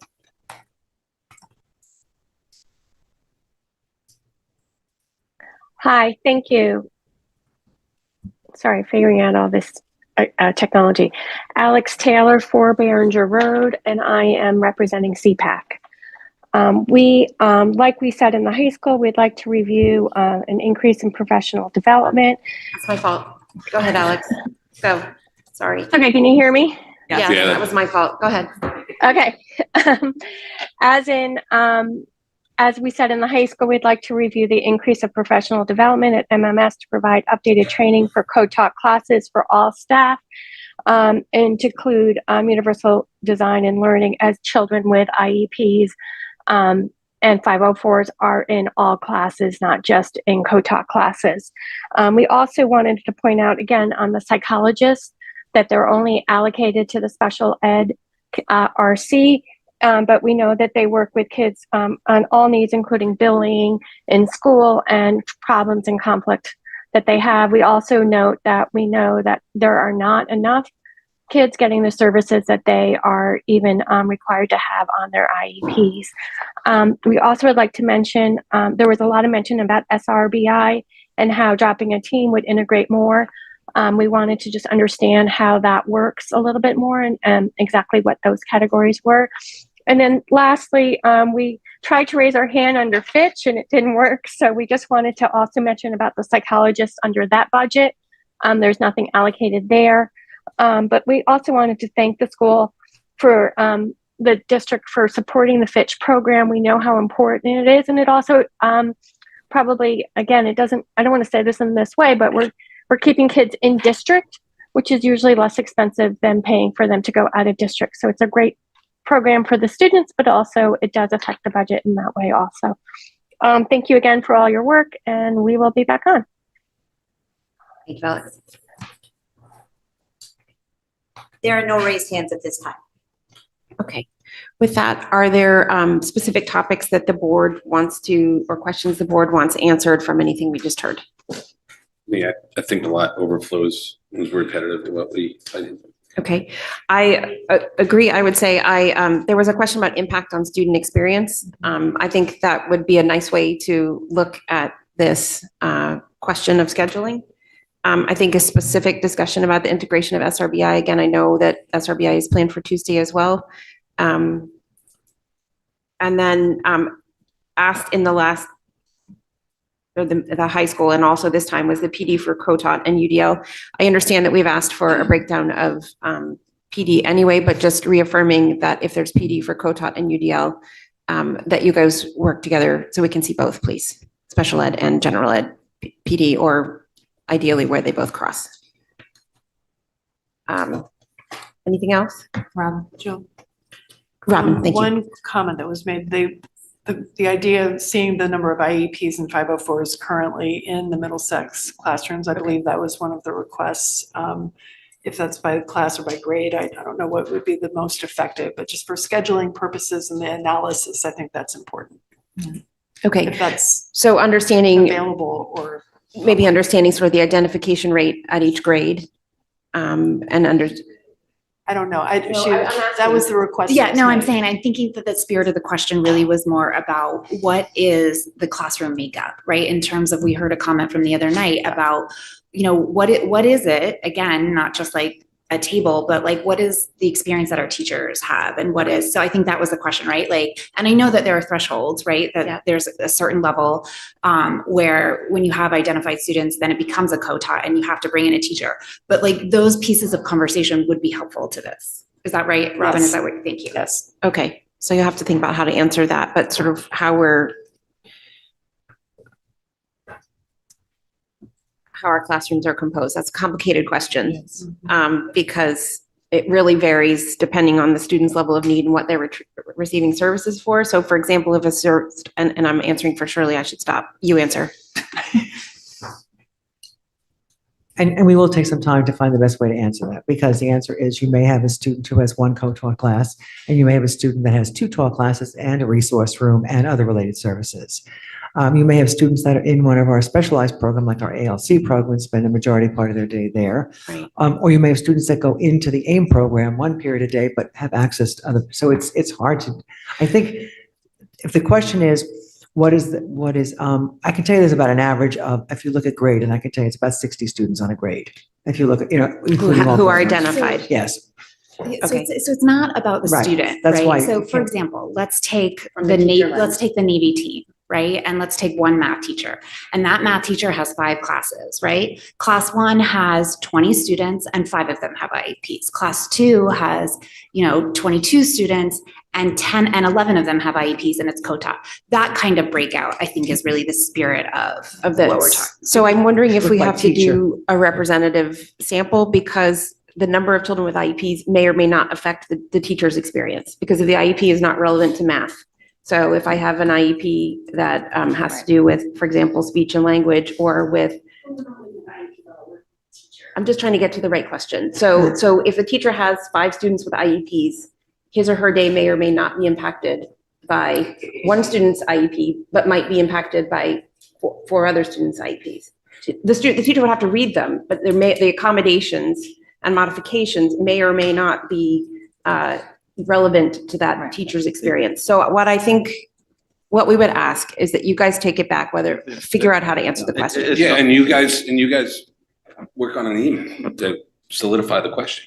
I'm confused. Well, it does, because the similar thing could apply to where it's children with more IEPs in the class. Well, that could be in some ways, even if you reduce the class, that in some ways could be a less inclusive environment, because the bigger the class size.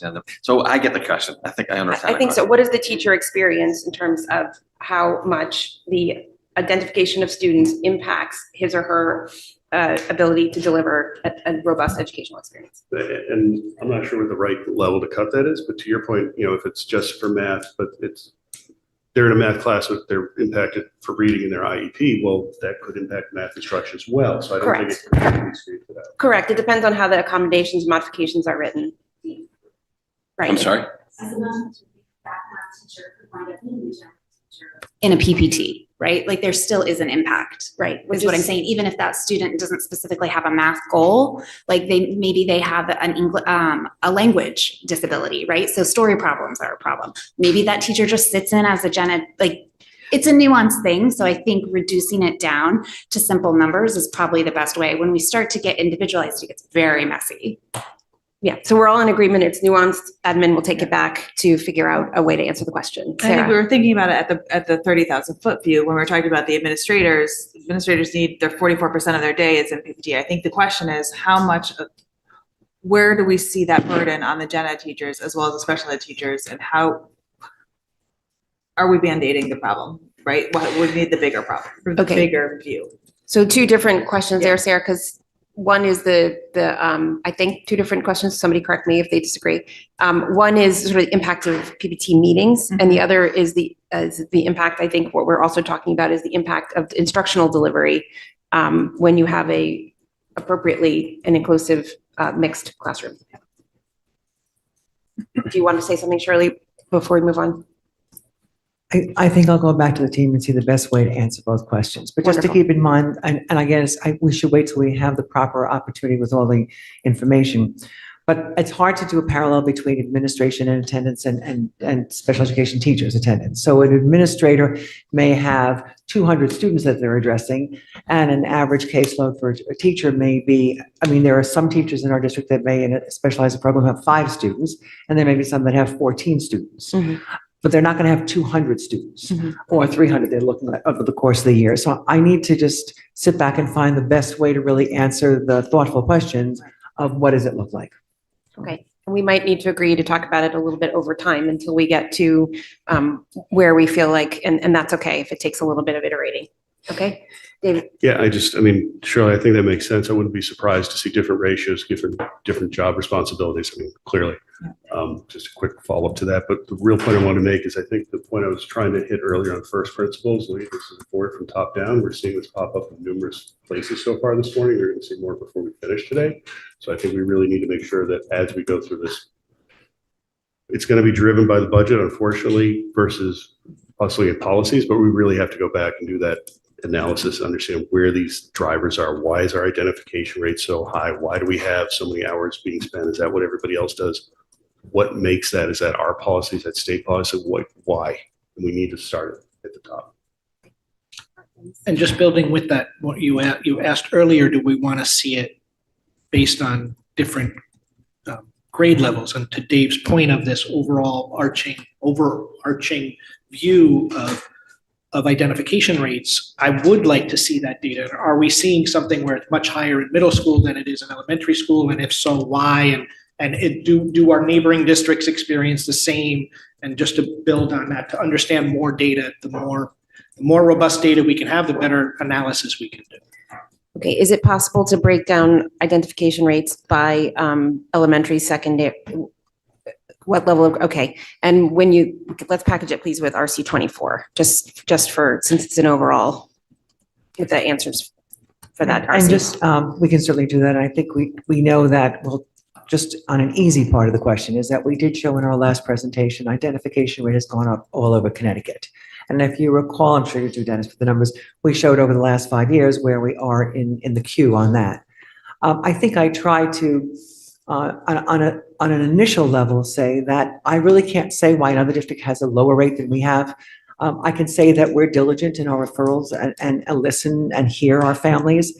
I can tell you the criteria for identifying a child and for a multidisciplinary team determining eligibility. They've looked at all of the cognitive evaluations, the linguistic evaluations, the academic evaluations, and they've made a professional responsibility decision that a child is eligible for services. So I can't, and I think I said this, I can't speak to what goes on in other districts. I can only say with assurance our fidelity of the process has the outcome of the amount of students that we currently have identified. And Shirley, I don't think the board is picking on you saying we want that number lowered. Maybe Right. we're saying I know maybe that's where it is. Maybe it should be even higher. We're just trying to understand why we're different than everyone else and try, that's all. Yeah, And that might and be- I would just, if I may jump in and talk over you, I apologize. That's all right. I think, yes, we appreciate the subjective nature of what happens in that meeting process, but what's sort of what are the boxes that are ticked? What's the schema? What's the criteria that goes into the decision-making that forms that? So we can't know district for district what exactly goes down. But if we can figure out, like, this is our process, this is what motivates our process, this is how we've developed this criteria, this is what Westport does, and this is how they develop it, these are the key drivers that they follow. That we could do objectively. I appreciate that there's definitely a subjective point we can't have visibility into, but I think that would be helpful, us understanding. So I think this is an important discussion. I'm not discounting anything. I'd like to finish RC3.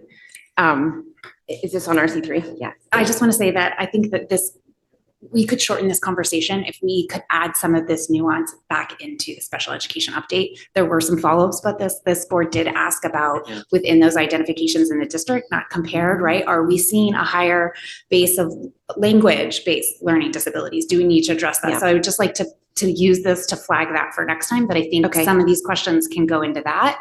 And then just as one final thing, in terms of looking at, kind of our samples of what does a teacher's classroom make up, I think 504 should be included in that as well. Agreed, thank you. I would just say that pragmatically, the district, we meet the needs of all our children, and that's always been a commitment here. I don't think it's fair to say that people live in the town, people come to the town because of all the services that we provide. So I don't think there's a need to be defensive about it. No, I mean, it's it not. could be we're ahead of the No. curve. We just know, We meet the needs. we're a community that knows how to talk about kids, and we value talking about kids. It might be that both things could be true. It might be that there's areas of work. Hopefully, if we're learning and growing, there are always areas of work. So that said, focusing back on the budget, we are finished now with 3, correct? Okay. It is 11:40. Let's take. We still have, Just we take. have elementaries and then. I know, but it's at 11:40. They're right here. They're right here. Yep, You let's guys go. are good to Let's go go. without a break? Yep. All right, so let's do elementary and then see where we're at. Well, if we could do elementary facilities and capital, we could just go right through to lunch. Elementary Let's do facilities, lunch. capital and fixed expenses. And then pick up after lunch with music. Is that okay with everybody? Yep.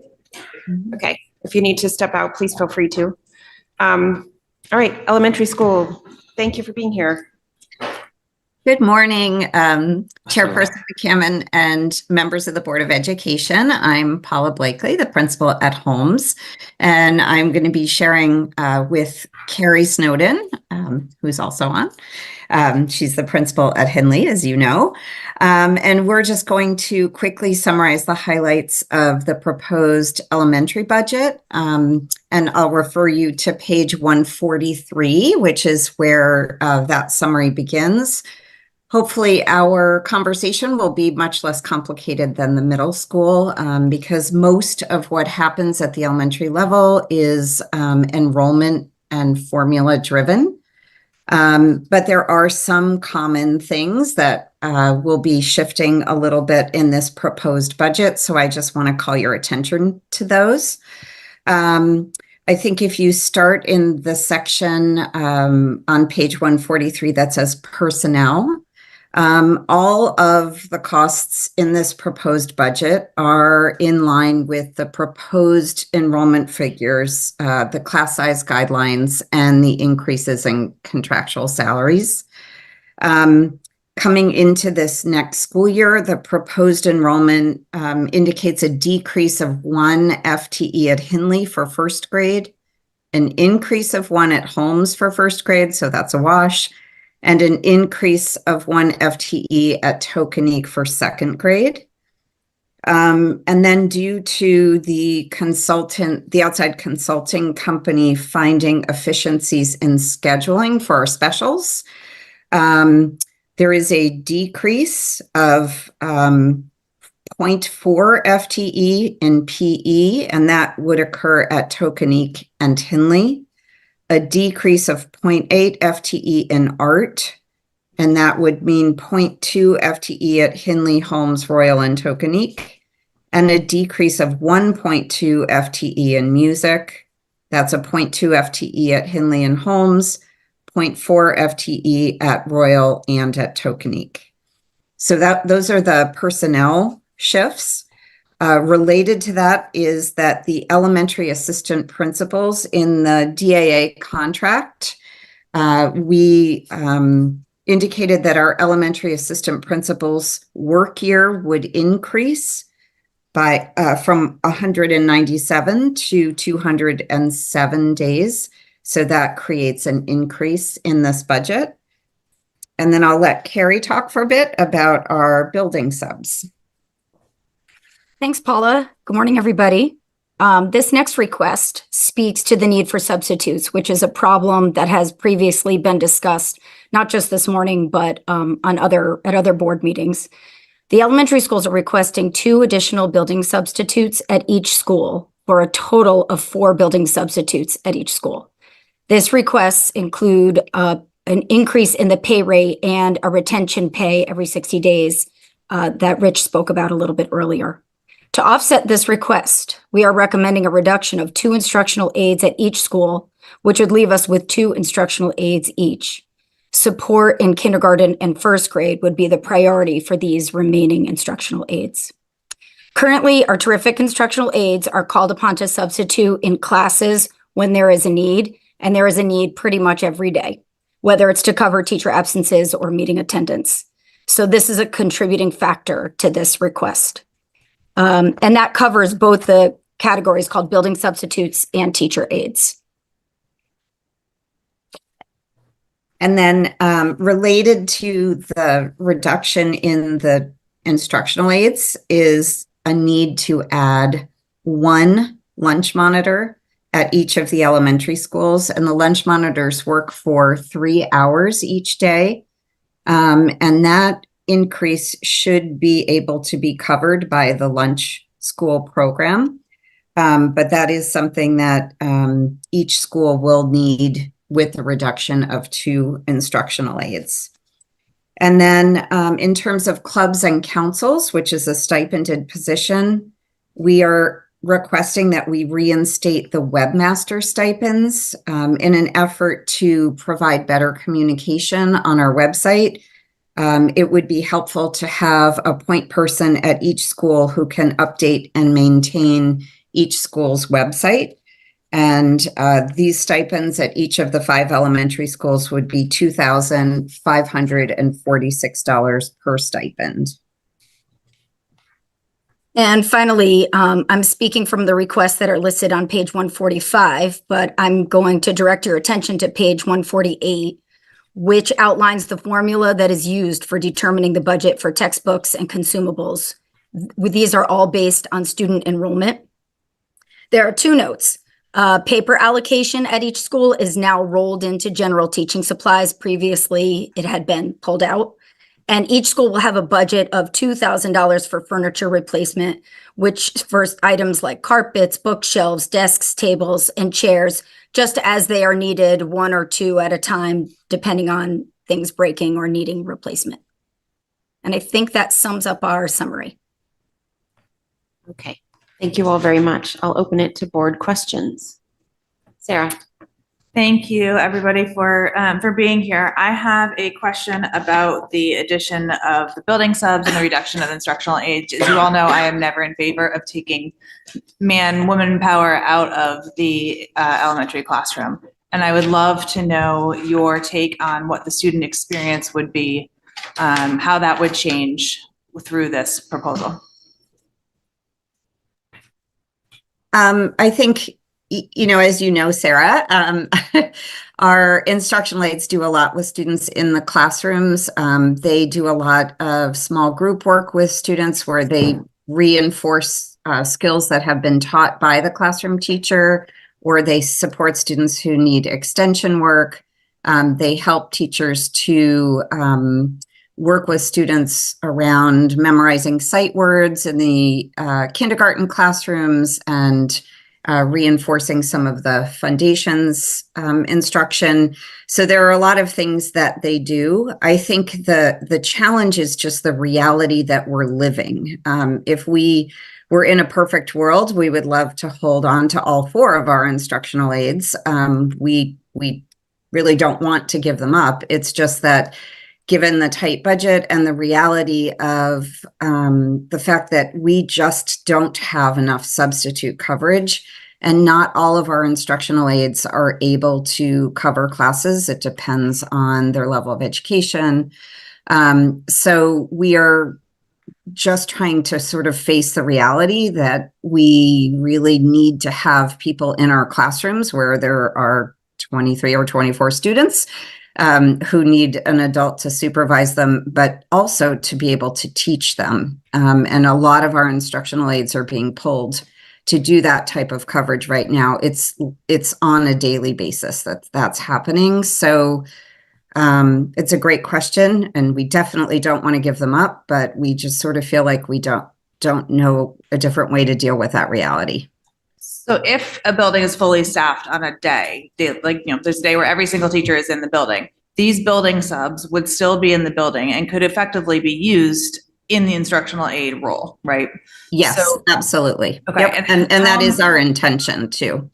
How many, percentage, maybe this is a question for Marge, how many days on average, and I don't know that you can be specific, but if an elementary school is fully staffed X amount of the time? Zero amount of the time. Okay. So, and I just want to, for any paraprofessionals who are listening, the building subs will not be doing paraprofessional bargaining unit work. That would be illegal. We will find something for them to do. There is such a thing called shared work that we will do that, but this is not meant to take paraprofessional bargaining unit work away. It's that they're not able to do their work because they're in class. Thank you for that distinction. Marge, while we're on this topic of instructional aides, paraprofessionals, those terms get used somewhat interchangeably. Can you please back up and define each of the terms and when they're used? So instructional aides are general education, doing general education things. Like at the high school, they're running the testing center, and at the elementary school, they're in gen ed classrooms. And special education aides are due to IEPs. In the para contract, there's no difference. So despite the elimination of positions here with, spoiler alert, the addition of paras in RC 24, everyone will end up with a job. Okay. Thank you for that additional information, but I'm just going to repeat it. So when we're talking about the elimination of the paraprofessionals, instructional aides are a subsection of paraprofessionals. Okay. So we are talking about a gen ed only gen ed instructional aid. And when we are talking about paraprofessionals covering classes, we are only talking about these instructional aides covering classes. We are not pulling paras from students to cover classes. Correct. We can't do that, Jill. So, okay. Yeah. Thank you. Thank you. Okay, Sarah. I'll keep going. Elementary school is my jam. Are you still on instructional aides? I'm still on instructional aides. Okay. Yes. Page 147, that chart. With the shift in this instructional aid to building substitutes, this doesn't necessarily make sense to me. Why Ox Ridge, with an enrollment of 180 more than Royal, has the same amount of instructional support? Can you, why are you not using a formula for, ratio formula? That doesn't explain that to me, please.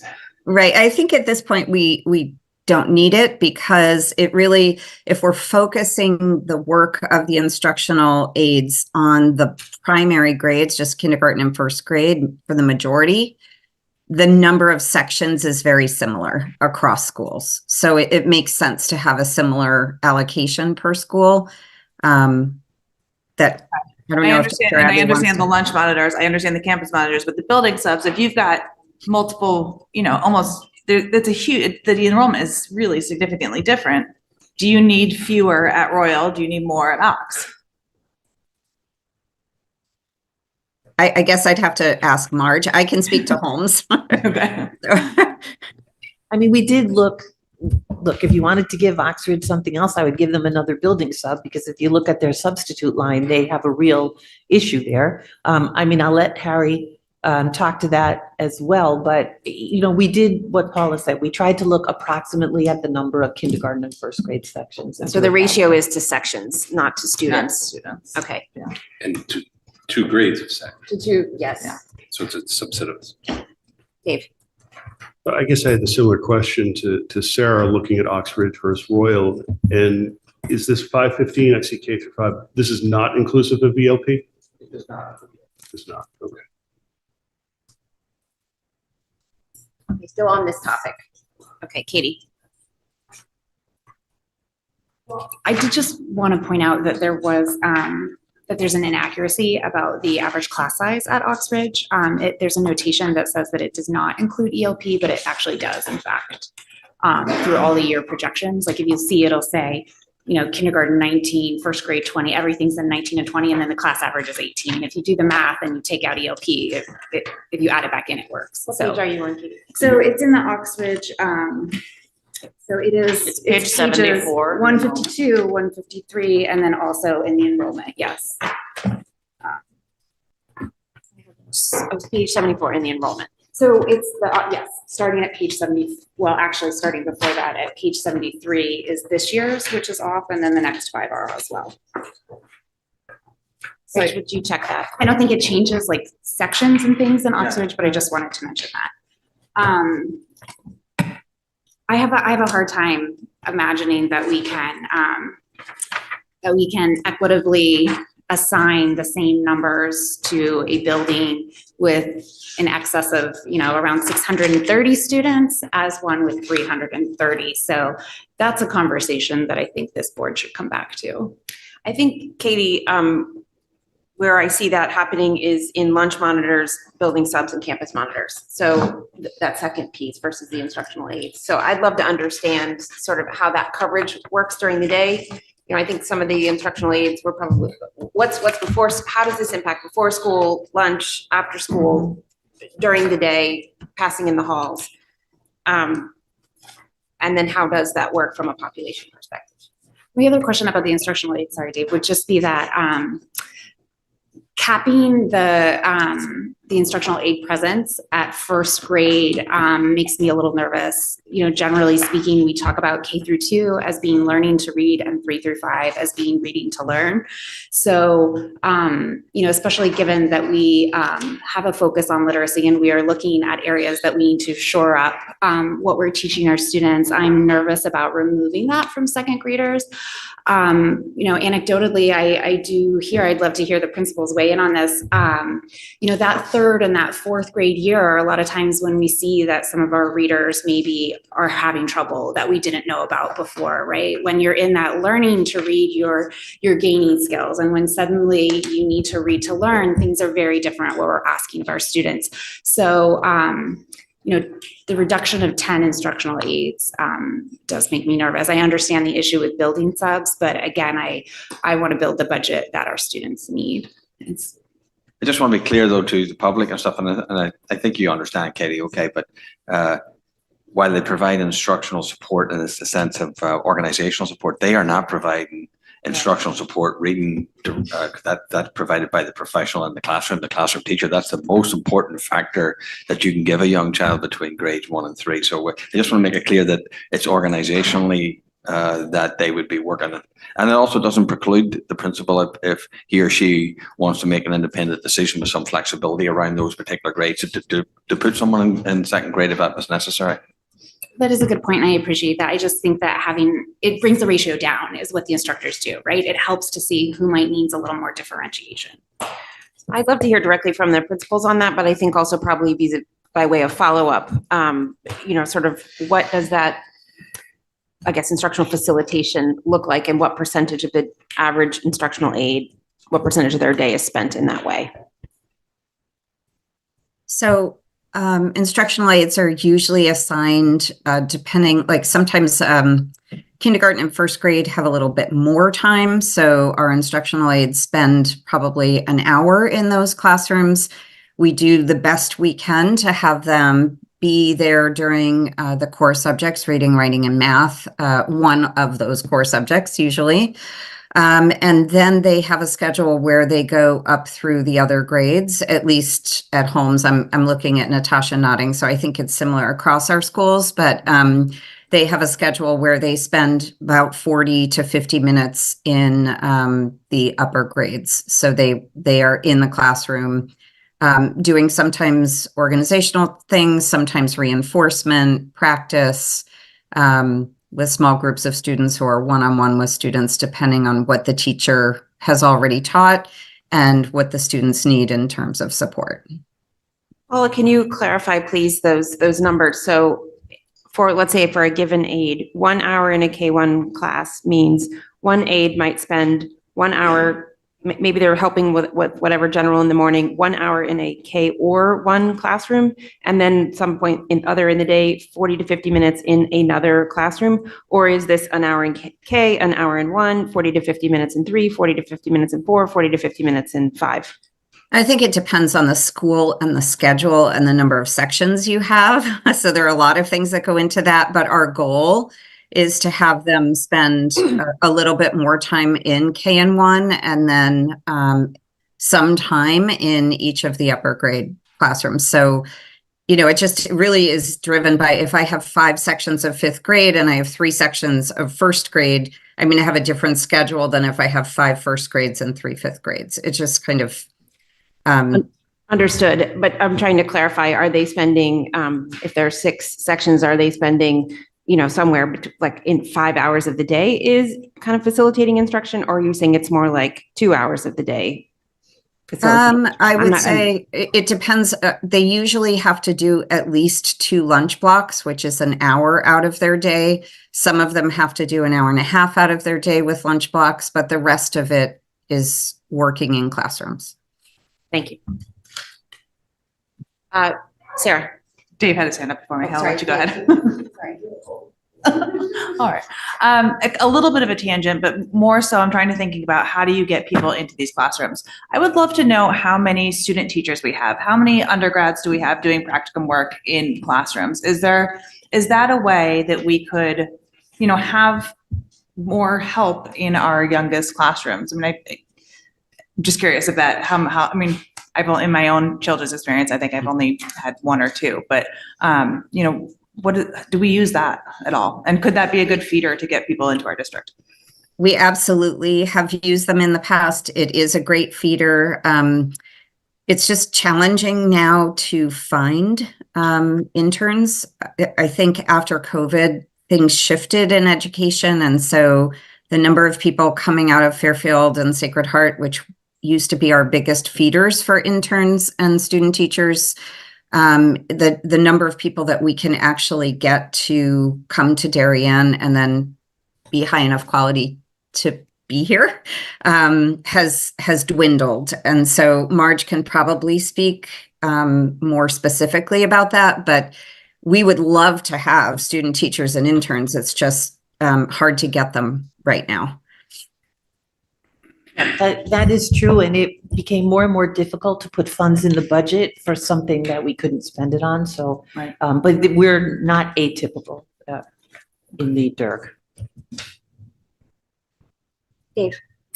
I guess I just want to go back to the point that Sarah led off with. It seems rather formulaic to have, you know, even distribution given the different per capita.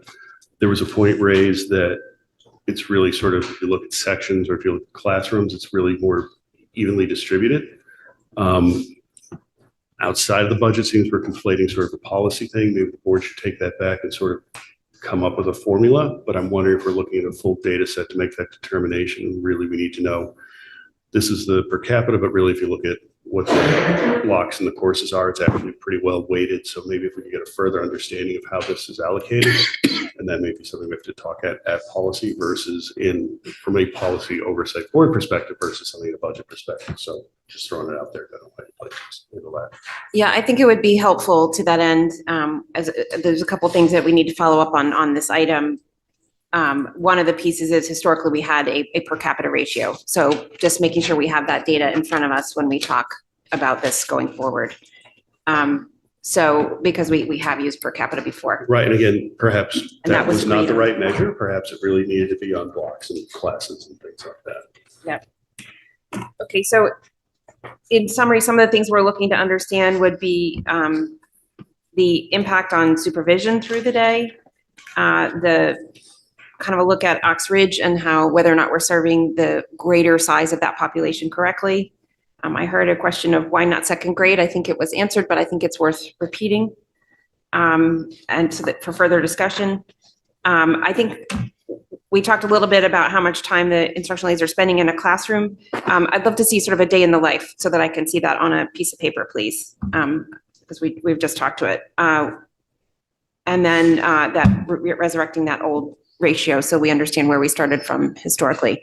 Robin, is there something else? Yeah. I just had a couple of questions. I'm sorry. On the instructional aids, I'm just summarizing that On one instructional topic. aids, Yeah, yes. good. So on the pro forma that's on page 11, it's saying that there's savings of $430,000 from in the reallocation of resources line for building subs / paraprofessionals for elementary. I'm trying to figure out where that comes from, because you're basically reducing 10 and then adding 10. So, sure. So the wages for paraprofessional are much greater than a building sub. And then while our building subs are offered health insurance, only 2 of our current allocation of building subs actually elect to take health insurance, whereas the overwhelming majority of paras do take health insurance. Okay. All right. Thank you. Anything else, Robin? Not on that specifically. Great. Anything else on instructional aids? No. Okay, moving off of that instructional aids topic. I think based on what we've discussed so far, we can handle that in Tuesday night's meeting with question and answer. And if we need to take it further, we can. Okay, on the rest of the RC questions, Julie. Thank you. A couple of quick ones. And Carrie, I think you touched on that paper allocations now in general teaching supplies. Is that why that's up across the board for all the elementary Correct. schools? Correct. Okay, and does that change what the percentages would look like then, and that kind So of what chart? you'll see is it used to be an RC 15, you're seeing a drop in RC 15 and the increase in the elementary. Okay, so we say here the general teaching supplies is 65% on page 148. Does that? And there's a separate line item for paper. And it's gonna get smooshed. Got it. Thank you. On the specials personnel efficiencies, I'm hearing that we're not taking anything away, that students will still have their specials in the same frequency within the rotation, et cetera. It would be very helpful to me to see how that works on a schedule visually, because that sounds way more complicated than I can picture in my head. And I think we all want to be certain that we're not looking at something that eliminates any of those favorite specials for our students, the way they've come to know and love them. So if we could get that as a follow-up, that would be terrific. I am curious why webmaster stipends to maintain the school websites are in the clubs and councils line. So there are webmaster stipends at the middle school and high school, and those are also in the clubs and councils. Why? That's historically where they've always been. So those aren't clubs or councils. Yeah, it's not really curriculum supervision either, and it's not really a club or a council. So when we could create a new account if When we that's the look at preference. those clubs and councils line, I think we talked about it for DHS, breaking out what's in there. I'm very interested in seeing what's in there that isn't club or council related. So that one raised a flag for me. Julie, if I Yeah. could jump in on that one, I think we should break it out, Rich. Yeah. Please. Yeah, let's create a new line. Okay. And then my last piece here was regarding campus monitors.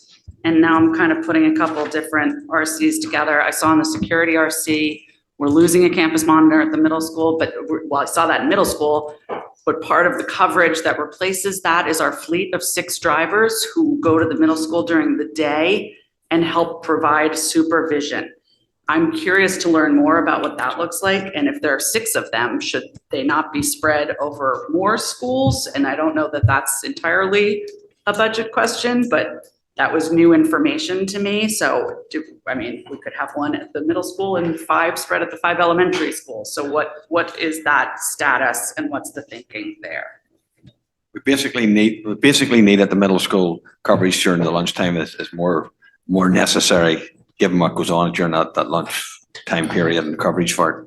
So at the middle school, there's only so many certified staff members available for duties. And so what this does is it allows a non-certified staff to do the lunch duty or the recess duty that's not being assigned to a teacher.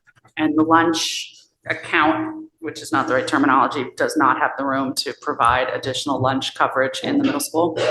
No.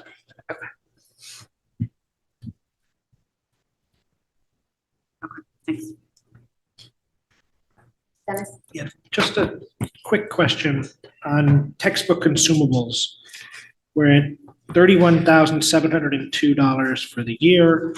and are estimated to spend $64 for the next 100 days. I'm just curious as to why, what is in that line and why are we so forward in the beginning of the year versus? So the bulk of consumables get purchased at the beginning of the year. They're like the workbooks that get, handed out to the students throughout, at the beginning of the year that they use. So it's kind of like buying equipment, like technology equipment, like smart boards and computers. You buy the bulk of the purchase happens at the beginning of the year, and then you don't really have much as it goes on. And wouldn't general teaching supplies kind of fall in that realm as well? But because that's different. So general teaching supplies could be a little bit different. It could be anything from buying crayons for kids if you need more supplies during the year, if things break or get lost. Those do tend to happen more so at the beginning throughout the year, whereas books and things like that are always at the beginning. Okay, thank you. Anything else, Robin?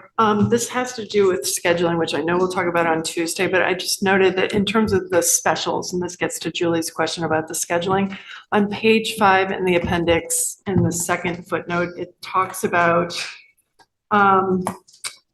without itinerant teachers teaching some of the classes. So I want to make sure that schools would still be able to provide full-time music and PE teachers with contractual break and lunch each day, because there was an analysis that excluded, I think, the itinerant teachers that are currently teaching some classes, and I'm not sure if the analysis took that into account. Provide for recovery or travel time. Is that the same as the travel time analysis, the itinerant teachers? It just wasn't totally clear, so I know there were a lot of footnotes on the analysis. Yes, I think. Okay, I just wanted to make sure.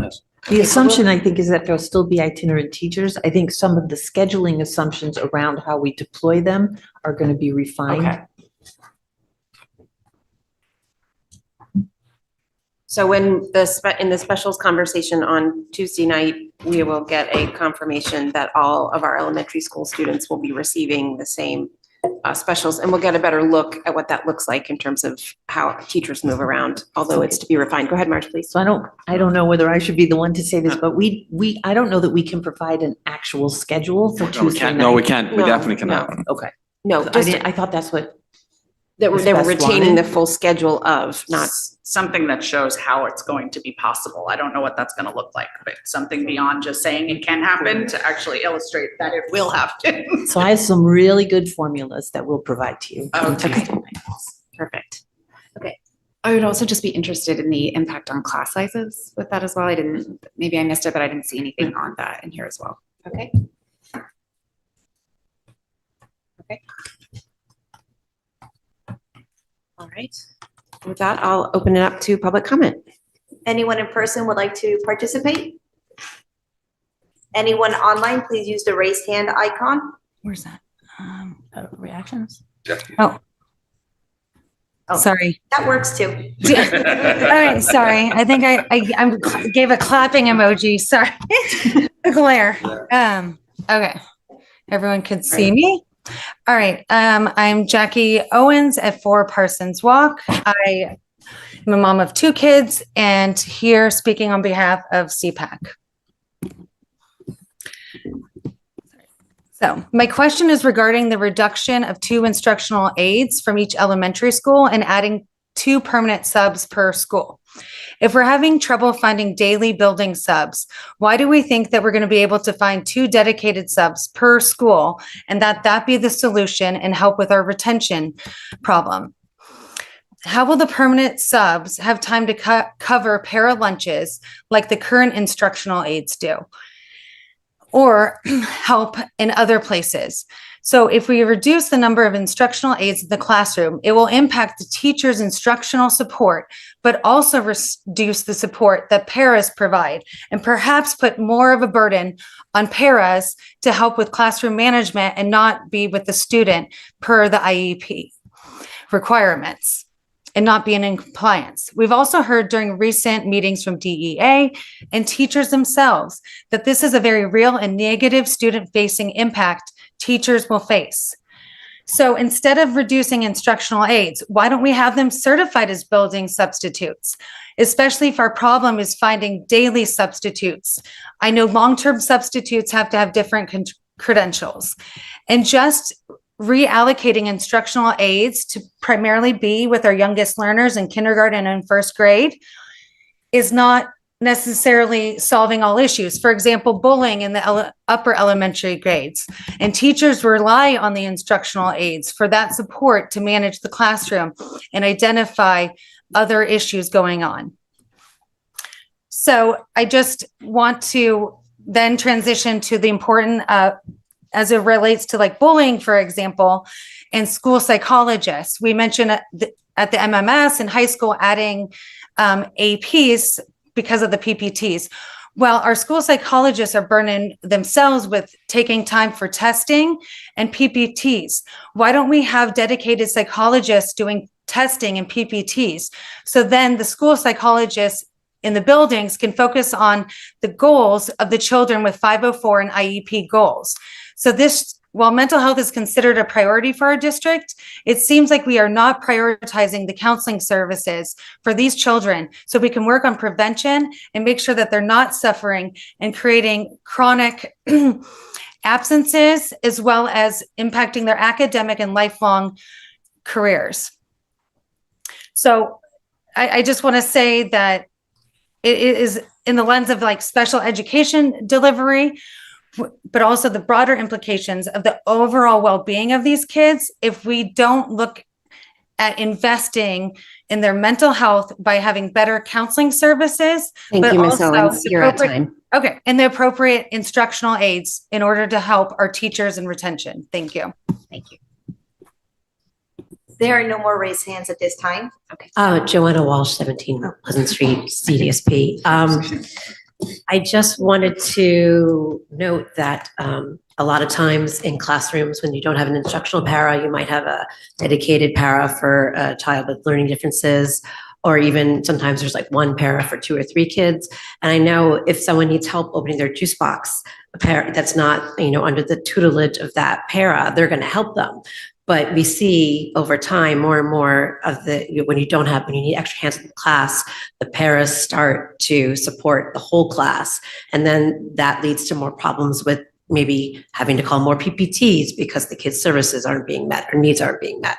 So I just want you all to keep in mind that this, and especially in the upcoming 5th grade across the district, which is huge, those are the kids that were in kindergarten during lockdown.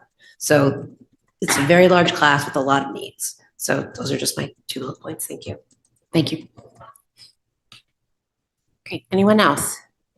Online or otherwise? Okay. Board members, are there anything from what we've heard that we want to pull out to ask that be added? Yes, Dave. So I guess just on comment raised about sort of this COVID cohort, the kids who started back online. Shirley, we thought this through, sort of looking at what's going on in the elementary, what's going on for remediation, and what sort of that run rate would look like if we don't fill some gaps and what our outplacements could be in, say, 10 years or 8 years if we're not actually able to remediate and address these problems early on. Is that something we've ever thought about? I can't even imagine how one could hypothesize what that would look like. I think we can look at year to year, which is why we are looking at vertical success of students. And we can keep, part of our goal actually is articulation of that year to year. So I could probably report out on that annually, but I couldn't project the response to intervention without seeing outcomes for students. I guess I would just think you could have a high, low, mid, sort of like you do on the projections for attendance for enrollment, and maybe just roll that out 5-10 years and just have some sort of sense of where that's going in variance versus historic. I think level of accuracy, agree, would probably be low, but just trying to get a sense because we've certainly seen it in some of the standardized test scores. I don't know where else it's showing up in results for some of these kids. I've certainly heard it anecdotally enough time. I know we've seen it in standardized. And in my mind, it's going to be, there's potential there for one, underserving these particular students to rebuild foundations that weren't built. And also I think for district in terms of what we may have to fill that backfill as it grows over years. So I'd rather get at it sooner than later. So Dave, I'm wondering if part of your question has to do with the SRBI discussion that we have coming up on Tuesday, because those literacy and math interventionists are our first line for general ed students, whereas disability is a little bit of a different category. Sometimes those two things end up. It touches across a few different Yes. degrees. It is, but I wanted to flag it here. And Okay. again, I don't know exactly where it goes, and it's not purely budgetary either. Right, Although right. long run, I think there are budgetary impacts. So I'd rather Sure. get ahead of defining that. Absolutely. Or if we don't have a criteria to scope and measure it now, let's define that criteria to scope and measure so we can actually get ahead of that. Okay. So Amy, when we talk about SRBI, can we start to talk about what we're seeing in terms of shifts in, like, are there significant shifts in caseloads year over year? What are we doing to anticipate when we talk Tuesday? Thank you. Robin, thank you. Just one question. The comment was made that potentially paras could be certified so that they could be service substitutes. I don't know anything about that, and I thought that that was an interesting suggestion. I just wanted to see. if we So there's wanted no to- certification for building substitute, but in order to cover a class, you have to have a college degree. Not all of our paras have college degrees. But for those that do, is that something that we would want to explore? They're being pulled to cover classes, which is something that is not really part of their work, and it has come up in discussions with the para union. Okay. It's not a defined role per the union contract. You say that, I think it's an important component of this So discussion. covering classes is not traditionally paraprofessional work. So paras. When you say paraprofessional. Instructional aides. Instructional aid. Covering classes. And so it's been brought up in negotiations several times that it's not part of their work. They would like to be compensated if they do that. So we're trying to find a way to minimize that as well. Thank you. Okay. All right. Thank you all. All right, so we've agreed to, it's 12:20. We're a little bit behind. That's okay. Good discussions. We were going to do facilities, capital projects, and fixed expenses, and then break for lunch.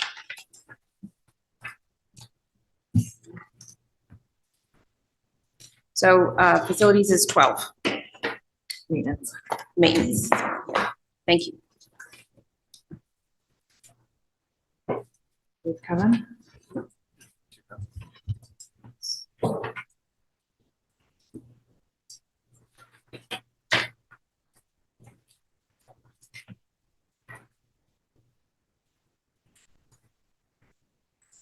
Oh, yeah.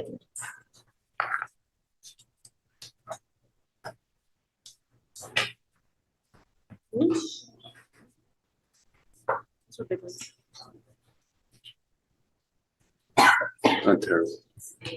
Waiting for Kevin or? No, he's here. He's on. Kevin, you want to take it away?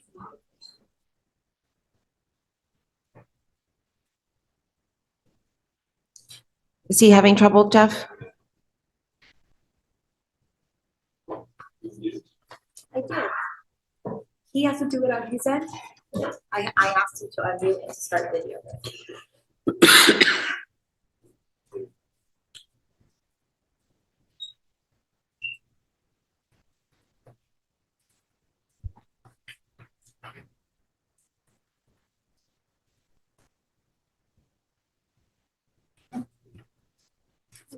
Go fixed. 'Cause Look, it's Rich gonna is be here. asked to unmute. Okay. Maybe that's the log out and log back in. It's there. Rich, do you want to start us off with RC 25 and then we'll just circle back? Can you do fixed expenses?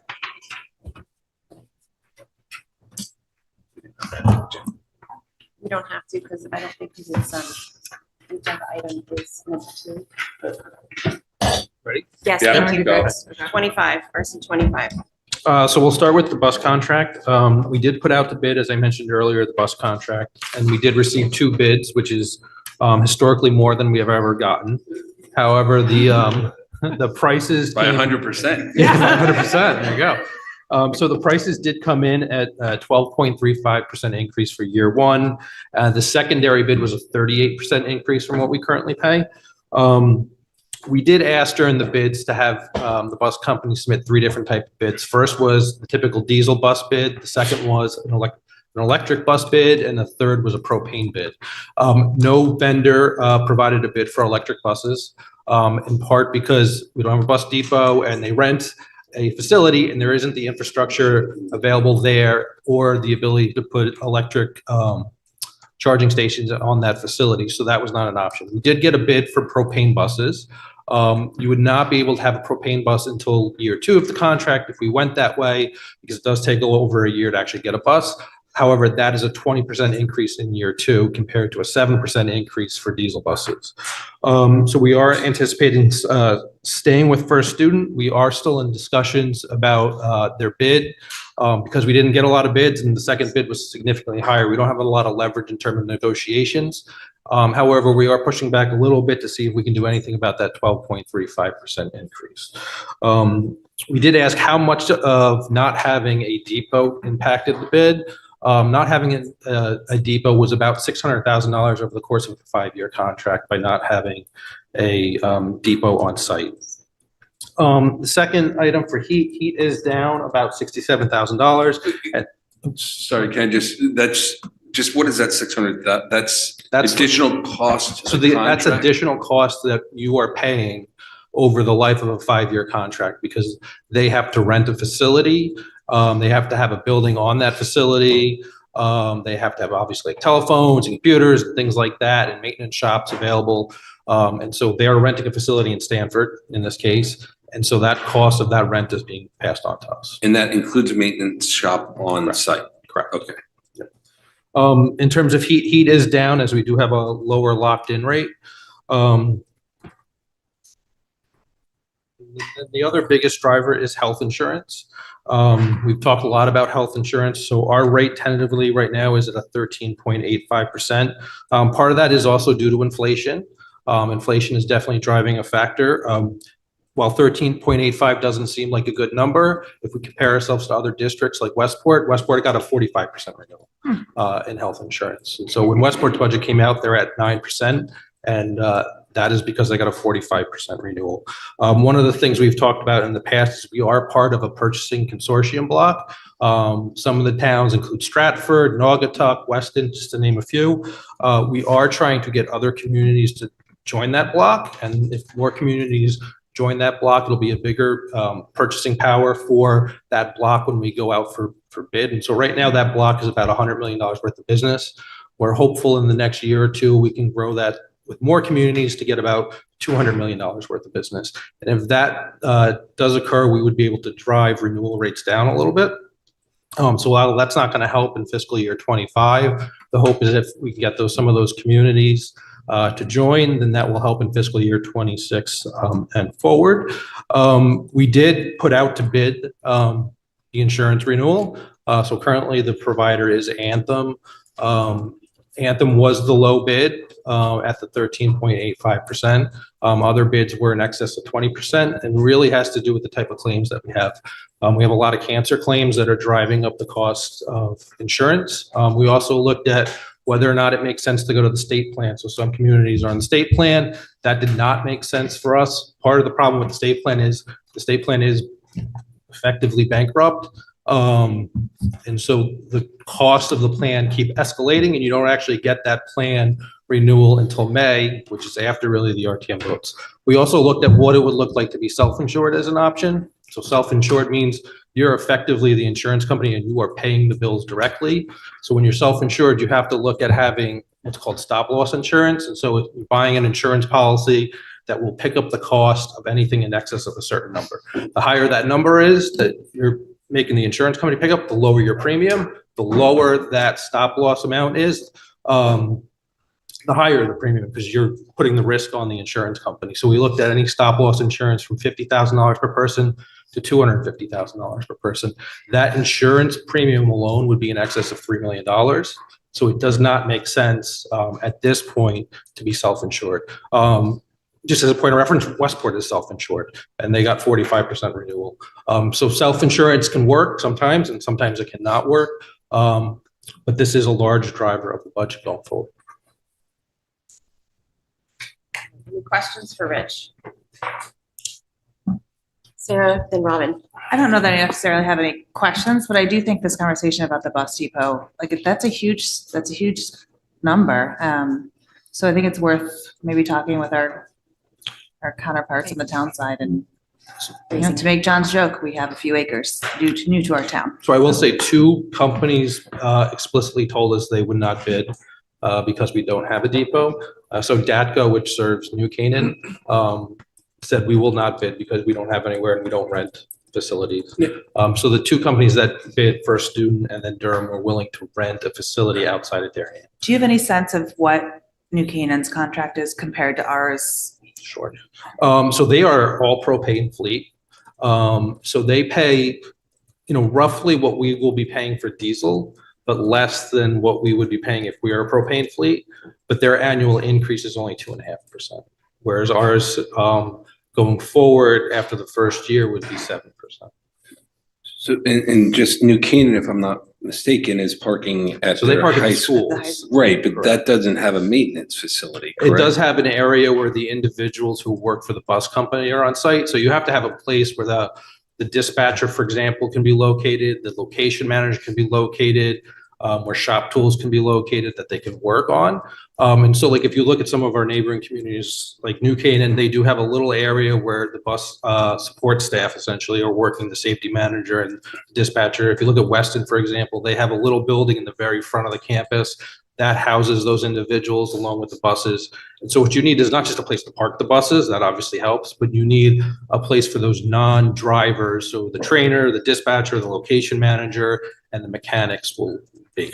So we're not gonna solve this today, but No. I mean, but there's a financial analysis to be done. It's, and the differential's growing each contract, I'm assuming too, that's 600,000. So it is. So with a 12% renewal in year one and then 7%, it's growing exponentially. And so when we look at things like the Suburbans and the wheelchair vans, one of the reasons we made a recommendation this year for an additional Suburban and a wheelchair van is that number is growing. So while if we hire an individual, it might be a 2.5% compounded annual increase.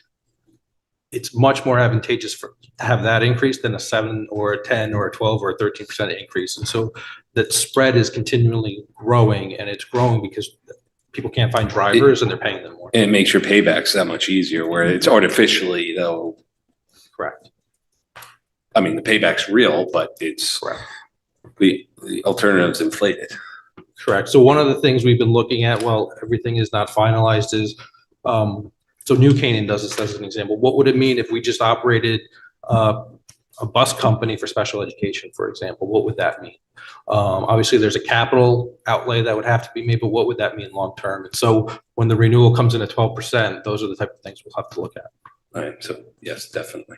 So to that end, is this a bus depot discussion, or is there a greater potential solutions to busing that include bus depot based on what you're saying? like I think special it's portion of it's bus depot. I think a portion of it is there an appetite for more district-owned vehicles? Okay. But if there's an appetite for more district-owned vehicles, where do you park those vehicles in town, right? So it's not necessarily those long 72-passenger buses that everybody sees around town that are doing the home-to-school runs, but there are wheelchair vans, there are Suburbans, there are what's called Type 2 buses, which are like 30-passenger buses. It's essentially the long bus cut in half. Where do you park those if we were going to have it? Where do you insure it? Where do you maintain it? How do you maintain it? How does the support on our end get picked up? Whereas, the depot would have a dispatcher, the depot would have an assistant, the depot would have the director. Okay. So not on our master agenda yet, correct? No. No, not, and we would talk about how to Yeah. work on it, because this is to Katie's point, a multiple board Yeah. discussion. Do we currently have the ability to park any vehicles on any of our school campuses? I think we would have to go to P&Z for approval. If we look at the schools that have parking lot capacity, the only school that really comes in mind is Tokenique. To be honest, there is no capacity at the high school or the middle school in terms of, parking ability. Holmes and Hindley, given the construction, and Royal, there really isn't any capacity. So we do park the Suburbans that we have here, and we have approval from P&Z for 6. So if the board does end up approving the wheelchair van, for example, in the 7th Suburban, we will have to go to P&Z to get their approval. Dave? quick follow-up on the parking. Rich, you mentioned having sort of a depot or some facility for the dispatcher and other staff. Does that have to be at each location that we cite buses, or could we have one central? So like the spot that's rented by First Student, it's one central location in Stamford. The 25 home to school buses, the larger buses, the 5 smaller pack buses, and the wheelchair vans are all in one spot. And there's a small building there where the staff that aren't driving. I guess what I was thinking is, let's say we have, 5, 10, whatever number of buses at each elementary, then do we need a shack for these people to hang out at each elementary school? No. Okay. I don't think you'll ever get to a point where you're owning 72 passenger buses, which are the large home to school. As far as I know, there's only one district in Connecticut that doesn't. It's Glastonbury. The opportunity would be more of those small pack buses. And then the follow-up question would be, if we have whatever size bus at Ox Ridge, and that's where it resides, and then the driver shows up in his car, so then that car will be occupying the parking spot while the bus is en route. So typically what you have, is the driver parks the car kind of on the side, they move the bus out, they move the personal car in. Right. So we're at capacity at the elementaries already on parking, so there's no real ability. So I mean, So just real for spot the is- moment, if you'll beg my indulgence, we're not talking about a bus depot this year in the budget. So I think these are good questions and important questions, but they're not for today. So just because I want to keep moving, but they're good questions. Robin. I had a question about the health insurance renewal. Do you have sense of when we would have the renewal rate locked in? This month. This month we'll So I have a know- meeting with our insurance consultant, Brown & Brown, on Monday, actually, and he is coming in person, and usually when he comes in person, it's bad news. So we shall see. Okay. Right. Just another follow-up on the health insurance. I think Richard had mentioned that you would also looked at like potentially either piggybacking off of like a Westport who does their own self-insurance, or like combining with a couple other districts. So we have a consortium, a block of communities that go out for business all at the same time. And so we have, and it is Stratford, for example, Naugatuck's in it, Weston is in it for Lower Fairfield County. It's about $100 million worth of essentially business that we go out for. And so the goal is to expand that.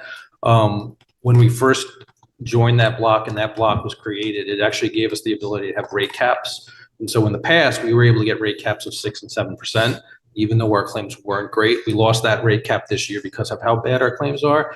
The hope is if we can bring in other communities, that book of business is enough to make Anthem make different decisions. And we can reinstate rate caps, which will help drive the price down. And then one other follow-up, you're talking about rate caps related to, it sounds like high-risk individuals.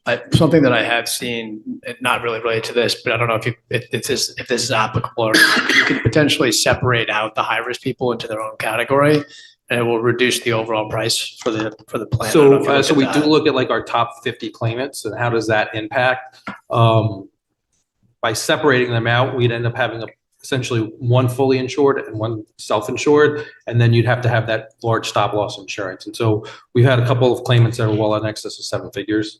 And so because of that amount of risk has made the insurance premium to cover those high-risk people not really feasible. Okay. We've been in communication with the town side also through the years. So, I think the hope is we get through better claims. So usually these things are pretty cyclical. Like if you were to look back 10 years ago, your claims were really good. You were probably the best in Fairfield County. You would have like 2 or 3% renewals, which is why when Jill put up that slideshow of budget increases, you saw a lot of 2s, right? And now we're kind of in that cycle where we're really bad. If we look at like Ridgefield as an example, when we were in the 2s, Ridgefield was in the 10s and 15s. Now that we're in the 13s and 14s, Ridgefield is now in those 2s. It just tends to be, you got these peaks and valleys, and we're in that peak of portion. What drives those cycles? Is it tenure of the staff, or like what's the? So right now, a lot of our bad claims are cancer-related claims. So what ends up happening is they're not short amounts of expenses. So if someone has cancer, it's not something that like happens for a couple months and then you're good to go.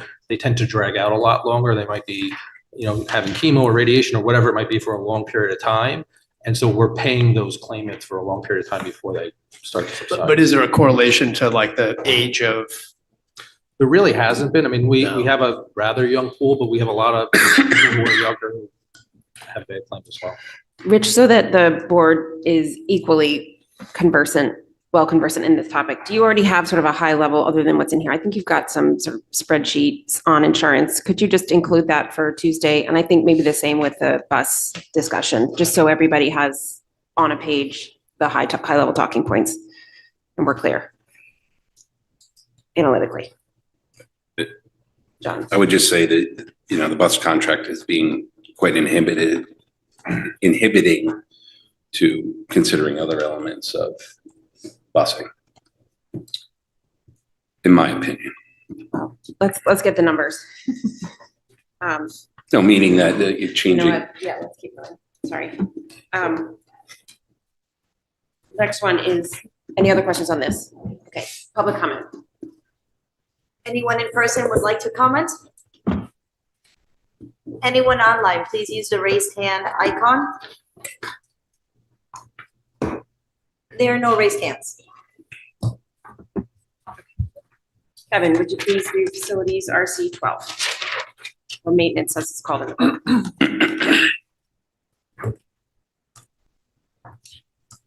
Hi, can everybody hear me? Sorry about technical difficulties earlier. Here to present RC 12, which is facilities and maintenance. And to get started, I actually wanted to talk about something that's actually not in the budget. This time last year, we talked about adding a 1.0 FTE groundskeeper.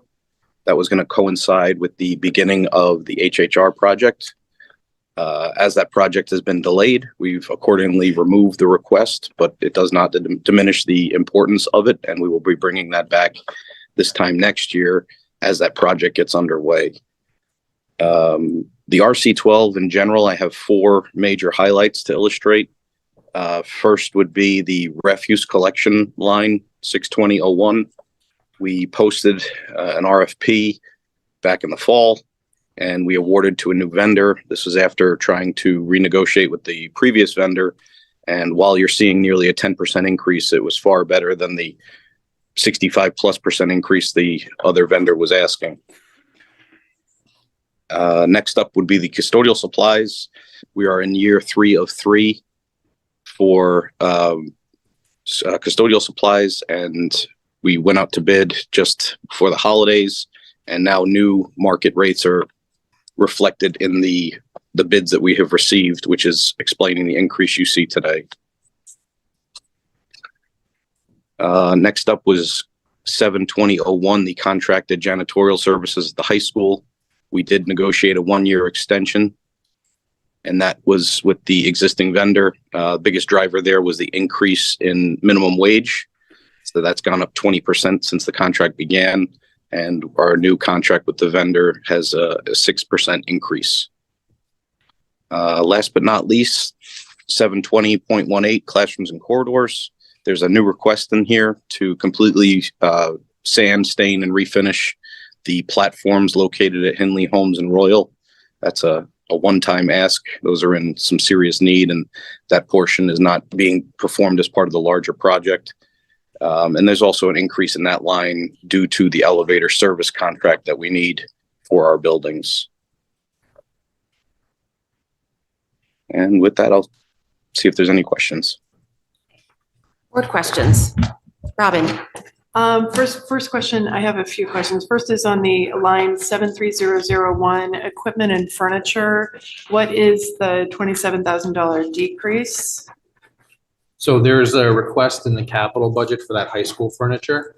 So because there's such a large request, and we had been buying a couple of classrooms at a time, there's a reduction in that operating. Okay, and then my other questions are around the building rental revenue line 102008.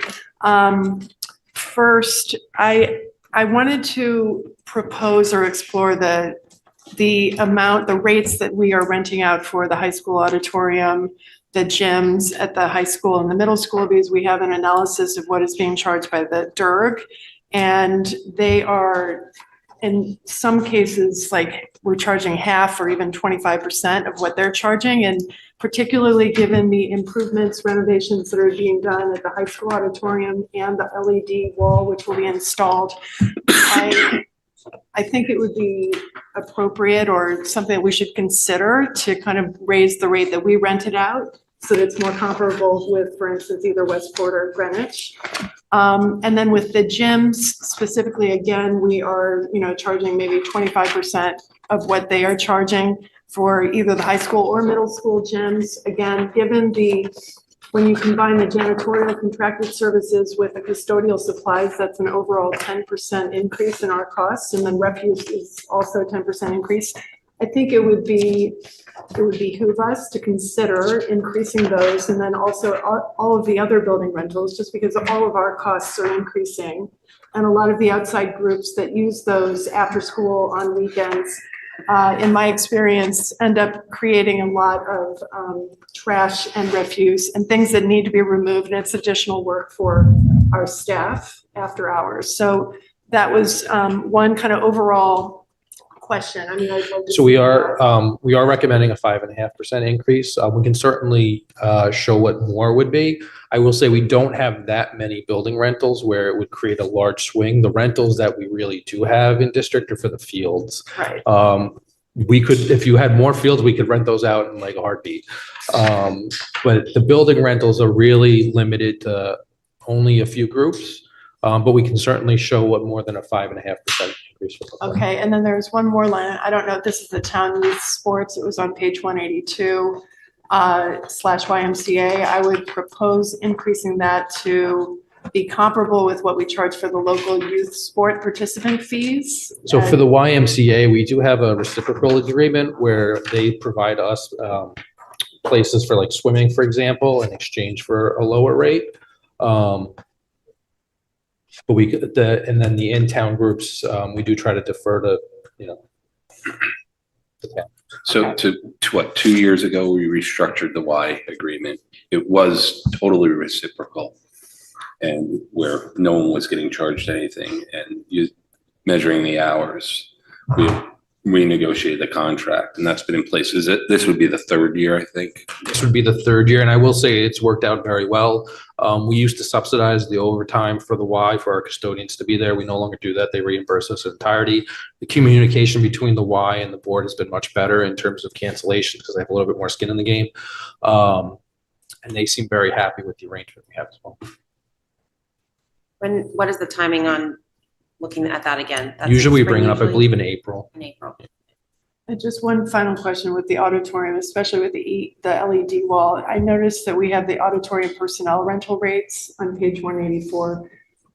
I don't know if this will happen, but given that we will have an auditorium at the high school that will have an LED wall, which none of the other nearby schools have, it might be something that people would be interested in renting out. And again, that kind of gets to my question. And then with the technology, the sound and lighting people that are needed for those who also get rented out, my question is if those would require an additional skill level in order to operate that LED wall, and if that's something that we also would potentially consider increasing the rate. Thank you. Anyone else? Dennis? Two questions. One on 71005, spring and summer help part-time. Why is that being eliminated? Sure. So it's not being eliminated. So it's a little bit more complicated. So there is a recommendation in RC 20 to reduce the position of an accountant, which sits in the food service budget. And then we're taking the funds from part-time cleaners and moving it into the food service account. And so it's just being funded in an alternate way. Okay. And then my second point, I think it should be here, is the master plan. Where does that sit and where are we with that? 26. Fiscal year 26. But 26 only says Middlesex architectural study. We did not include in the multi-year model a full master plan because the only thing that's really been talked about is looking at the middle school. So what's in the middle school, or what's the multi-year model for fiscal year 26 is just a study and evaluation of the middle school. If the board wanted to do a full master plan, it would be about a $200,000 cost that we would have to add for next year. And does that include a building condition survey? Building condition survey, and then it would look at enrollment and possibilities. So the last one that was done was the KG&D report in 2016. And so typically a master plan will look at enrollment capacity in your schools, building condition survey. So like if you look at the one from 2016, it looked at moving ELP to Ox Ridge, things like that. So we'll talk about that before that's commissioned. Any other questions? Julie? 720.16 classrooms and corridors. I guess the stage floors are not going to be impacted by HHR if we're sanding and staining them. Correct. Yeah, I just thought doing those would actually be a nice thing to do all similar at the same time. Okay. And Kevin, can you remind me what school dude is? I just wanted to say it out loud, but can you remind me what it is? It's Kevin.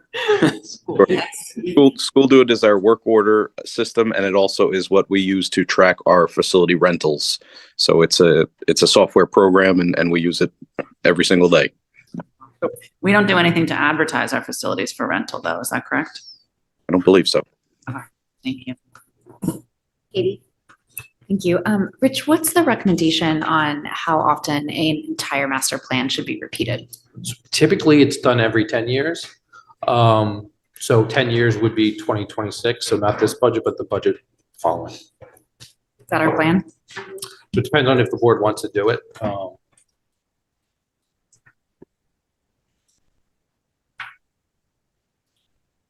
Greg? Sorry, this is probably a beginner question, but like, is most of this stuff outsourced or is it like in-house? So it's a mixture of both. We do have an in-house, and Kevin can speak to a little bit, groundskeeping team. We have an in-house carpenters. We have in-house HVAC. We do have contracted cleaners at the high school for night. We do not have the contractual language to contract out custodial services across the district, nor do we have the right contractually to contract out grounds.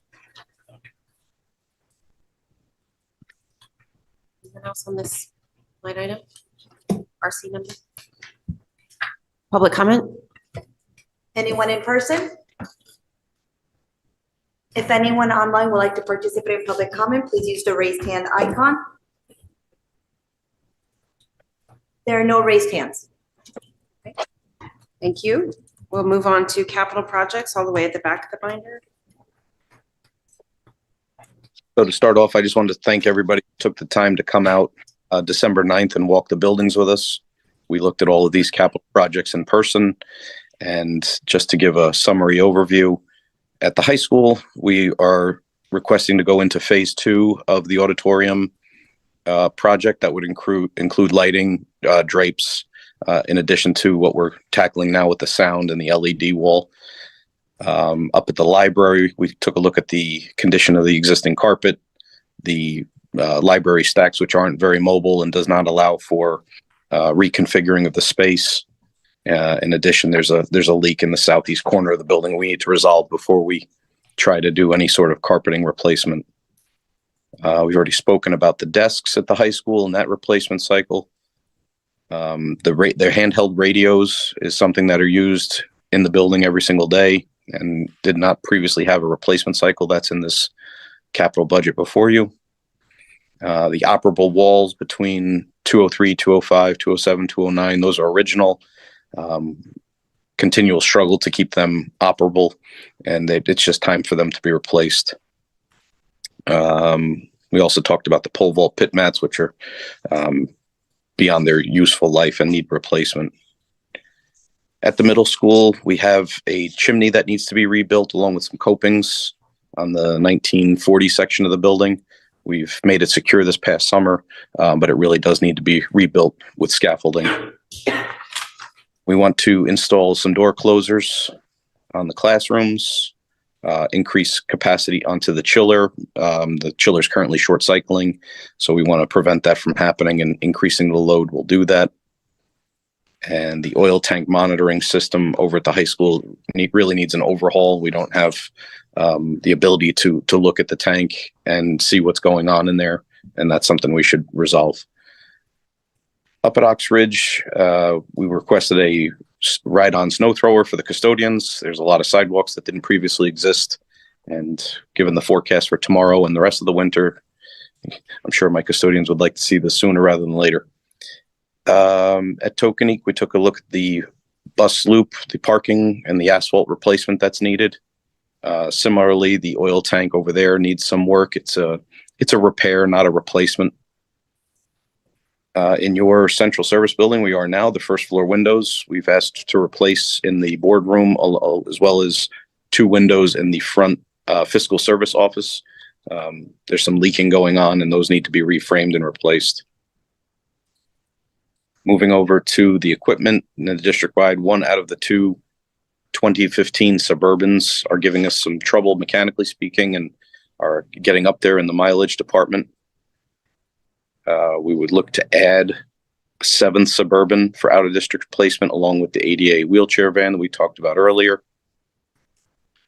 For the pickup truck, we were looking to help our IT department by providing a van. They move a tremendous amount of electrical and computer equipment throughout the district. They have an old 2001 hand-me-down pickup truck, which is well past its useful life and really not what they need. The puller track at the high school is up for replacement. This was identified in previous years as being ready to be replaced. And then we've also added custodial equipment replacement cycle, which didn't previously exist. These are the ride-on floor scrubbers and other heavy equipment that the custodians use every night once the kids dismiss from school to get the buildings ready. Okay, I'll open it up for board questions. Before I do, 2 notes. On the building tour, when we went to Tokenique, there was a cooler in the server room that you no longer see in the capital plan. We're going to handle that. It's broken now and it needs to be replaced. So we'll handle that. You'll see that as an upcoming transfer and we'll talk about it at the board table, but it's not in the capital plan. The radios remain in the capital plan. We've talked about the possibility of bundling some security together, and we're going to talk about that when we talk about some security things in exec session on the 23rd. Any other questions or any questions on the capital budget? I just wanted to make a comment that doing the tour prior was very, very, very helpful. So I think we should continue doing that moving forward. Great. Kudos, Dennis. Thank you. I agree. I do have one question. This has to do with the payback on the Suburban and the wheelchair van, because I know that this was referenced in the pro forma and also I think in the special ed RC 24 budget. The payback analysis, I just want to make sure that that included the cost of the additional drivers, Yes. you know. So and, the yeah, cost of the all drivers, the costs gas, the maintenance on the tires, the oil changes, everything. So it's an 18-month payback for Suburban. Okay, thank you. Thank you. Dave? In terms of the windows for this building, is there any earn back in energy efficiency or is that just water leakage or what's driving that? I guess, Rich. There's no real pay. Oh, Right. Go ahead, Kevin. Yeah, I was going to say, we didn't calculate any payback in energy efficiency. That it will be low E glass, similar to the windows that we did in the lower level last year. But it's more along the lines of leakage and replacement is just needed at this point. Thank you. Anyone else? I'll turn it over to public comment. Anyone in person? If anyone online would like to participate, please use the raised hand icon. No raised hands. Okay. With that, I'll take a motion to recess for lunch. Who's here? Let's do music. No, I can't. I'm sorry. I'm going to snap it. Can we do a working lunch? Colleen's going to be here for a wee while, she said. Okay. Would you guys like to do a working lunch? Forgive me for Absolutely. answering it in that way. I need to Yes. eat, but you would like to do a working lunch. Yeah. So, okay. Get 10 Let's- minutes to take your lunch. Let's we'll be back here at 1:10. Okay.